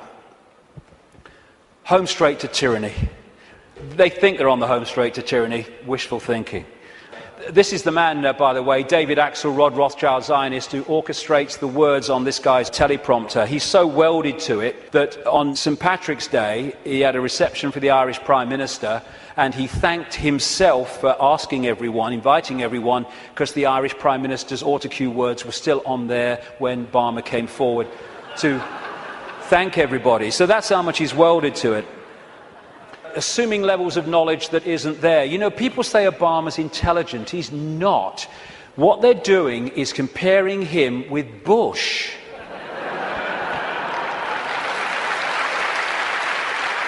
And slow horses look fast when they're running past trees. We have the secret agenda unfolding, and this is the movie. Bush is in the movie, now Obama's in the movie, but it's the same movie. And he's just there to change and Pied Piper the people, although his honeymoon period was encouragingly short. He's another Tony Blair. Will you lie first, Tony, or shall I? Oh, after you, Barack. Tony Blair. If there's ever a half-truth in a Blair speech, it's a typing error. The big change man, biggest contributors came from Wall Street, Goldman Sachs. His background is full of sleazy businessmen like Tony Rezko, who went to prison for fraud, who was a major funder of his political career. Why? Because he's one of the gang. Controlled by Soros, controlled by Brzezinski. Brzezinski's interesting. Brzezinski has been, like I say, his mentor since the 1980s. And this is what Brzezinski said in a book in 1970. The technotronic era, that which we're in now, involves the gradual appearance of a more controlled society. Such a society would be dominated by an elite unrestrained by traditional values. Soon it will be possible to assert almost continuous surveillance on every citizen to maintain up-to-date complete files containing even the most personal information about the citizen. These files will be subject to instantaneous retrieval by the authorities. This is the man who massively is behind Mr. Change, and he was also the co-founder, co-creator of an organisation called the Trilateral Commission, which locks into this network, which I've been writing about for years, a network around a secret society in Britain called the Round Table, including the Bilderberg Group, the Club of Rome, their environmental manipulation arm, and the Trilateral Commission as well. And interestingly, this is very relevant to current events. In his books and his statements, Brzezinski, who's very much, like I say, running the foreign policy of Obama with people like Kissinger, he talks about an area of the world called Eurasia, which is basically from Europe across to China. Now, this is the most significant part of Eurasia on this map. What Brzezinski says, control Eurasia, you control the world, not least because of the massive oil and gas reserves around the Caspian Sea. So we're in a process of the cabal wanting to take over Eurasia, and particularly this area. Now look, the number of countries that have been invaded, had regime change, or are now being targeted. First of all, the Ukraine. They use things to get the people going, like a colour revolution or a flower revolution. So this was the Orange Revolution. It was funded and orchestrated by the networks of George Soros, and it put their man in there. They had the Rose Revolution in Georgia, where they put their guy in there. They tried to get a green revolution after the last election in Iran, but it didn't stick. They have Iraq, they've taken that over. If they take Syria, then they're all the way through to Israel. They're in Afghanistan. They're now undermining Pakistan and bombing Pakistan more and more.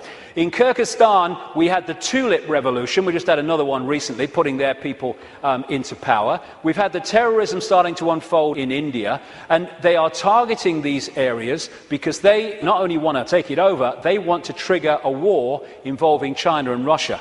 The Third World War that their documents have talked about for a long time. And they're ticking them off. And if you take that map of Eurasia and keep it in your pocket, you'll tick them off as the news stories unfold. Oh, a revolution here. Oh, a coup here. And what they're doing, this is not America doing this. This is not America doing this. This is the cabal doing this through America. The idea is to destroy America, to use America to destroy America. Why? Because when you want a world government dictatorship, you cannot have any superpowers that have the military and financial might to say no to what you're saying must happen. Because the world government intends to have a world army, a world central bank, and a world currency, eventually. And they'll manipulate the financial situation to bring that about, or try to. So what they need to do to take the superpower America out is they need to destroy it militarily, and they need to destroy it financially. And that's what they're doing. They're using it on their foreign excursions, and they're undermining its economy to destroy America. And it is going down the pan so fast. And this guy is being used as the front man. Nice smile. Oh, he's a nice man. That's what's really happening. Behind the smile. Just hand it on. It wasn't change. There we go. Here's the ball. Make sure you keep the drugs running in Afghanistan, you know. Drop some my way. And what we saw was a presidential problem reaction solution. Bush was brought in to create problems, financial problems, overseas wars problems, and this guy was brought in as the solution to the problems. And as Adolf Hitler said, the great masses of the people will more easily fall victims to the big lie than the small one. So, I am someone to believe in. Hope, which is always in the future, never in the now. And so it never actually comes to fruition, but we can hope it does. And then you had change you can believe in. And none of these trite phrases like change were ever described in detail about what they actually meant. And what they created was a massive mind control coup on vast tracts of American people, because they made Obama a blank screen, an empty suit on which people could project what they felt hope and change was. Their version of it onto him. And once he became president, of course, everything was changed. Make the lie big, make it simple, keep saying it, and eventually they will believe it. I love you, you love me, I will get you stuff for free. Oh, yay, Obama, you're such a star. I love this one. The wolf found that shepherd's clothing worked better. The peace president, first thing he did was agree the bombing of Pakistan. Same guy, all this going on with this spent uranium, depleted uranium. What does he do? Continues the bombing, increases the troops. Fraud, another puppet. Golden rule, big time. Ignore the words and watch the actions, because they're never the same. And just to show you nothing's changed, there we go. Good old Bono. Nothing's changed, we're fine. So, we have this projected agenda, and we're now at the point where they're trying to introduce finally that structure. World government, world central bank, world army, world currency eventually, and alongside it, of course, the Orwellian state that I've been writing about for the best part of 20 years, and increasingly so many others have too over the years, and it's unfolding as daily experience. More and more control. Now, number plate imagery, where they can follow people all over the country. This stuff called Speed Spike, where they can follow cars and their speeds from satellite wherever they go over vast distances. Then they've got this stuff they're bringing in, problem, reaction, solution, because some puppet stooge kid set his pants on fire and now we must have this stuff. You know, I don't care about them seeing my body, serves them right, but it's going to bathe us all in bloody radiation. And of course, people who do care about their body being seen, it's going to, again, break them down. This is what it's about. It's a psychological warfare on the people. We're seeing police becoming more like soldiers. There are some good policemen, there are some sensible policemen, but my God, there's some morons. And they're giving them tasers as well. Bloody hell, 55,000 volts. And what is that about? People say, oh, it's terrible, it's bad for them, isn't it, that these people are dying from being hit by the taser? No, it's what they want. Because when people die of being hit by the taser, that means anything you say, officer, I'll do. It's what they want. It's part of the control system. And the sound to clear, peaceful protest, the microchip agenda goes on. One hospital now is replacing written tags on babies with barcoded ones. In the papers this week, it's all on the road. They now have barcodes that actually you can't see. The real ones, they would be there, but you wouldn't see them. Then there's the assault on the body computer to destabilize our ability to maximize our potential and get out there to higher levels of consciousness. That's what, in part, this is about. The chemtrails that crisscross the skies all over the world. All the chemical cocktails in food and drink, targeting children most of all. And this is an interesting thing. It's talking about problem, reaction, solution.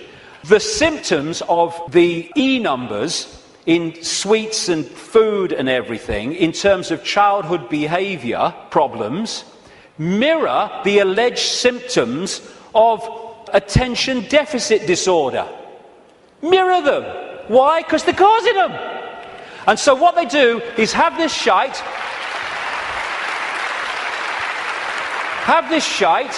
This will chemically imbalance the brain. It will create behaviour problems and attention problems, and then we'll give you fricking Ritalin to dose you in mind-changing drugs to meet the problem that we are causing here. Same with genetically modified food, which is there to genetically modify us. This is why they're more and more targeting organic farmers around the world and people growing their own food to overcome the chemical shite. This is why they're targeting small farmers so the great conglomerations can move in, like Monsanto and others. This is why they have this Codex Alimentarius, which was created by Nazis like Fritz Tamir, who came up with the work makes free sign across the entrance to Auschwitz. Him and some of his fellow Nazis who went to jail after Nuremberg. He was released well ahead of the end of his sentence because his mate intervened, called Nelson Rockefeller, 4 times mayor of New York, and they created these Nazis. Codex Alimentarius in the 60s means code, food book or food code, and now they're trying to impose global regulations which in effect will stop us getting the doses of food supplements and vitamins that make any difference, and also hand control over to the pharmaceutical cartel for it. Same with the attempt to get us vaccinated with all this shite through the Rothschild-created and controlled World Health Organization. And because of the web, this centre point can control the Monsantos, the food producers, the food standards agencies, which are supposed to oversee those people, the drug companies, the Food and Drug Administration in America is supposed to oversee them. They can orchestrate all of the stuff that I've just described and listed because of this web. And the overall thing is a war on the human immune system. They're trying to undermine the human immune system in every way, shape or form because they want a massive cull of the world population because they cannot cope with the numbers. And like I say, I was reading, when I was researching the book, I saw incredible figures. But my goodness, in the last week, I've seen extraordinary figures in terms of the increase in drugs, mind-altering drugs given to children. It is fantastic. And it's being done systematically to dumb down young people and stop them expressing their true potential for consciousness, which they are. And all that is in here, how that was going to happen, written as a novel by this guy, Fabian Aldous Huxley. They're putting us in a vibrational prison in all these ways. The financial crash was orchestrated on purpose by deregulating, and it's possible to do that because the Rothschilds and their associated families and groups control the world financial system. They're moving trillions of dollars around, so they decide if the stock market goes up or it goes down. If they target the dollar, it will go down. If they target sterling, it will go down or whatever, because they have that ability, and Goldman Sachs is one of their main vehicles for all this stuff. And they can control the world financial system because, once again, they control the banks, they control the Federal Reserve System in America, they control the Bank of England, and they control governments, and they control the reporting of it. And this is the plan. Stage 1, crash the global economy, September 2008. Stage 2, governments throw fantastic amounts of money, credit, money that doesn't exist, but we pay interest on it, at the perpetrators until their financial barrels are empty. Stage 3, and they'll bring this when they feel it's going to have maximum impact, they're going to crash the economy again on unprecedented scale when governments have no means to respond. That's the idea. Why? Well, the last section will kind of pull all this together, because there's something going on which they want to stop. But that's the idea. The more fear, the more disruption, the more stress, the more worry that they can create, the more it impacts upon us in ways that suit the control system, as I've described through the day. And then there's this major element of their plan in the next few years is introduce massive taxation and control and imposition as a result of something that doesn't exist, thanks to this guy. If this guy's involved, it's a scam. End of story. End of story. There you go.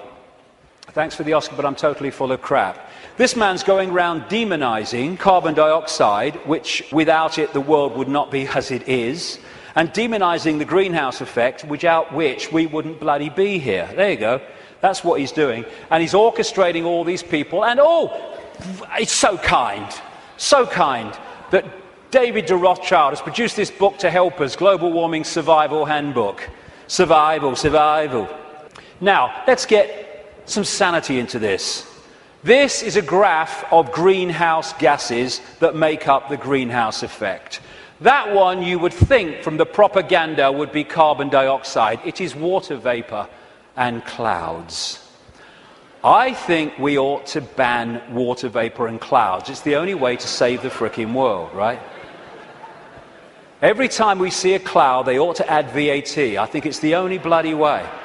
And this is carbon dioxide. Not only that, the grey stuff is natural, only the green slither is coming from human activity.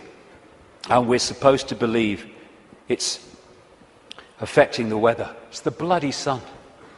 It's the bloody sun.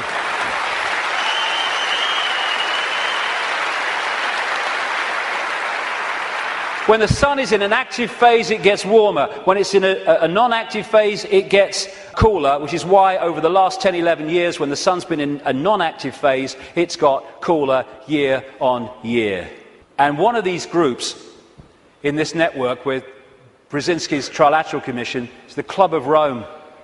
It was created in the 60s to orchestrate the use of the environment to push the agenda. Aurelio Pecci, the founder of the Club of Rome, quoted it in their own publication in 1991.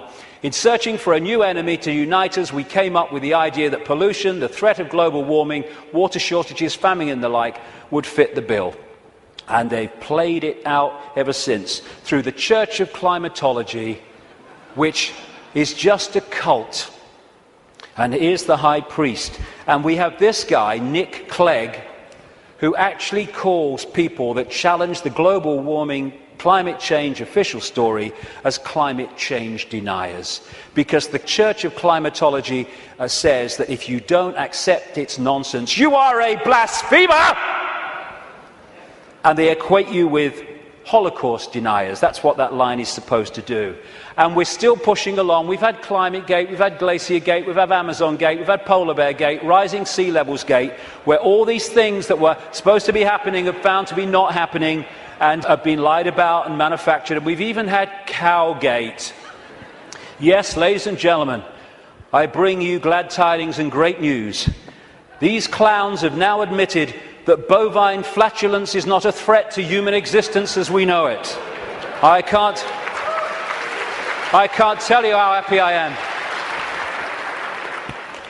BBC, through gritted teeth, has had to admit on its website, but not on its television station, that temperatures have been falling. And yet, no matter, the Green Team goes in, Gore's team is taken on by Obama. They go around programming children about fear of the future, the Green Police to impose checks on your houses without your permission, and just to show it's a scam, there we go. How's that? Good stuff. Again, I keep coming back to this, the suppression vibrationally of this energy field and the human energy field.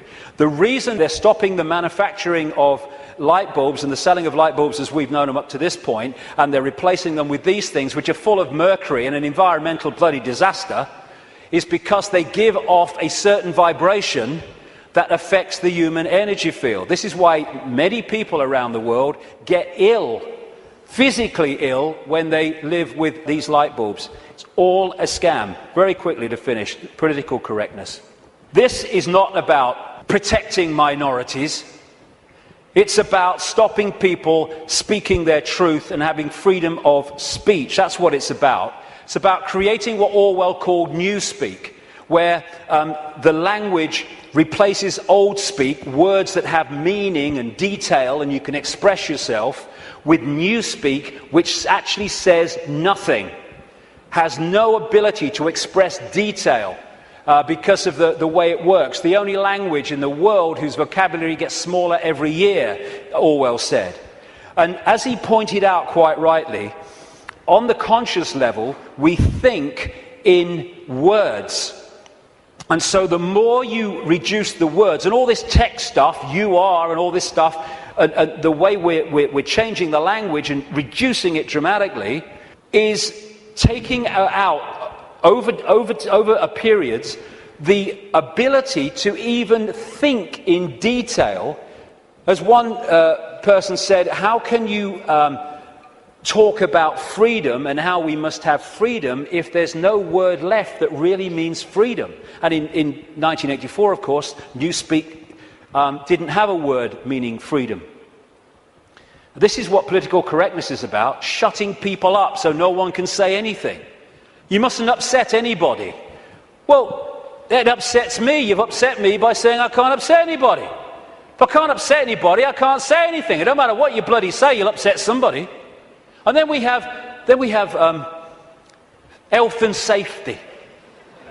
Again, it's to create a situation where people can't move. I went into a Pizza Hut on the Isle of Wight. I'm not proud of it. I was hungry. But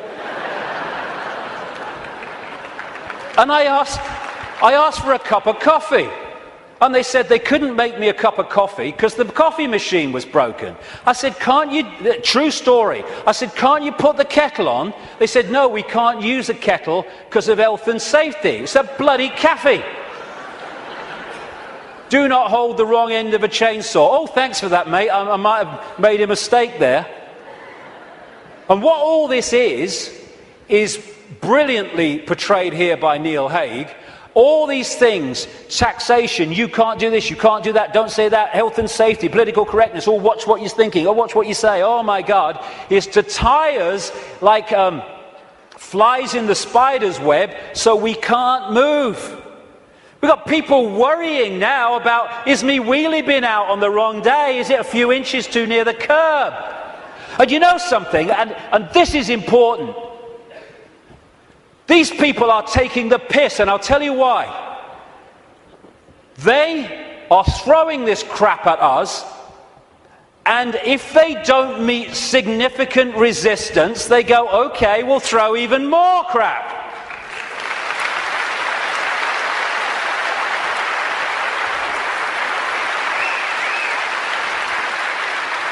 I'll get into this in the last section, but we need to draw a bloody line here. Not only say here and no bloody further, but we're going here and drawing it. Because otherwise they'll just keep doing it.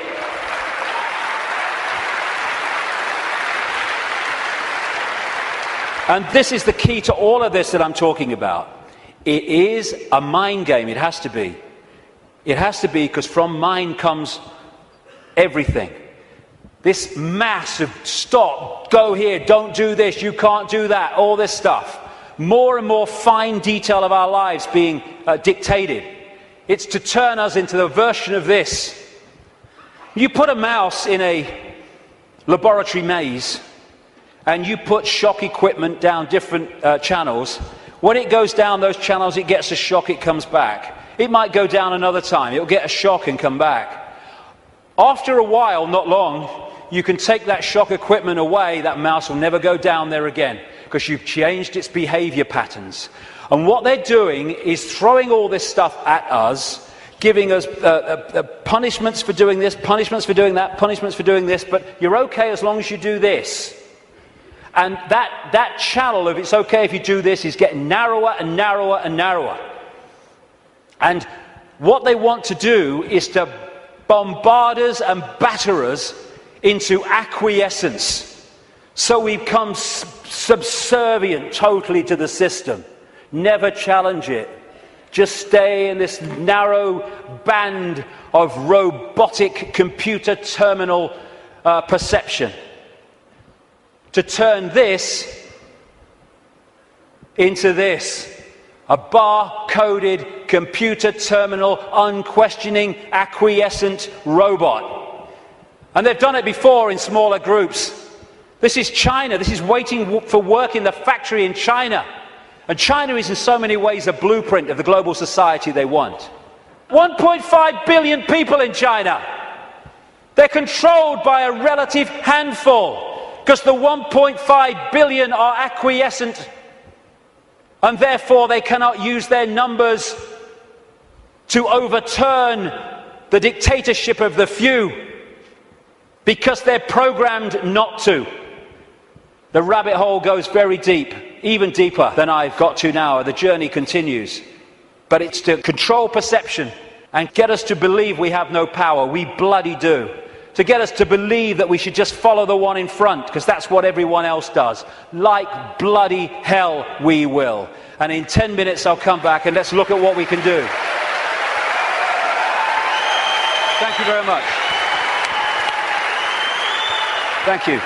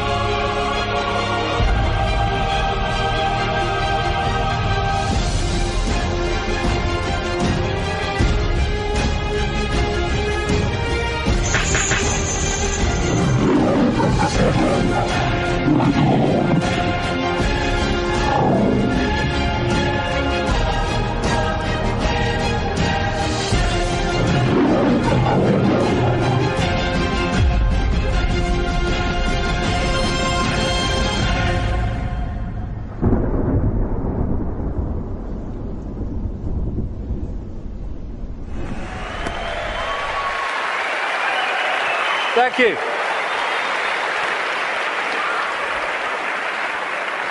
I've changed my smelly shirt for, I think, a very appropriate colour for this last section, actually. Smelt like a wrestler's jockstrap out there, I tell you. Okay, so where now? Well, this section is about the control system coming down. Because we're in a period where a dramatic shift in human awareness and human consciousness is in the process of taking shape. Some people call it the shift, sometimes I call it the vibrational quickening, but what I've been calling it for 20 years, because I came across this in the very earliest days after I met that psychic, that first psychic, I called it the truth vibrations. The first book I ever wrote after that awakening started, because it's ongoing, was called Truth Vibrations, or the Truth Vibrations, because I came across this awareness. There seemed no evidence at the time, my goodness, that there was a vibrational change in the process of coming. I understand it more now, mind, and we'll get into it, but I had no idea then. And what it was going to do was act like a spiritual alarm clock, and it was going to wake people up. It was going to wake people up from this slumber, this coma that we've been in for so long.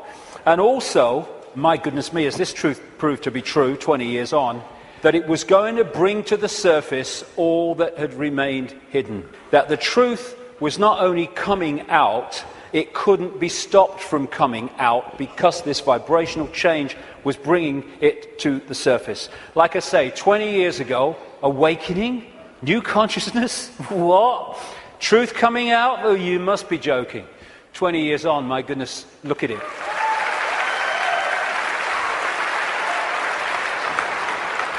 I'm fortunate to travel the world speaking, and I'm being invited to more and more countries you never think you're being invited to. And so I can see that this is not just happening in Britain, not just happening in America. It's happening all over the world. And all the differences is those that are staying in mind for now, and those who are opening mind to this change and perceiving self and the world in a completely different way. So I've been saying through the day, there's a base vibrational construct, the base vibration of this virtual reality coming out of the black holes, which triggers, as it goes through its cycle, which appears in the play-out world as like a time loop, it triggers different information coming from the suns. And we decode that information, and as it changes, so the information changes, and so therefore the epoch changes, the yuga changes. And we're now at this cusp where we're going from one epoch, one vibrational information epoch, into another one. And this new one is dramatically more expansive, dramatically more enlightened in the level of awareness that we are going to have access to. And the control system, which is a manifestation of this epoch, cannot survive this epoch, and that's why it's doomed. And we're now in the cusp of that change from one kind of world experience into another one. It's just another stage on the circuit of experience. And so, while for a few years yet, it's not going to seem like the control system's going down, because it's going to be throwing everything at us, because it's going to be desperate, there is no way that our children, young people and grandchildren are going to live out their lives, as appears to be the case now, in an Orwellian fascist global state. No way.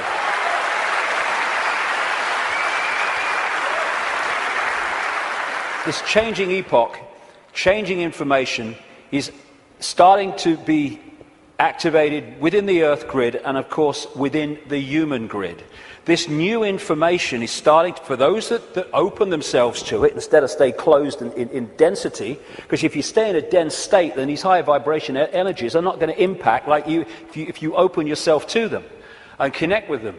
But those that are awakening, this new photon information, this more expanded perception, we're starting to integrate it, and we're starting to get insights from it, because it contains information that hasn't been around in this period we've been through. Now it is, and suddenly it's like, Oh, I see it now. Oh, I get it now. Why didn't I get it before? Because you're now decoding a totally different level of information that's becoming available, and it's encouraging us, it's pressing us, it's urging us to open to all that is and change the way we perceive the world. What certainly is true is some strange things are happening in the sun. The sun goes through cycles of less activity and more activity, the so-called sunspot cycle, which also produces the solar flares and all that business. And it's kind of quite a predictable cycle of some 11 years, and it goes into a down period and then another one starts.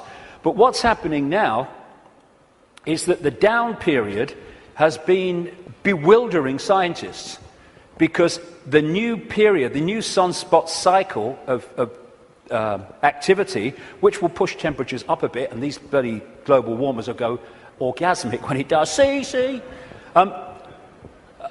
is not becoming active. There is no one, this is something I read in a scientific magazine, there is no one alive today, or nearly alive today, who has experienced a down state of sunspot activity of the kind that we've been through in the last few years. This is where temperatures have been falling. This one is the so-called near solar minimum in January 2005 of sunspot activity, and this was the sun yesterday in terms of sunspot activity.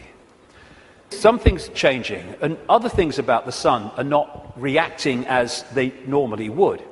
But I suspect that when it starts again, and it will, we're going to see some dramatic activity in the sun. And that will impact upon not just the Earth's energy field, it will impact on our consciousness, our awareness, and things will start to speed up. Because this new information construct coming out of the sun is symbolized by Neil Haig and myself as a lion. As the real human being, I symbolize as a lion also. And basically, these truth vibrations are going to dramatically, as we go through these next few years, dramatically affect human perception, human awareness, and human potential as this new information becomes decoded and the awareness potential expands and we access a greater part of all possibility. Another thing these truth vibrations are going to do and are doing is to break that wall, that line of troops on the left brain, and we're going to be accessing more and more of our right brain potential. So our creativity, our insight, our ability for what people would call genius today, it's the natural human state, is going to more and more expand. We're heading in for an incredible time. It might not seem like it like for a few years, like I say, because these people will be battening down the hatches and trying to do everything they can to stop it, but that is what awaits us. In many ways, I wish I wasn't 58. I wish I was like 28, because I'd like to live through a bit more of this. But I'll have had me fill by the time I'm done, which is bloody well not yet, I'll tell you. So when so as we are impacted by these truth vibrations, because we open ourselves to them, then we break out of these boxes. And these are the people who are not being touched by that yet, but my goodness me, I'm seeing people now change dramatically in no time. I was walking through where I was speaking in Santa Fe last year, and this guy walks past me. He'd flown in from Austin, Texas, and he said, 3 months ago, mate, I thought you were mad. Words to that effect. He said, now I get it. And he got it so quick, and we're going to see this happening. People changing dramatically, and also, as I understood 20 years ago, that all that's been hidden, the curtain is being pulled back. And we're in for some shocks. I mean, of course, what we've talked about today is shocking to most people who have seen the world in another way, but the shocks are going to go on, because what's been going on in this world behind the scenes is nothing like what we think it is. And these truth vibrations, this energetic change, this new epoch of enlightenment and expansion, and people call love and harmony and respect, connection, is going into these dark places, these structures that are held together by low vibrational density. and breaking them up. Not, like a war. It's a new epoch coming. And as the new epoch comes, the energetic change is going to break up the denser structure of society and belief. And like I say, if these guys think, as they do, because they're accessing here, not here, because of their mental and emotional state, that it's a done deal, well, they're in for a bit of a shock. Because, when you've got a dam of water, it can take a long, long time before the cracks appear. But from the cracks appearing to collapse can be a very, very short time. And already, if you look from this perspective, the cracks are appearing. And the first crack is when people say, I've had a freaking belly full of this. I ain't taking this anymore. Then the cracks start to appear. And what we're going to see in the next 10 years is this control system, increasingly as the years pass and these truth vibrations get more powerful, we're going to see this control system come down because a new awareness is being breathed into this reality, and a control system based on suppression of awareness therefore cannot survive that change. Now, another perspective on why the control system is going crazy now. As I say, they can see down what we call a timeline further than we can when we're in this reality, because they're in another reality looking in. So they could see, they don't know the scale of it because they can't get out here where it's being orchestrated from, and they can get here. But they can get a feeling, and they have had an awareness that this energetic change was coming and how it could potentially affect the slaves in terms of waking them up. It is absolutely no coincidence whatsoever that it is now, of all times, in this experience within this reality, when these truth vibrations are manifesting themselves and quite demonstrably changing the way people perceive self in the world, that this control system is at its peak in trying to suppress humanity, control humanity. It's absolutely in sync, because this moon matrix can only influence human perception if humans stay within its vibrational frequency, within its hack. The truth vibrations are taking us out of that frequency range, and therefore it's losing its influence on awakening people by the day as we start to perceive and see and become aware of things that we weren't before when we were connected to the hack. And all these things, destabilizing us chemically through food and drink, rewiring the body genetically through genetically modified food, what they're doing to the kids, the drugs, mobile phones and all this microwave soup that we now live in, microchips especially, they're all designed to externally suppress or internally suppress, in terms of food, etc., the human body computer to stop it accessing these truth vibrations. It seems to be, on the face of it, that they're trying to grab more and more control. The truth is, it is a desperate, desperate attempt to hold on to the control they've had thus far. That's what it's about. It's battening down the hatches to stop the control system coming down. In part because it has many expressions, including creating earthquakes and dramatic extremes of weather. This technology known as HAARP in Alaska, and it's now got other organizations connected to it and technology connected to it increasingly around the world, it bounces radio waves off the ionosphere, the highest part of the atmosphere, and back to Earth. And what it is in major part is a underpinning, a supporting role to this moon matrix to create a low vibrational atmosphere in the lower atmosphere where we live in and operate in like this. Again, it's targeting this morphic field, as the Satanists call it, and some others do too, to keep it in a low vibrational state. It's fighting the truth vibrations. They know what they're doing, on one level anyway. And one of the other things that HAARP can do, and it's in the patents of the technology, it can send out radio waves carrying information, thoughts, on the wavelength of human brain waves, and it can impose those thoughts on the brain, which we then manifest through as our own thinking. That's also part of this, and it's also part of this defense mechanism against this epoch change. And if they change and affect this energy field we live in, we will be affected by it if we stay in density and closed mind state.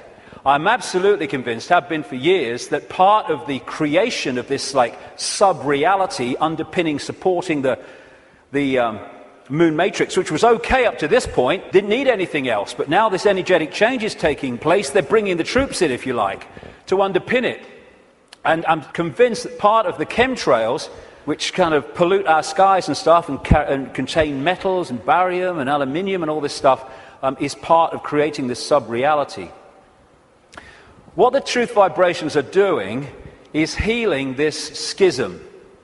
It's part of what it's doing. And the schism has been this distortion in the metaphysical universe, the waveform information construct, has been playing out into the holographic play-out world for, what would you call it? Eons, for as long as we can remember. And it has manifested itself out as conflict and fractured personalities and all the rest of it. This is being healed all the time as these truth vibrations impact themselves and we move into this new epoch. And those that are tuning into it, it's healing these divisions.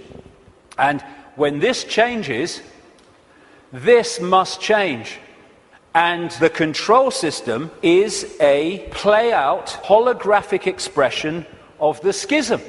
So when the schism heals, as it's going to, this distortion, its outward holographic expression, the control system, must fall. That's why it's doomed.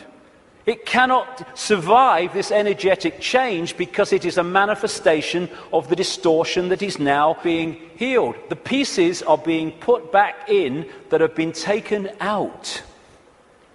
A totally new era is in the process of moving into human experience, and this control system, it's doomed, and all its expressions are doomed. Not doomed like, let's have a mass bloody murder, mass killing, all the rest of it. Doomed in this reality because they're connected to something that's disappearing. There'll still be infinite consciousness, even those in the control system. They'll remember who they are eventually. It might take some time, and we'll be having a beer with them one day thinking, do you remember when you were stupid? Oh, yeah, I remember that. Oh, God, mate, yeah. Oh, that's what we'll be doing at some point. So this epoch change is moving from a sense of division, left brain, where it sees everything as apart from everything else, sees everything in terms of structure and apartness. We're moving from that perception as this energetic construct changes to a perception of what comes from expanded consciousness and awareness, which is we're all one. We're all expressions of the same one consciousness, which again makes racism ridiculous, ludicrous, insane, the height of ignorance. And as the schism, the distortion is healed, so other expressions of the distortion will become what we call history. The police state, the energetic wars, once we're really in to this expanded awareness, the very idea of going to war. We have laws because of the distortion, because of the epoch we've been going through. We don't need laws in the state of awareness that we're going into, and our children and grandchildren will go even more into. You don't need to say we have a law against murder when murdering someone would never even enter your psyche. You don't need environmental protection laws when harming the planet because you know the planet and you are one anyway would never occur to you. You don't need these things. Laws are there to suppress overwhelmingly, but also expressions of laws are to try to mitigate for the distortion that manifests itself in distorted behavior. The idea of anyone going hungry in a world of plenty in the epoch we're entering, we never even conceive it. You mean they used to let people starve? That's this mentality that we're moving out of. And we're at the cusp now of this change, which is a very interesting place to be. We're going back to that.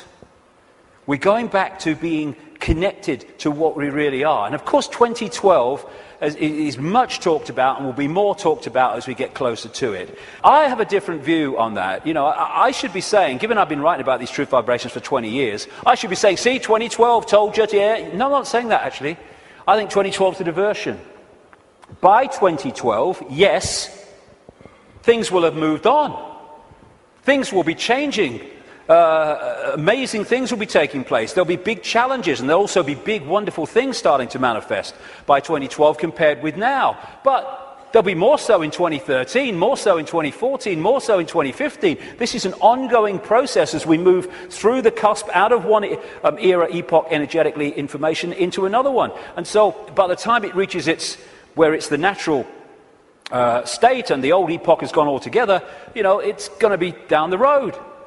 But every year, every month, things are going to be moving on energetically. And there'll be things in 2012, and maybe a very good chance that manufactured things will happen in 2012 to focus attention as part of the diversion of the control system.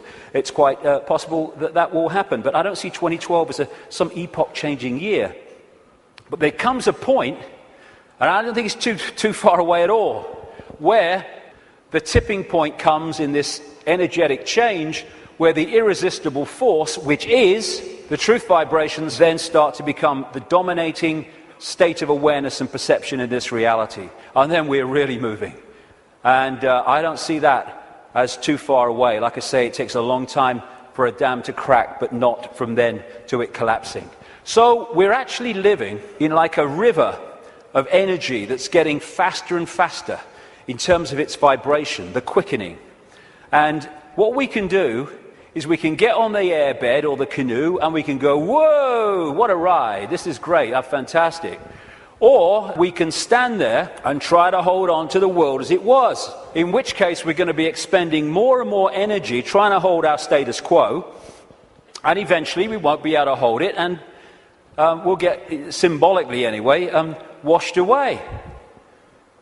And as these truth vibrations manifest themselves and our awareness starts to expand, we're going to be accessing levels of realities that have been denied us up to this point.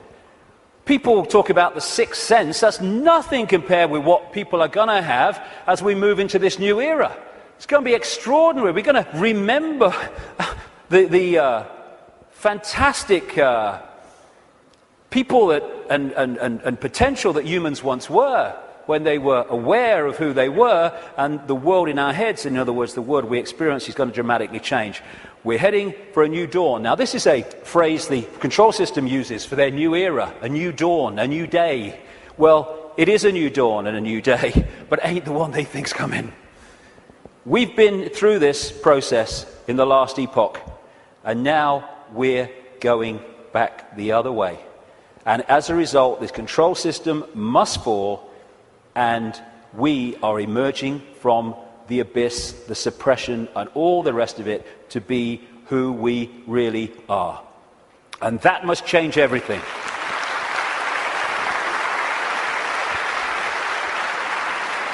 Einstein said you cannot solve problems with the same level of consciousness that created them.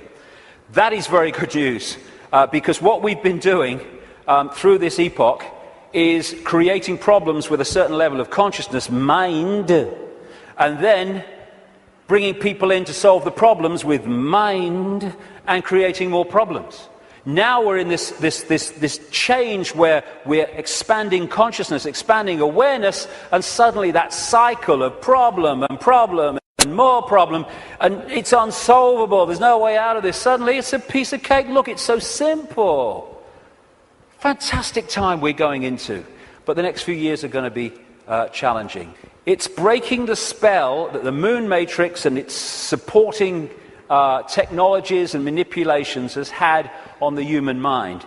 You know, we don't have to find enlightenment. We are enlightened. What we need to do is remove the barriers of belief and perception that we've thrown around ourselves that keep us from that enlightenment. That enlightenment's never gone away. It's over here. It's saying, I'm over here. I'm over here. And this is what a major role the truth vibrations are doing, because they're the quickening. They're breaking up these dense energy fields, and as they do, suddenly we're connecting with levels of awareness that we didn't realize. We've been in a trance all this time, programming perception because of that. And it connects through the reptilian brain. So let's disconnect from the reptilian brain as part of breaking the spell. It feeds us fear, it has to, constantly. Fear this, fear that. Insecurity, anxiety, that's what it's doing to manipulate our perception and hold us in a low vibrational state, therefore the moon matrix. So one of the ways that we can, just on a daily basis, is disconnect from the lizard brain, and therefore what it's connecting us to, is to, simple thing, don't count to 10, count to 50. And if you're still wound up and about to hit somebody, count another 50. Because what the reptilian brain does is it doesn't think, it reacts. That's why it's so fast. It doesn't have to think, just reacts. Now, the other parts of the brain, like the neocortex, they think things through, so it takes longer than the reptilian brain. This is why we react to something, reptilian brain, and then maybe a minute later, 2 minutes later, maybe half an hour later, the visual cortex has thought this through, and we go, oh my God, I overreacted, didn't I? Did I really say that? Oh my God. That's what, it's the reaction system, reaction. And if we can stop reacting, emotional reaction and all that stuff, because, you know, we're manipulated so much through the reptilian brain reaction system. It's not problem, think it through, do a bit of research, see what you think, discuss it a bit, solution. It's problem, reaction, solution. That whole process of mass manipulation is done through here. So when we're faced with a situation, and I'm talking to myself as much as anybody here, you know, I'm not cross-legged on a mountain saying, hey, here I am. No, I'm talking to myself as much as anyone else. When we're faced with these reaction systems, whether it's because of a world event, whether it's because something in our lives, if we can just go, okay, I don't like this. 1, 2, 3, 4, 5, 6, and eventually the reptilian brain loses its power because it's a reaction power, and once the reaction's gone, it's lost its power, and we can think things through. And if we stop reacting through the reptilian brain, then we are massively disconnecting from the moon matrix. And as these truth vibrations change the nature of this energetic control of the human collective mind, the hive mind that we've been connected to, then its expression, this structured world, the way we work. And, you know, my brother said to me once, what's it all about, Dave? He said, you get up in the morning, you go to work, you come home, you have your tea, you watch telly a bit, and you go to bed. You get up and you go to work. I mean, look at it. It's the way it is, the way it's structured. It's slavery because it's so limited. And I've talked to people once, the last time I spoke at the Oxford Union, I was talking to some students. They could not perceive a world in which there wasn't a hierarchical structure of government because there would be chaos. That's the left brain at work. And people, when you think, look, this world is crazy. It's not serving people. People are serving it. That's what we are. We're slaves to a system. Politicians are slaves to a system. They go into the system. They think they're going to change it. The system changes them. And therefore, we can't perceive left brain, old epoch, that actually there are other ways of living, of interacting, other ways of providing food and warmth and what you have, other ways of living life than this drudgery. But as we expand our awareness, then other ways of interacting will become very obvious to us. Blinded by belief, believe. This is one of the control system's greatest weapons to control the human psyche. Get them to believe something. They don't care if it's this religion or this political belief or whatever it is. As long as you believe something powerfully, then they got you. Because belief builds walls around itself, repels all borders that challenge that belief, and suddenly you're living your life on a postage stamp or a dot. and your true ability to perceive in an expanded way is gone. You've given it up to the belief. This is how it must be. And once you have a belief, like a religious belief, then there are rules and regulations. Walls go around the belief. If you're going to be one of us, you must believe this. You can't believe that because they believe that, so you'll be one of them if you believe that, and all the rest of it. Here we go. We're all possibility. What are we doing having rigid beliefs when we're all possibility? Religion is mind. And there are many expressions of religion, not just going to church. There are many religions of the mind of various kinds that don't appear to be, but they are addictions of the mind. It's mind. You must believe this. There is one possibility. What's that saying? There is one possibility. That's how mind thinks. Consciousness, there is one possibility. You're having a laugh, darling. So religion, as we know it, is not going to survive this epoch change either, because it's an expression of the last one.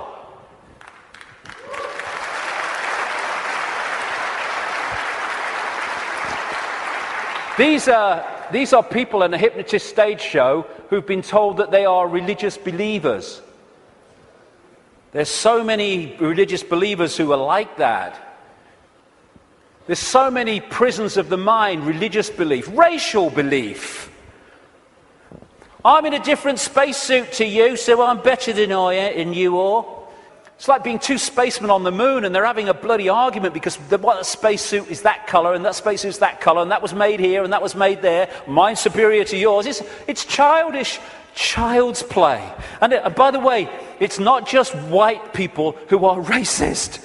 It's a mentality that can manifest through any race. And we have racism all over the world. It's not a racial belief, racism. It is a mental mind state. And anyone that thinks they're superior to anyone else because of their body computer state or colour or whatever is controlled completely by mind and ignorance, political belief, self-identity belief. I am Joe Public, I'm little me. All these things will go and have to go if we're going to open up to the truth vibrations, because they are all about limitation, all about little me. And as researchers have shown, when we have rigid beliefs, the brain fires off the neurons in a specific network. And what that does is filter reality, decode reality, in line with the way those neurons are firing. Therefore, it continually edits its reality and creates self-fulfilling prophecies, if you like, that it keeps seeing the world according to its belief. Despite receiving information that challenges the belief, it just filters that information in line to protect its belief. And then when you change your belief system, as has been shown in research, the neurons start firing in a different way, and you start seeing the world in a different way. If we can get to a point where we open our minds without belief, we come from a state of knowing, all-knowing consciousness rather than belief from mind, then we open up the range of perception and understanding and awareness well beyond anything you can access if your brain is firing off in this symbolic way, limited by rigid belief, whatever belief that may be. When we open our mind to consciousness, everything changes. And to do that, I would suggest we need a blank sheet of paper. You know, it's not about learning anything new. We're all knowing if we can access that level of ourselves. It's unlearning the programming that has kept us from that level of awareness that we truly are. And therefore, because we're dealing with all possibility at the core of our being, that's what we are, we need a blank sheet of paper. All preconceived idea needs to go. All preconceived belief needs to go. And let information, intuitive knowing, decide what we think about things and feel about things rather than preconceived idea. It's not possible becomes, well, let's see if it's possible on the basis of the evidence, the basis of the information, the basis of how I feel. And then suddenly we're not saying, no, that's possible, I'm going to shut that out by reflex action. We're going to look at it. And when you do look at it, as I know from experience, what seems to be crazy to start with starts to take on very profound dimensions. Because we're all possibility. And if we're saying only this is possible, only that's not possible, we're not operating at the core of our being, which is all possibility. We are editing things, we are limiting ourselves, we are entering the realm of mind. And it's a time to choose, in many ways, between the head, the intellect, not that he doesn't have the part to play, it does, it being the governor, and the heart, knowing, intuition. What changed my life more than anything else was 20 years ago when I decided that if I was ever had a decision between going with my intuitive knowing, which we feel here, funnily enough, in the kind of heart chakra area, and my mind, I was going to go with my head, I was going to go with my intuition. And it changed my life and has allowed me to follow this path, because I can tell you over the last 20 years, there have been many times in the early days, not for a long time, but in the early days, when my head was going, you're going to say what? You're going to do what? You must be joking. And not in my lifetime. But I thought, no, I feel to do it, I feel to do it. I went with it. And as a result, you follow this, this energetic path through intuitive knowing that's been laid out. And what happens, because intuition, knowing, is coming from another level of awareness beyond five-sense reality, it means that to five-sense reality, general world, some of the things you do when you follow your intuition are seen as, I think I'm possibly an example of this, are seen as crazy and mad and lunatic and dangerous and all that stuff. And what happens then when you do that and you get that reaction is that the head kicks in, the mind, which wants to protect its preeminence that it's had up to this point, puts its arms together and says, see what happens when you don't listen to me, see the trouble you've got into? And it's like, yeah, okay, and you come back into mind. But if you stick with it, and you take what comes as a result of expressing your uniqueness and expressing your intuitive knowing, then eventually things happen, good things, great things sometimes, that happen not despite what you did and the reaction you got, but because of it. And then the mind, the intellect, looks at this and says, well, hold on a second. It might get you into trouble, but eventually it works out. And what happens then is your head and your heart, your knowing, your intuition come together. And the war stops. We become whole again, where mind serves consciousness instead of serving itself. And it's years and years, I say this honestly, since my intuition and my head have had a problem. It's an incredible feeling, because it's like, when you start out, it's like, I feel to do this. You're not doing that. No. And then after a while, when this sync takes place, it's like, I feel to do this. And the head goes, okay. And it's a totally different way of interacting with the world. The war stops. And this is open to all of ours. But the first thing is what it is. It's to face the situation we're in, and then we can do something about it. First thing, to realize that up to this point, we have been slaves thinking we were free. And so the first stage is to acknowledge that, and when we do, we can do something about it because we're accepting what the situation is.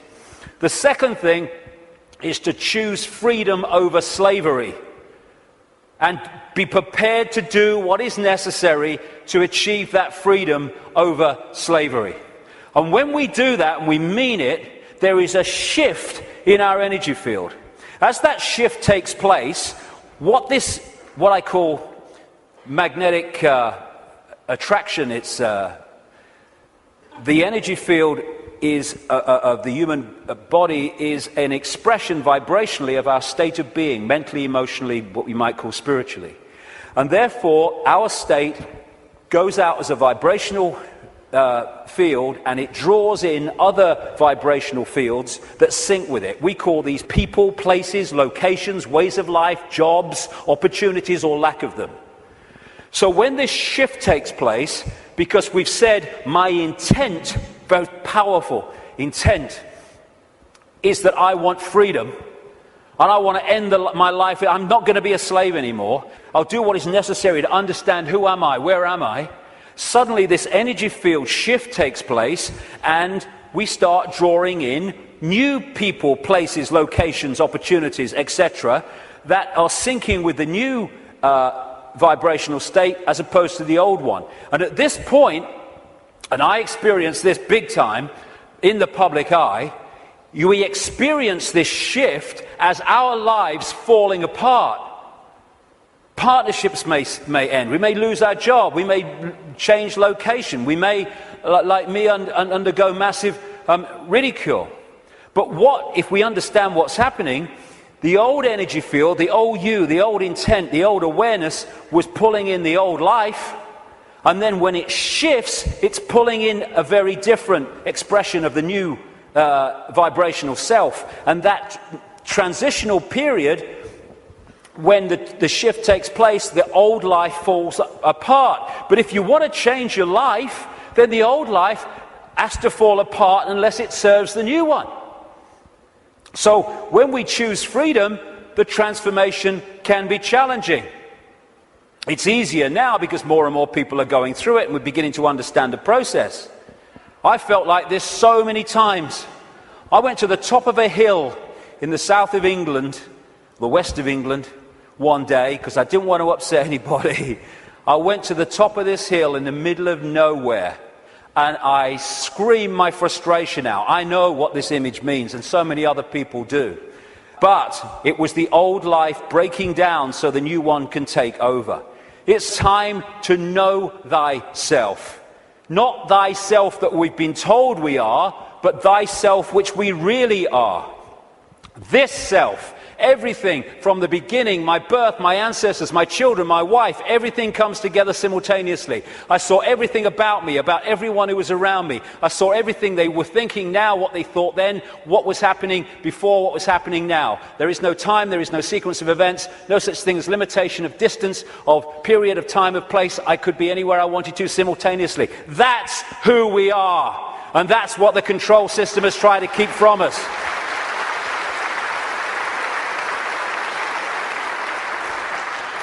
Now, the way to go most powerfully with this change is to stop identifying who we are with what we are told we are, little me.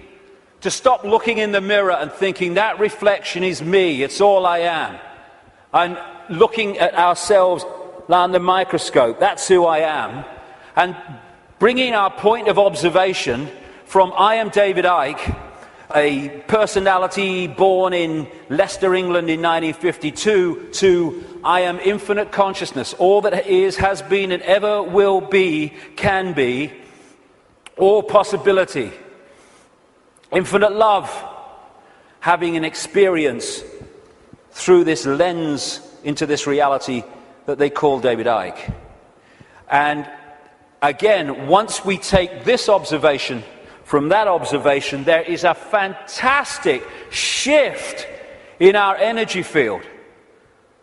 And we break up these densities that are holding us in mental and emotional servitude. Everything starts to change when we move our sense of self-identity. That's why the control system wants us in there. It can't cope with this. We have to be in there. Little me. And this is the fork in the road. Are we going to live our lives as consciousness or mind? As all there is or little me? Because that will decide the kind of world we're going to live in. Escaping the box, and it is a box, it's a vibrational box. Getting out of this thing called cognitive dissonance, where we lie to ourselves. Cognitive dissonance is, if people haven't come across it, it's a very powerful controlling mechanism whereby we have a belief about self or the world or a situation, and we're sticking with it. And when we face information or experience which challenges the belief, then cognitive dissonance is that uneasy state when you see that your belief system is under threat from this information or this experience. If this is real, then the belief can't be. And what you do then is you go about these incredible stories we tell to ourselves to convince ourselves that this can't be true, to protect the belief system.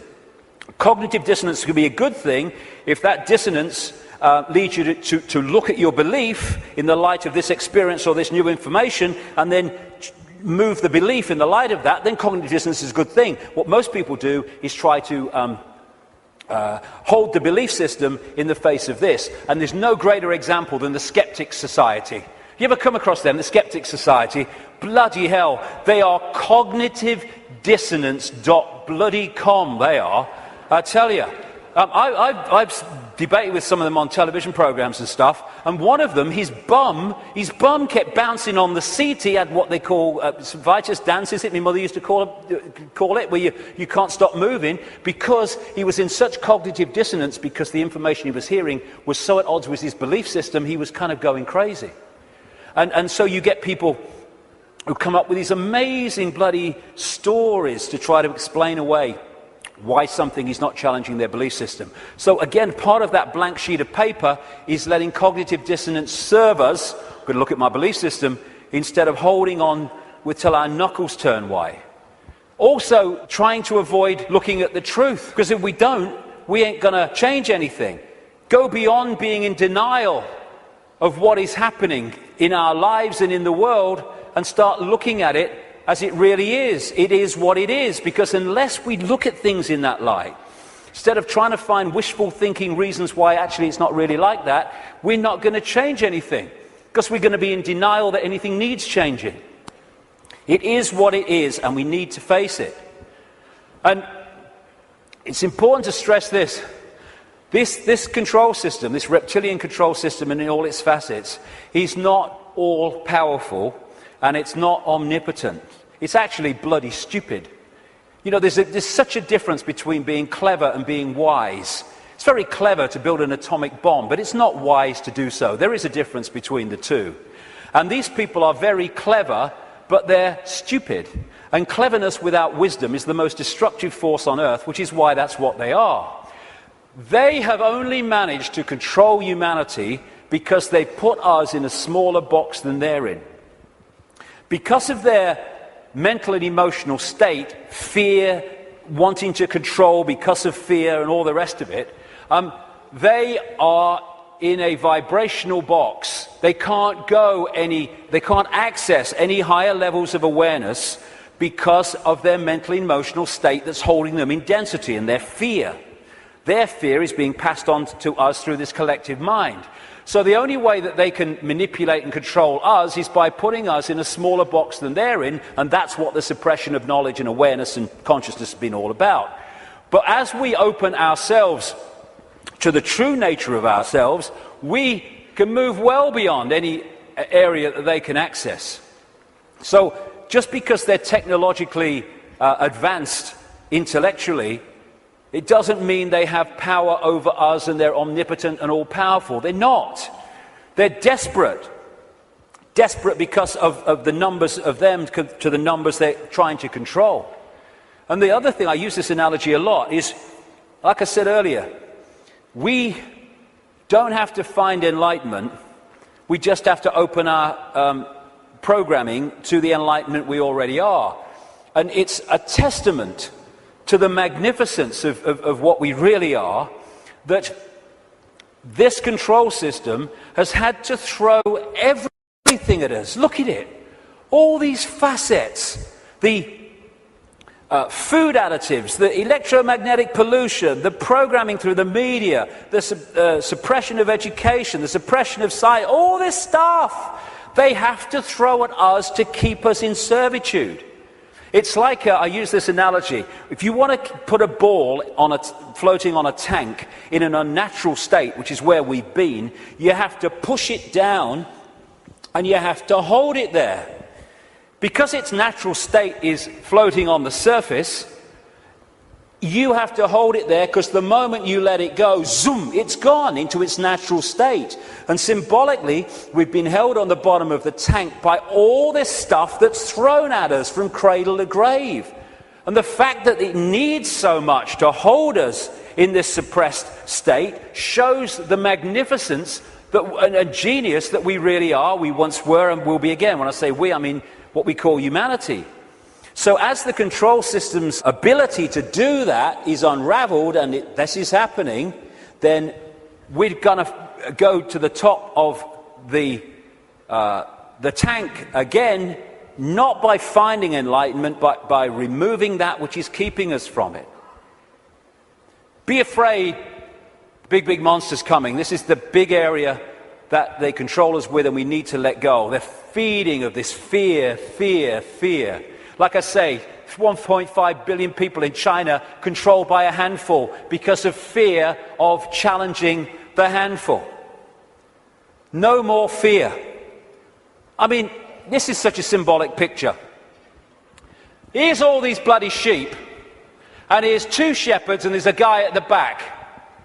Now, those sheep, symbolic of humanity, can only be controlled in this way because they acquiesce to the shepherds, and the sheepdog symbolizing fear. What if this group of sheep, instead of going ba, ba, ba, ba, and if they want, oh, ruff, ruff, oh, fear, oh, following the one in front, the control system, the shepherd, yeah, oh, he's got the power, he's got a stick, aye. What if those sheep said, oh, look, I'm not following him anymore. And hey, Rover, woof, bloody woof, on your bike, you're not frightening me, okay? I'm over here. I'm over here. I'm over here. I'm going down here. I like that. There's some grass down here. Suddenly, this herd, flock, whatever you want to call it, is scattered because it's expressing its uniqueness and it is not fearing the consequences. These people, apparently all-powerful, have no bloody power. None. They'd never find most of them. They might catch them. And that's what humanity's like. We have the numbers. And yet, because we acquiesce through fear of challenging the control system, even though we have the numbers, the handful of people control the many. We have the power. We've chosen not to use it. It's about bloody time we did.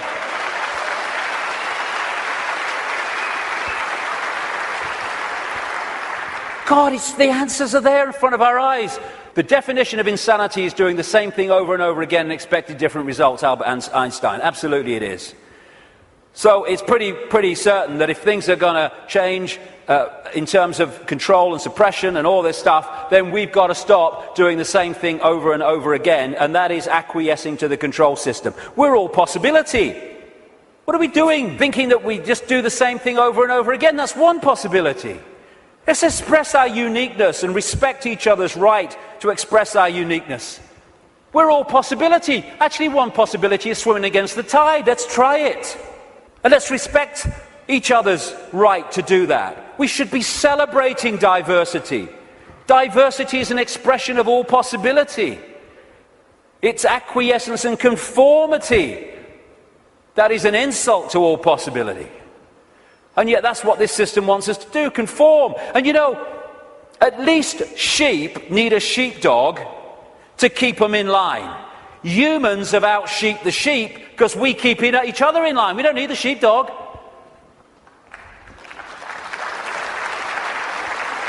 We have sheepdogs called parents and teachers and politicians and peer pressure.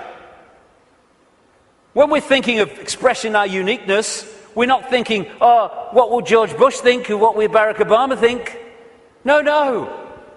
We're thinking, what will my mother think? What will my father think? What will the neighbours think? What will my mates think? What will the people at work think? In other words, what will other people who have chosen to live in this sheep pen think of me getting out of it? It's like sitting in a cell and you find a way out through the door, and instead of another prison warder coming along to stop you getting out, the other prisoners jump on you. That's what we do. If we are going to be what we really can be, and we're going to respect our right to be different, we have to respect others' right to be different as well. Because when we respect other people's right to be different and express their uniqueness, then we're setting them free and we're helping to set society free. We are policing each other all the time through ridicule, through condemnation. We need to start being at peace with other people having different views and expressing different lifestyles than we do, even if we don't like it.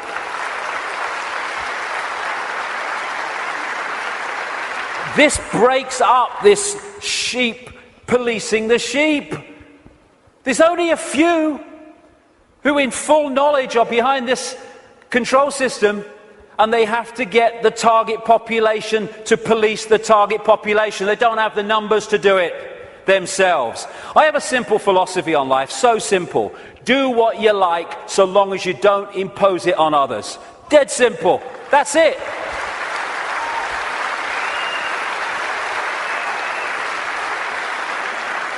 And I've heard people say to me, that would be anarchy. What about people murdering each other? Well, I think that murder could just about constitute imposing your will on another person. And when you think about that simple philosophy, it overrides all law, need for law. If we live that, we don't need laws that say don't murder when you wouldn't impose yourself on another person. And we can do this. You know, if Henry Kissinger wants to sacrifice George Bush, be my guest as long as you both agreed. Because when you leave the body, you'll feel right prats and you might learn something in your eternity. I get interested when they want to impose things on other people that don't want those things imposed upon them. That's what the control system's trying to do. That's why I'm interested. But express ourselves as long as we're all agreed. And we don't impose it on other people. We have this either or. Someone wants kind of a rave or something, and some people don't want to be affected by all the noise and disruption. And so we say, they can have it, they can't have it. It's either or. Any society that was conscious would say, okay, we can sort this out, okay? They don't want the noise, fair enough, understand that. They want to have a party, a rave, a good time. Okay, now, let's find a place where they can have what they want that don't disrupt anyone else's life. So they can have their experience that they want and no one else is affected. Everyone's a bloody winner. This is either or. Someone must win, so someone must lose, so someone could win. Old epoch consciousness. Winner, winner, win, win. That's the new consciousness. I stand upon my desk to remind myself that we must constantly look at things in a different way. You see, the world looks very different from up here. You don't believe me? Come and see for yourselves. And it does. When you move your point of observation, the world looks so different. When we break out of constantly scanning the world from a single point of observation, so everything looks the same. From a higher point of observation, things look very, very different. And we can break out into infinite consciousness. Clear our minds. That's another thing, another layer on the onion. It doesn't matter. My goodness me, how we make things matter that don't matter. And it clutters up our mind, it clutters up our emotions, and holds us in low vibrational servitude. I have a thing I call the deathbed perception. You're lying on your deathbed, well, your body is, you're not, and you've got 10 minutes to live. Tell me, looking back at your life, what mattered. You know, in 2004, when that guy cut you up at the lights, and you got out your car and you screamed abuse, and he got out and wanted a fight, does that matter now? No. Then the trick is to make sure it doesn't matter then. To bring that mentality into everyday life. It doesn't matter. We get het up, angry, frustrated. We worry about things. People worry about going to the dentist. Then they go to the dentist and they go, oh, that was all right. What do you mean it was all right? You've been worried sick for 3 weeks. It's destroyed your life for 3 weeks. You tell me it's all right. There's no problem. It's bringing this. It does. What really matters? What really matters is loving each other, caring for each other, being kind to each other. What matters is expressing our true magnitude of infinite genius, not acquiescing to meaningless things that we take so bloody seriously. How many things do we look back that got us really het up, frustrated and angry, and we look back, it didn't really matter, did it? Well, don't let it matter then. That's the thing. And then there's what I've long called combing the mirror. Combing the mirror is a crazy thing, because what happens is you want to change your hair, so you comb the mirror. Funnily enough, your hair doesn't change. What you have to do is comb your hair, and then the mirror reflects it. And this so-called out there world is like the mirror. It's not even out there. It's a projection of in here. If we're going to change this apparently out there world, we have to change in here. It's like if this is a movie screen, and I don't like the movie, so I'm going to stand here and I'm going to hurl abuse at the movie screen. Nothing's going to change. I've got to go back to the projector and I've got to change the reel, and then this will change, because this is just an outplaying of that. And the Illuminati control system is delighted, indeed encourages us to believe that we can change the world, if you like, and our lives out there. They want us to comb the mirror because they know nothing's going to change. This is where things change, and we connect with this at what we call the subconscious mind. And it's in the subconscious mind that we interact with this waveform construct. The conscious mind experiences the play-out holographic world, the decoded world. So this is where we have to change things. Because by the time it hits this screen, this holographic decoded world, it's like the movie on the screen. It's a done deal. You ain't got to change that now. You ain't got to change this now. We have to change it before we decode it into experienced holographic reality. There are some people I've been reading, they say 98% of human decisions are made by the subconscious mind, the unconscious mind. I would go further. I'd say 100% of human decisions are made by the unconscious mind. What the conscious mind does is experience them.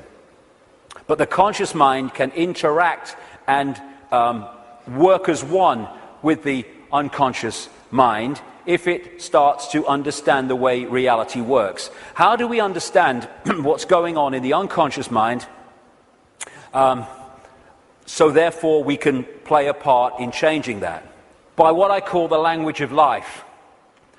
The play-out holographic world of experience is a mirror of the information construct. In other words, our unconscious mind in many senses. And the way it plays out, the language of life, as I call it, tells us what's going on in the unconscious. And therefore, we can play a part together, unconscious and the whole of self, in changing and clearing out what is happening in the unconscious, which is playing out in the experienced conscious holographic world. For instance, do things keep recurring in our lives over and over and over again? You'll never guess it's only happened again. Well, why is that happening to you over and over again and not happening to him at all? What is it within you that's manifesting this? What is it telling you? What is the language of life telling you by what you're now continually experiencing? Why don't things work in your life, but they work in this person's life? What is that telling you? What is it about you that's making it not work? What is it about them that's making it work? The language of life. And you can start to read this. And it's about taking responsibility and saying, oh God, I'm so unlucky, nothing ever happens to me. It's like taking responsibility, power. Why is this happening to me? What is it about me that means this is happening to me and not to them? It's the language of life. He's talking to us. For instance, one of the things that totally bloody controls human experience is a desire for outcomes. We're all possibility. If we live as all possibility, our true self, then we're flowing. We're flowing with life. We haven't got an outcome because we're all possibility. We flow where we want to go and we flow where life takes us. Once you have an outcome, I want this, then you have pinned yourself to one possibility. And if that possibility doesn't happen, then you're in a state of disappointment. Even though you're all possibility and you can flow anywhere you like. I'm this what I want to be. And it's like a door. And people go through life and they're going, bang, bang. I want to be this. This is my outcome. Bang. And the door's going and life's going, ain't opening. Ain't opening. Bang, bang. Frustration. Anger. Why me? And it gets more, okay, now we're going to put this across the door. And they still go, bang, bang. This is my outcome. And then all the time this is going on, over here there's a door swinging open saying, hey, come through me, no problem. Oh no, I want to be this, bang. And we go through life and the door doesn't open and that one's saying, over here. But because we have an outcome, it means it controls our life. And like I said earlier, and suppresses our life. I don't have an outcome. I don't have an outcome. When I get up in the day, I don't have an outcome. I don't have an outcome in my life. I just go where it takes me. Outcomes are limitations, preconceived ideas. Now, intent is a very, very powerful force for change. This is my intent. That energy goes out there, and through what I call vibrational magnetism, it draws towards us what we need to do to achieve that intent. Not when there's an R in the month and every now and again, every time. So when we have this intent, I want to be truly free. I want to be the true magnitude of who I am. I want to know what's going on in the world. I want to understand this. What happens is that intent, if you mean it, it's not just words, otherwise it's no power at all, then that intent will start drawing to you people, places, experiences which let you achieve that intent. And often they are very challenging and your whole life, your old life starts to break down as a result of this. A lot of people go, if that's transforming, no thanks. And we go back to the old life. But intent, if we mean it, is the first stage of transforming our lives from what they are to what they could be. The thing about intent, however, that it's the need to sync the intent with what the language of life is telling us. Because if you sync the intent with that door that ain't meant to open, then you can have a very powerful experience called frustration. Because the intent then is not going to open the door because it ain't meant to open because it ain't your journey. I have this thing, flow equals go, stuck equals chuck. Or at least look again at what you're trying to do and how you're trying to do it. It might be how you're trying to do it that's not stopping it flowing. But in the end, life is not meant to be a bitch and then you die. It's not meant to be a series of frustrations and barriers. It's meant to flow. That's what we are. And if it's not flowing, then the language of life is saying something about us. Why isn't it flowing? And interestingly, I've experienced this so many times. I know other people have too.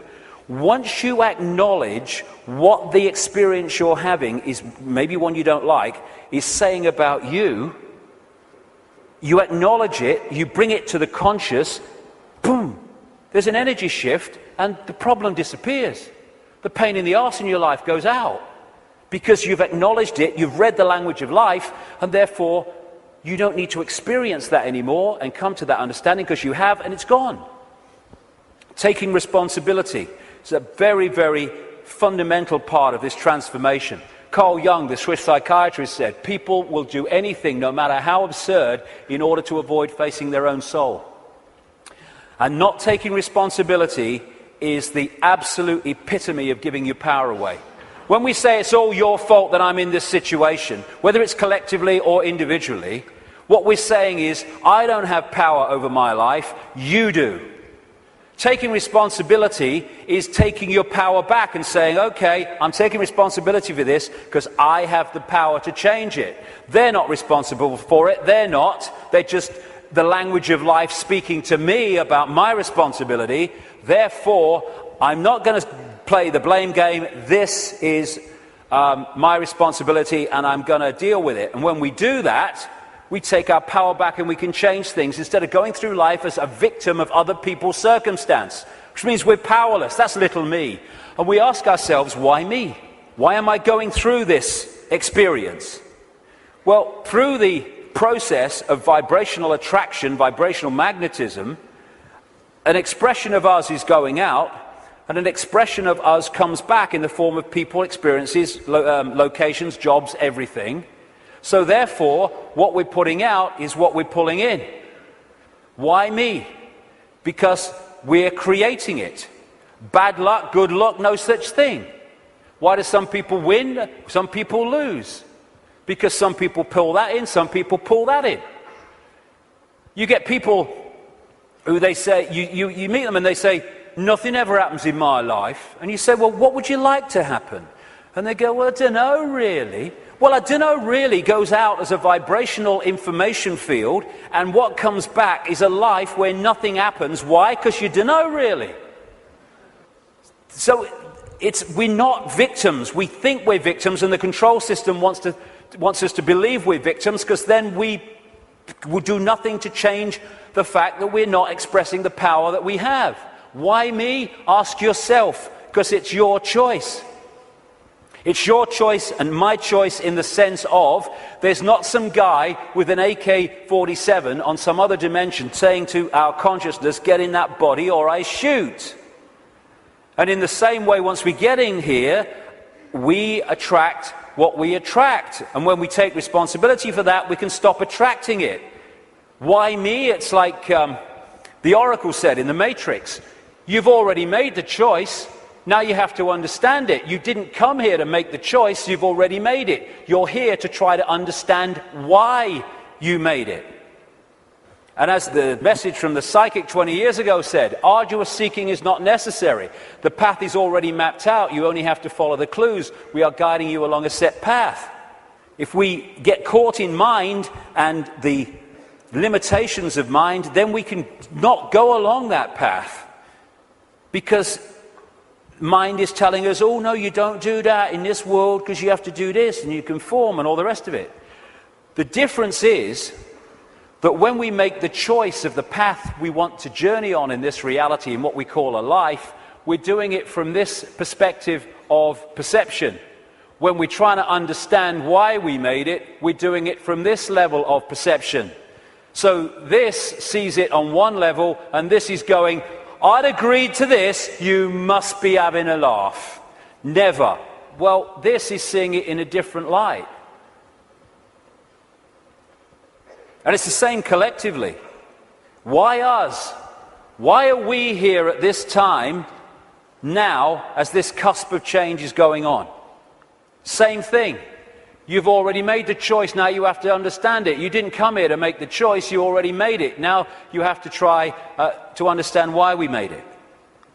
Instead of complaining at the situation we're in, and again, this made the choice, this is trying to understand it. Once you break out of this into this, you then start to understand it. Because you see what we're experiencing from a totally different perspective. For instance, this sees, in the journey down the symbolic river, this sees the next turn on the river, no further.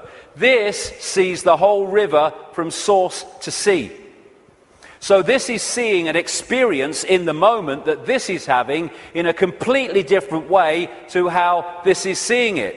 For instance, you're going down the river on a canoe, it springs a leak.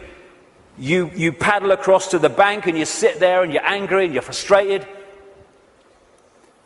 Why me? Why am I so unlucky? And then some guy comes across and says, hey mate, you were so bloody lucky. There's a bloody waterfall around that next turn. And we can even override that through intuition. When we intuitively access this, we intuitively know, no, I'm going to stop for the day here. I'm not going to go any further today. And this might be saying, oh, we can go further. I'm not going any further. And so many things we can be protected from by following our intuition. Why are we here collectively? We're here to break the spell. We're here to break the spell on the human collective mind. What a great thing. What a great thing to play a part in. To break this spell and to stop this human experience becoming this. And in the next few years, like I say, they're going to throw everything in desperation, like the cornered rat, trying to hold on to a control system that's falling. This is where we're going to need to have this perspective of I am consciousness, I'm having an experience, because that will make it so much easier as we go through this transformation and challenge, because if we're in this world and of it, those people are going to find the next few years very, very difficult. Because they will not have a perspective of what's going on, except everything's going crazy, and my God, what's going to happen next? This is a great line from a song. Freedom's just another word for nothing left to lose. Isn't it amazing how when you no longer have anything to lose, the butterfly emerges? Because it's fear of loss that keeps us in servitude so much. And when you've got nothing left to lose, suddenly all that's left is freedom. And that is going to be a very powerful experience that a lot of people are going to have in this next period of challenge as this cusp moves on. Just when the caterpillar thought life was over, it became a butterfly. It's amazing that when you're in, so many people have told the story that it was in their lowest moment of despair that boom, something emerged and transformed them. Nothing left to lose, freedom. Okay, I'm waking up, so what do? Well, I would suggest that we all stop making bloody excuses. You know, we can all come to the conclusion that there's this control system and it's doing this, and what about the children, and what about the grandchildren, what's going on? And then the list of excuses why we actually can't do something today. Well, there's a game on, and I've got to do this, and I've got to do that. Nothing is more important than focusing on what is happening, because everything comes from that. What can we do? We can refuse under any circumstances, no matter what the frickin' laws and the pressure and the imposition, we can refuse not to have the right to express our freedom of expression. Refuse under any circumstances to shut up.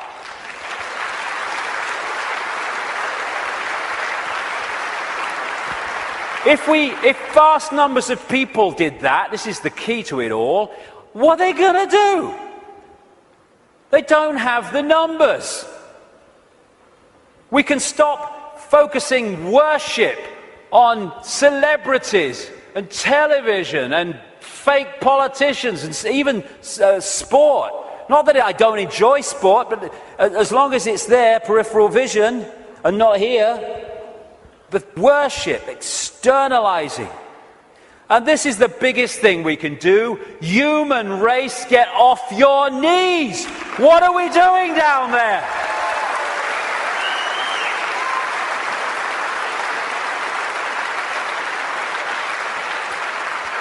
What are you doing? You're all that here's has been and ever can be. Where have your bloody knees for? Well, only little me. No! If we get off our knees, the control system's over. Martin Luther King said, a man can't ride your back unless it's bent. And then there's the people in dark suits and uniforms. Hey, you got children and grandchildren and families as well. What are you doing serving a control system that wishes to impose a fascist state on your families?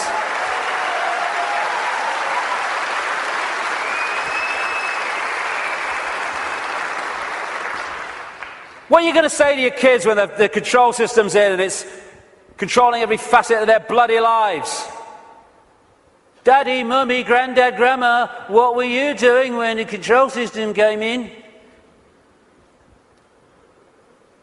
I was helping to do it, dear. All the best with that conversation. What are we doing? Playing a part in, oh, it's me job. Well, get a bloody another one then. We got to do this to our children because it's my job. What can we do? We can cease to serve the control system in uniform with a gun in our hands. We can do that.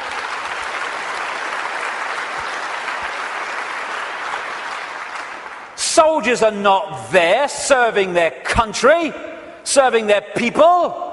They're there serving the cabal that's seeking to enslave their people and their families.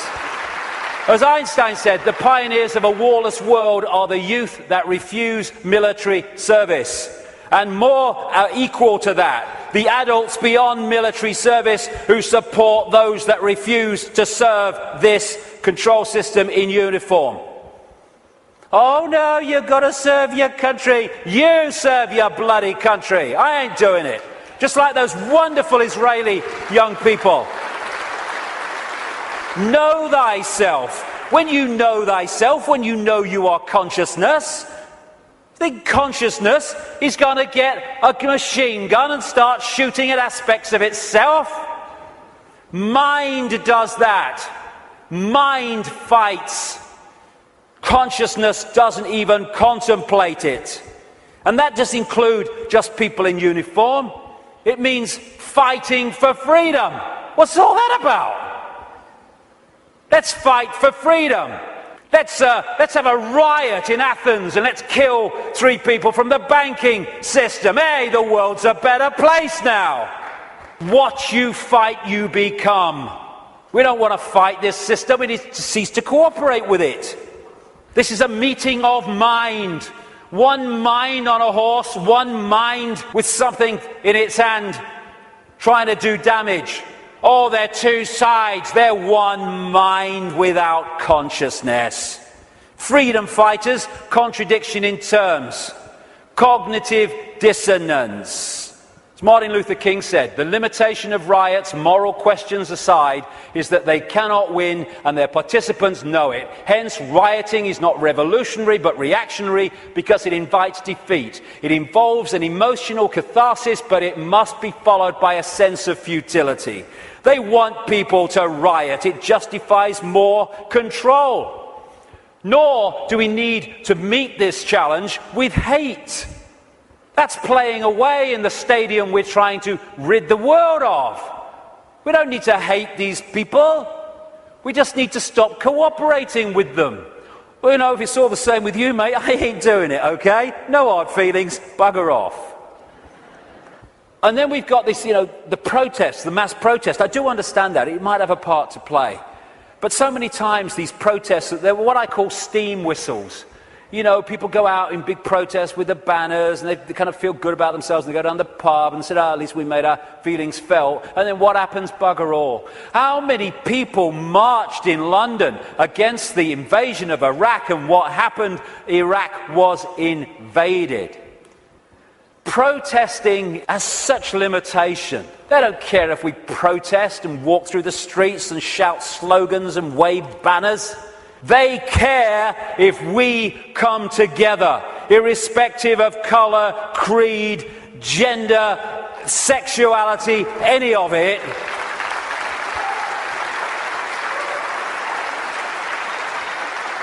Put our differences aside and unite behind what affects us all and all our families. This control system, this Orwellian agenda, is not trying to enslave black people or Jewish people or middle-class Americans or Hispanics or Australians or Indians. It's trying to enslave all of us. And what it wants to do is divide the target population against itself through these fake, ridiculous fault lines of race, religion, income bracket, so that we divide and rule the target population and they can pick us off one by one. They are terrified of us putting down those fake fault lines and coming together and uniting behind what we should all believe in: freedom for all, irrespective of who we are. Injustice anywhere is a threat to justice everywhere. Someone else's injustice is our injustice. Because if we allow injustice there, eventually that injustice will come here anyway.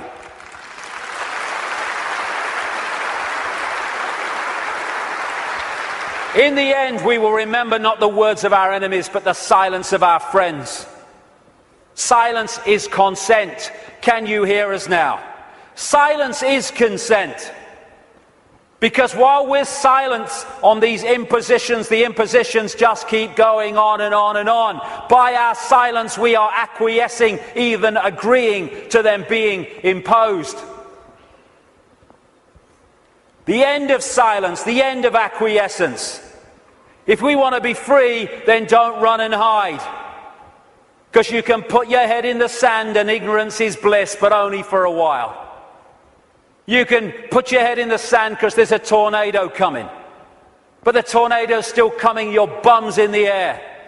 If you lift it out the sand, take responsibility and face it, you can take avoiding action.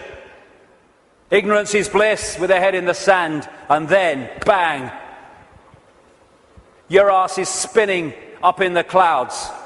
Strength does not come from physical capacity, it comes from an indomitable will. Mahatma Gandhi. Isn't it amazing how true that is? How you can see soldiers in uniform involved in truly extraordinary levels of physical courage and what we call heroism. And yet those same people are terrified of saying boo to another guy in uniform who's got more stripes on his arm than he has. Isn't it amazing? Where physical strength can come so easily, and moral strength not. That's to do with the moon matrix and the way that our perception is manipulated. Turkish proverb, a lion sleeps in the heart of every brave man, every brave woman, and it's not really bravery. When you let go of fear, you don't need bravery, you don't need courage. Courage is overcoming fear. When you let go of fear, because I'm all that is, has been, and ever will be, what's the worst that can happen to me? I leave this physical body of limitation and I become all that is, has been, and ever will be, in full awareness that that is what I am. My God, I'm terrified that that might happen. I don't know how I'm going to cope with the terror of thinking that might happen. Know thyself. Again, recurring theme, know thyself. We are consciousness. What is there to fear? Death? There is no death. Just putting the telescope down. We can meet this with fear. Oh my God, the police state! Or we can treat it with the emotion it deserves.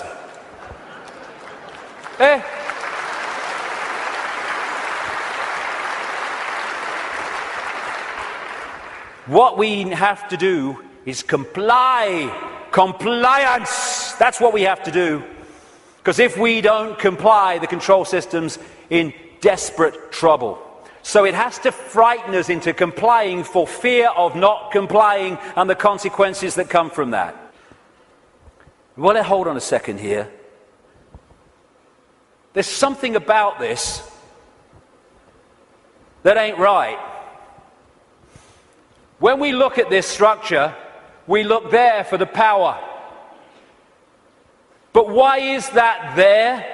Because these silly sods are holding it up there. This is the power. They have to persuade them that they have the power, so they don't take the power to bring that crashing down. Fear of bringing it down through fear of not complying. Once we step out of the pyramid and refuse to cooperate with it, no violence necessary, by the way, then the pyramid starts to collapse because we're holding it together. It's a house of cards. That's all it is. Oh, it's the control system. It's a house of cards. Simple thing. People are being fined ridiculous amounts of money for putting their wheelie bins out on the wrong day or too many inches from the bloody curb. And people go, I don't know, what's the world coming to? It's the big brother state, innit? And then what you going to do? What time's that game show on, honey? Terrible and bloody thing, I don't know. What? What's that going to do? Don't tell me. That's Big Brother. It's little me that's causing that, not Big Brother. What if thousands of people, when someone is fined that money for that ridiculous thing, and like I say, they're just giving us more and more ridiculous things to see how much we'll take before we resist, and when we don't, they give us even more ridiculous things. What would happen if, when someone is faced with that fine, thousands and thousands of people in that area put their wheelie bins out in the wrong place on the wrong day, week after week after week after week?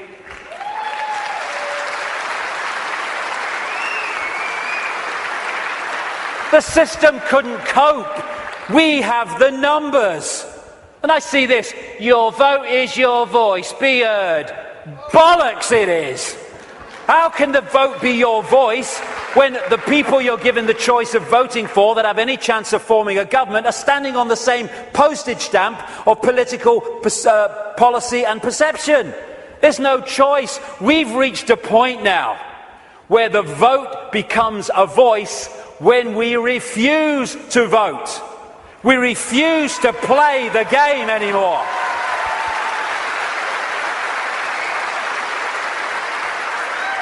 What would have happened at this recent election, this farce, if tens of millions of people had said, we've had a bellyful, we're not voting, it only encourages them. We are not voting because we're going to make a statement that we know this system is rigged and we're having it no more. What would have happened in these days that have passed since that election? The whole focus of the media and everything would have been, bloody hell, what's going on? Why this mass refusal not to vote? Now we've got a debate going. Now we're looking at why people haven't voted because the system is rigged. Now the system has to bloody start to change because it's lost its credibility. But instead, the majority trotted along to vote because they said, well, if you don't vote for them, they might get in. It doesn't matter! They're masks on the same face. So what if they get in? Same thing will bloody happen. Comply! No! No, no! Not if it's enslaving me and my children and imposing on my freedom. Comply, leave your home now it's foreclosed. No, no, no. Let's follow this through, shall we? Millions of people in the world are losing their homes, being foreclosed and ending up homeless. Let's follow this through. Why have you lost your home, my friend? Because I can't pay me mortgage. Why can't you pay your mortgage? Because I lost my job. Why did you lose your job? Because the great banking collapse, they can't get this, they can't get my company went bust. And who's taking your home away and saying you've got to leave? The banks that caused the fricking problem. And we are leaving? What are we doing? What are we doing?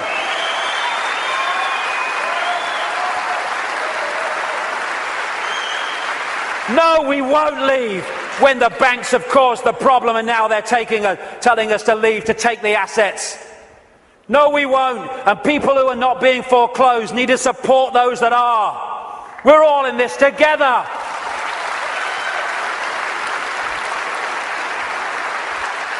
Compulsory vaccinations. No, no, no.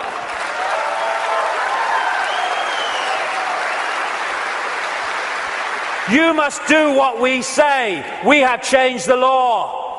Not if you are imposing on my freedom and my rights to be a free citizen with a free voice. No, no, no. What are they going to do? They come out of Downing Street, whether it's Clegg and his mate bloody Cameron or it's bloody Obama or whoever it is in America, and they say, we've had a discussion and this is what we're going to do.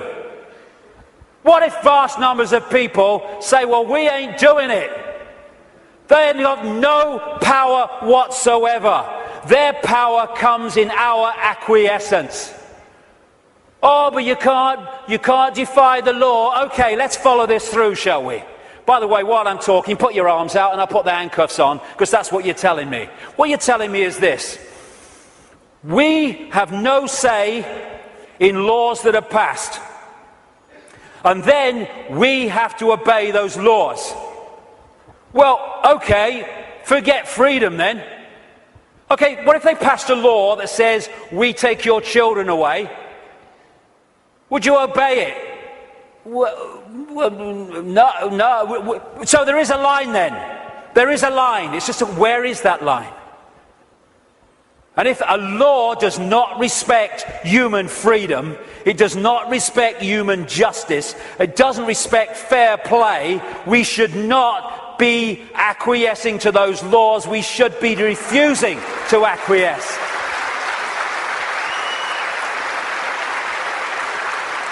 What we need is not compliance, we need a non-comply dance, where we beat to a different drum and we dance to a different drum, where we refuse to acquiesce to this control system that seeks to enslave us even more than it already has. Non-comply dance. Do this, comply. No. No. But we need to do it en masse. We do it with a smile on our face. We're consciousness, all that has been, ever will be. Why shouldn't we have a smile on our face? And smile and feel for these people who are enclosed in mind trying to enslave us. But we need to do it en masse. Because if we don't do it in numbers, then people get picked off. That's what's happening. I am all that is, has been, ever will be. You cannot grant me my freedom. It is not your gift to grant me my freedom or take it away, because I am, we all are, freedom.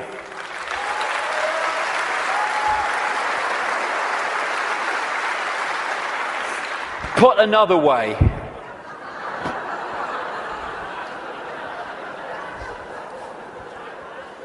what would infinite consciousness do? Move perspective, little me, all that is. What would infinite consciousness do in the situations that we face, as against what would mind do? If it's not right, don't do it. If it's not true, don't say it. Absolutely right. You know what would change the world overnight? Is if we as a human race started doing what we knew to be right and just in the circumstances that we face, instead of making those decisions as so many people do and have long done, on basis of what is right for me in this circumstance that I face. Okay, the just thing to do might not be in the moment the best thing to do, but it's the just and right thing to do. And if we started doing what we knew to be right when we're faced with these decisions, as opposed to what we perceive is right for us in the moment, although doing what is right for us in the eternity, then everything would change.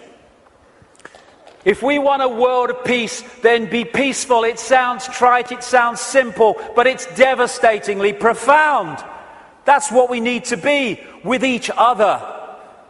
You know, we have people going on anti-war marches who are hurling abuse at each other in their relationships and stuff like that. If we war with each other, then the collective version of that is warring collectively. If we want peace, let's be peaceful. If we want a world of kindness, then let's be kind. And it must come, for goodness sake. It must, if we're all kind to each other. We live in a kind world. Martin Luther King said, cowardice asks the question, is it safe? Expediency asks the question, is it politic? Vanity asks the question, is it popular? But conscience asks the question, is it right? There comes a time when one must take a position that is neither safe nor politic nor popular, but one must take it because it is right. And when enough of us take that stance, everything changes. The revolution is not a revolution of weapons, it's not a revolution of fighting, it's not a revolution of hatred, it's a revolution of perception, because everything changes. I am a lion then. I'm not the lamb I kept seeing in the mirror and the world kept telling me I was. And then that expresses itself out into the true nature of who we are. And miracles become possible. We're going into the epoch of what we perceive as miracles. It's just a greater understanding of the way everything works. And the system must fail when that happens. We're being offered, the truth vibrations are offering us in this time, the chance to open the key to our minds, the key to our hearts, which have long been closed by so many people, the key to the freedom on a level that we cannot comprehend, because until we expand our consciousness, we cannot be aware of the true nature of what freedom is. It's not even what we perceive in this world. Enough. Enough of this suppression. Enough of this slavery. Enough of this enslavement of the few by the many. As the poet Shelley said, rise like lions after slumber in unvanquishable number. Shake your chains to earth like dew, which in sleep had fallen on you. Ye are many, they are few. Enough! It's time to fly. It's time to fly. Thank you very much. Thank you. Thank you for coming. Thank you. Let's get on with it. Thank you. Thank you for coming. Thank you for coming. Thank you.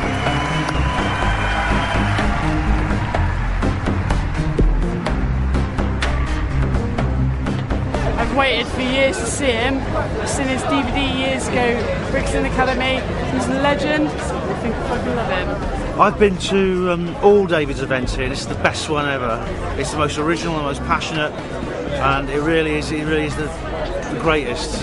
I've never seen David so charged up. I've never seen him so full of stamina, so full of energy, and so there's so much inspiration in what he's said here tonight. He doesn't pretend to be a guru or anything like that, and he admits himself he's struggling with the same, things that we are, and I think that's why he's fantastic to listen to. All of it struck a chord.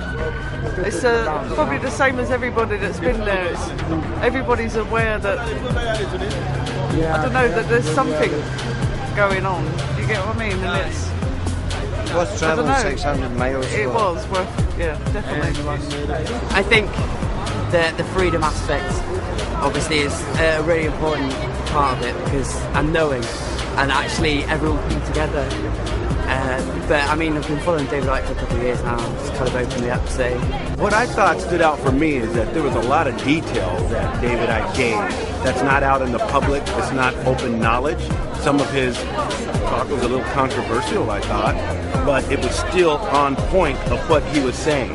Everything seemed to lead up to one big crescendo at the end, which pointed every direction, no matter what field, race, color, creed you were from, it all pointed in one direction. So unification is the bottom line. I liked the way he ended it today. It was particularly good to support me. He was much more, like you said earlier, he was much more animated today, much more kind of really like get up off your knees, do something, make decisions about things in your life, more ethical decisions. And I think that was great. That's just cool for me.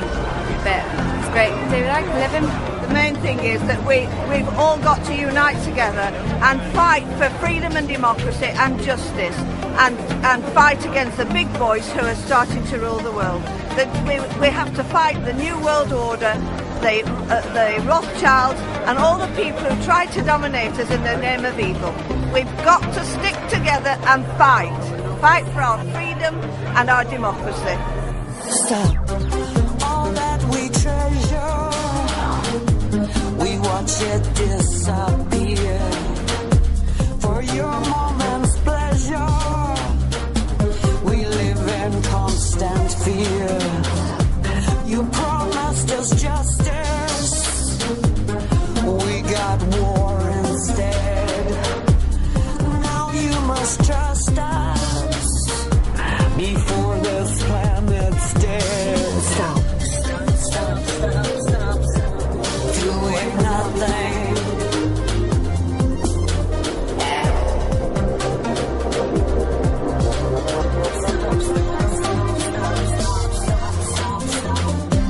This world is